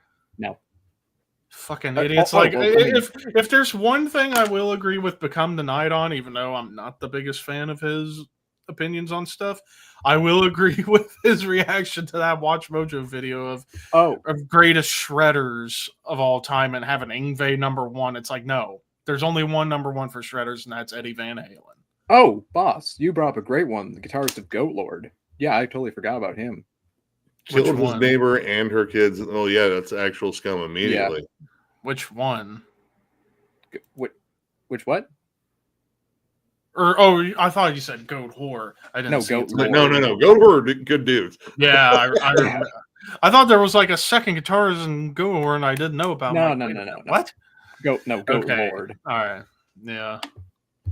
Speaking of Manowar 2, Joey Yeah. DeMaio. Unfortunately, yeah, Dave Holland. Greasy, yes. greasy. I try to Yeah. forget he exists, honestly. Well, I mean, his drum work was never that flashy anyway. He's dead now, so that's he's dead. comforting. Yes. Yeah. The Hell Patrol's working overtime to make sure he stays down there. Why do I feel like there's a big one I'm missing? I don't know. There's probably a few that we're missing, or I'm missing, I should say. Oh man. It's almost like most bands I can think of. Usually they are not like bad people, especially metal. Yeah. God. I mean, I guess Sharon Osbourne, but she's not a musician. Not a musician. Corey Taylor, I don't know. I mean, he's a okay. He has said some stuff, kind of like Phil. He'll say something to get a soundbite out of people. I think in the case of Corey, especially in like 10 years ago, it's like, yeah, he'll say something to give people a soundbite mostly, and I kind of agree, just so you can get the fucking microphones away from his face all the fucking time. I mean, he's the front man, though. He was also and that too. and he was also pretty fucked up for much of his life too. Yeah, and even he's admitted. Like, I watched the funny enough, bringing up Sean, watching the Hot Ones Truth or Versus video that Sean and Corey did on First We Feast, and even he's admitted, like, he's been trying to be better in the past few years and not going off on people like he used to. Like, they even made him literally asked him to rank Machine Gun Kelly, Limp Bizkit, and Nickelback from best to worst because he had beef with all three of them for different reasons. And he flat out said Limp Bizkit had won because his beef was really only with Fred, then MGK, because before the beef, they were cool. And then he said for Nickelback, they're just a musical echo. It's just the same damn thing. Actually, you can throw Chad Kroeger in there, I guess. Is he metal? Again, that's just. I mean, there's some people that argue that they're like groove metal. I don't know. Kerry King, yeah. Kerry King would kind of fit similar to Corey Taylor. It's mostly sound bites. Yeah, I mean, you can almost say the same for Tom Araya now too when he does actually do interviews. What about Patrick Mamley? Patrick Mamley, yeah, dude. Oh god, yeah. Patrick Mamley. Yeah. What about such a Dave Ellison? Dave Ellison. Well, Dave Ellison. All right. He fucked up. he just had a fuck up moment. She wasn't underage though, right? She wasn't underage. No, she wasn't. She wasn't. So I think dude, I mean, recent addition to this list, Ken Badine, formerly of Aborted, their longtime drummer. Oh yeah. Oh, what about Phil Labonte? Phil Labonte is like he'd be in the same category as like Mustaine. He's just kind of like your drunk uncle who says something. Well, actually, no. Hang on. Wait. Hang on a second. He would go in big douche because he kept using the phrase 10 years ago that all that remains have transcended metal. No, they haven't. Like, fuck off. If you're trying to say you've transitioned away from metal, fine. But if you're saying transcended, then fuck off. He's metalcore bro. Dude's got like some legit like death metal chops in his past too. Yeah. But I've never thought he was that great of a vocalist in order to like be that high on himself. Then like the rest of the thing is like it's just like a lot of libertarian bro shit. And him hanging out with that goober Tim Pool, like dude. Well, so speaking of metalcore, I think was it A Day to Remember? Like their drummer or bassist or something like did manslaughter. Is that true? Shit, I don't really follow that band much. I heard something about. I'll look it up. Day to Remember controversy. The only thing four bands that got in trouble. The only thing drama related to that band was based on a reality show for WWE where the wrestler Paige was dating one of the guitarists Kevin and then dumped him. Josh Woodard. To eventually go to Ronnie Radke, and then she eventually dumped his ass. Thank God. So, yeah. Let's see. Yeah, their bassist Josh Woodward was involved in a fatal car accident where he crossed 3 lanes of traffic and caused the death of a 24-year-old driver. Oh shit! Apparently, he's also been accused of having relations with children. So yeah. Oh, dude, legit fucking scum. Yep. Again, I guess it's all allegations, but still. Phil Flores from Evil Dead. Honestly, he would probably like in the kind of douchebag. I mean, Again, he's just a whiner. He's an old man. Get off my fucking lawn! Like old man yelling at Gen Z. Yeah, it's. I hate using the term boomer because it's always thrown out for people that aren't. Well, he is the most stereotypical boomer there is. But he's got like boomer energy.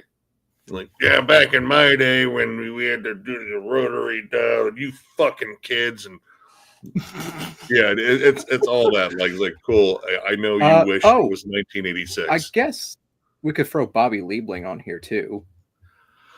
Him assaulting his elderly mother by pushing her down the stairs. He beat his mom. Yeah. Like, I love the fact that he became a meme and all, but he was out of his mind on drugs. Yes. Dude, dude, that Last Days Here is a tough watch. It is.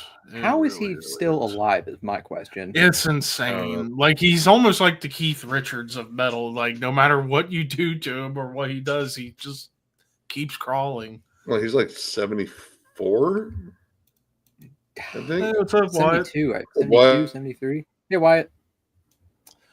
I'm trying to think because I know there's more that I. There's always more. I just can't. There's always more. For the life of me, think. Oh, sorry, I don't know why I'm so phlegmy. Oh, probably maybe Don Dokken could be on here. Yeah, he's very douchey from everything I know. He probably fit kind of douche. Like he again, there's a reason why George Lynch didn't want to work with him again. There's a reason Dokken has so much turnover. He's a shitty vocalist. Sorry, he's not that great. He's not. He's no. What about Dino from Fear Factory? The whole legal shit with Fear Factory. Well, I mean, the legal issues, like, dude, I mean, that was. I feel like that was multiple parties. Like, you could probably make the same argument for Burton because Burton was heavily involved in that. Like, they were in court for like 3 fucking years. Yeah, but I don't think that really qualifies as douchey. That's just I mean, stuff going on. Oh, Billy Milano. Billy fucking still hates Billy Scott and Charlie. Oh, dude, there's like the running joke with SOD that SOD was a joke band and all the members got it except one. I mean, dude, he's still feisty. He's still super fucking feisty about all that shit.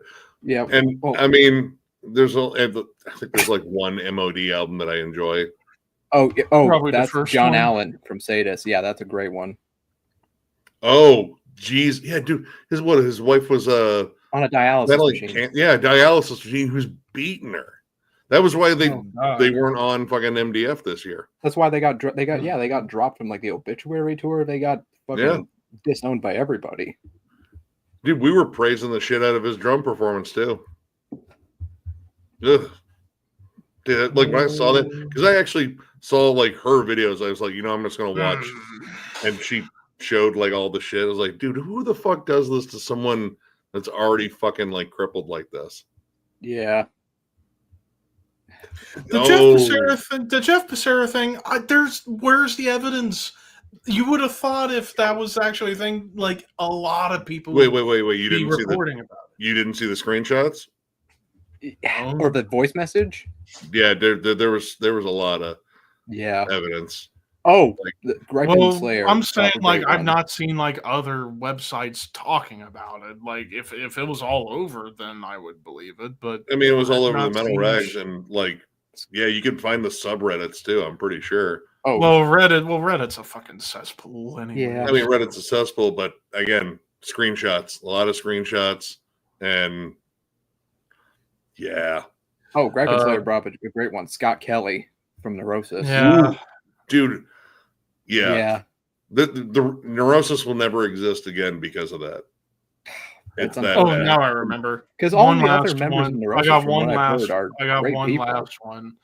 I got one last one, and it pains me to say it because I love the music he's made, but this year alone could qualify him Stefan Kummermer. Yeah. I mean, Plagiarism, yeah. if he did do all the plagiarizing and shit like that, like, yeah. I don't know if it's true, but there's a lot of stories coming up. if he did, then yeah, that's pretty scummy. I mean, Christian Munzer, Fountainhead. There's a bunch of other people that said some shit too. What did Steve DiGiorgio do? Yeah, what did Steve DiGiorgio do? Yeah, I've never heard any stories of Steve DiGiorgio. In fact, I'd say he'd probably be one of the nicest guys. Yeah, and one of the top 5 greatest bassists in metal. Yeah. Okay, honestly, he would probably maybe go not a douchebag, but Brent Hines. Yeah, he'd go. All right. The split there, and because I'm totally siding with the band on this in terms of like him. He didn't want to be in a metal band. He voiced that multiple times. But Mastodon was a metal band. It was like, no, we're going to continue to do metal. And he fucking, I guess he was like, well, whatever. Because he kind of stopped writing. Like, he didn't do a lot of writing on the last 2 albums. It was mostly the other guys. Yeah, and mostly Troy, Bill, and Braun. Well, the shit too that really pisses me off with Brent Hines is like when he was like going on about Judas Priest isn't a metal band and we just call Rob Halford the metal god because he's old and we like to make him feel good. Like, what a fucking douchebag. Here's the other thing though. That dude suffered a traumatic brain injury forever ago, right around. Isn't that because he started a fight with Chavo from System of a Down? And Brent was drunk, stupid fucking drunk, and Chavo wasn't. He also wasn't having it, and he fucking stomped the fuck out of him. I can sympathize with him for having the traumatic brain injury, but still, he just said some really stupid shit over the years. Yeah, and again, if he doesn't want to, honestly, I would feel like that would be a relief. Like, I don't want to be in a metal band. Well, they kicked me out of the metal band, or gave you a chance to leave. Like, I'm pretty sure they probably talked to him. Like, listen, I don't want to feel like we're holding you hostage here. If you don't want to be in a metal band, which we are, then you can go. It's cool. Yep. Yeah. But I don't know. He seems like he's content in fucking burning bridges right now. And I don't know. Again, traumatic head injury. People act differently afterwards. Yeah. Well, I think that will wrap up this shindig. So, yeah, it went from an Ozzy tribute to show review to hours upon hours of doing tier lists like all streams on my channel. And talking about douchebags. Yeah. Yeah. Because it's fun to make fun of people who do bad stuff. Yeah. But anyways, so thank you, Maniac and Nick, for joining me on this. And man, I managed to maintain more than 10 people on a stream for once. That's actually impressive for me. And you didn't have to use like full frontal nudity or anything like that. It's good. Oh, if you want it, I can give No. You put that away. Keep your schmeat in your pants inside your ride at all times. I had to pull a Ren on you right there.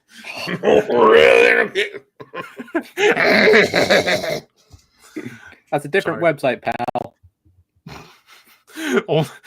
I still can't get over Only hands. What Joe said. Onlyfans.com/spreadlord.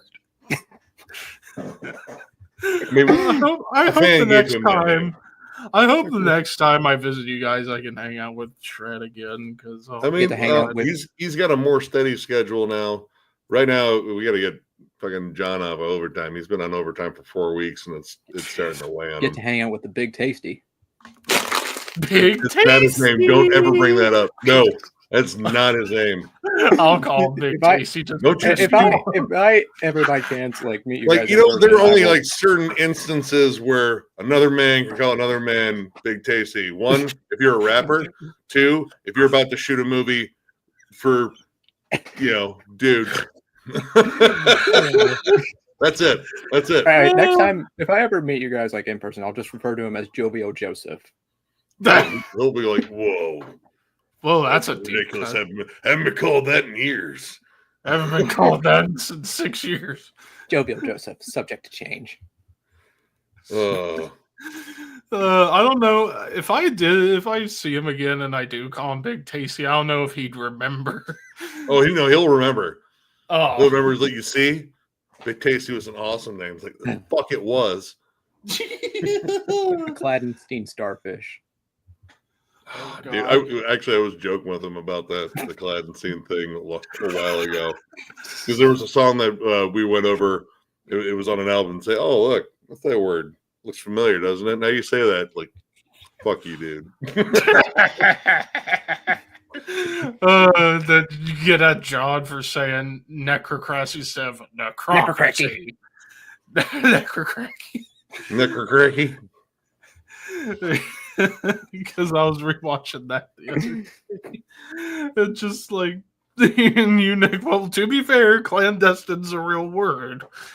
Well, no, to be fair, clandestine is a breed of horses, probably. A source of some kind.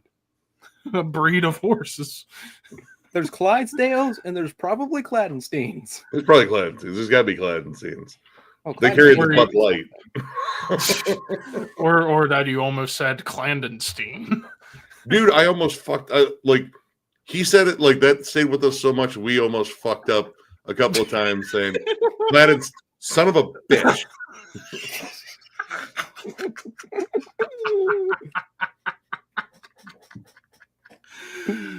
Oh, dear Lord. I haven't laughed that hard since last week when I watched the Jeff Dunham Hollywood special he did 10 years ago where he had the little puppet him when promoting how to do ventriloquism video.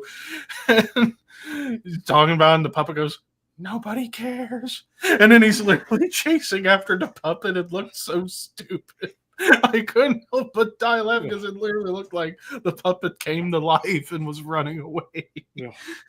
The legs were all moving like, stop it, stop it. But anyway, so I think we're going to call it a stream there. Holy crap, yeah. I didn't expect to nearly die of laughter at the end. But again, thank you, Maniac and Nick, for joining me. When am I going to be streaming next time? Fuck knows, because... I mean, I got other stuff coming up. Album reviews this weekend. Just gotta get to work on my Nile ranking coming out in August, and then get to 20 albums of Overkill for around Halloween time. But anyways, thank you all for tuning in. Keep your horns high, and rest in peace, Ozzy.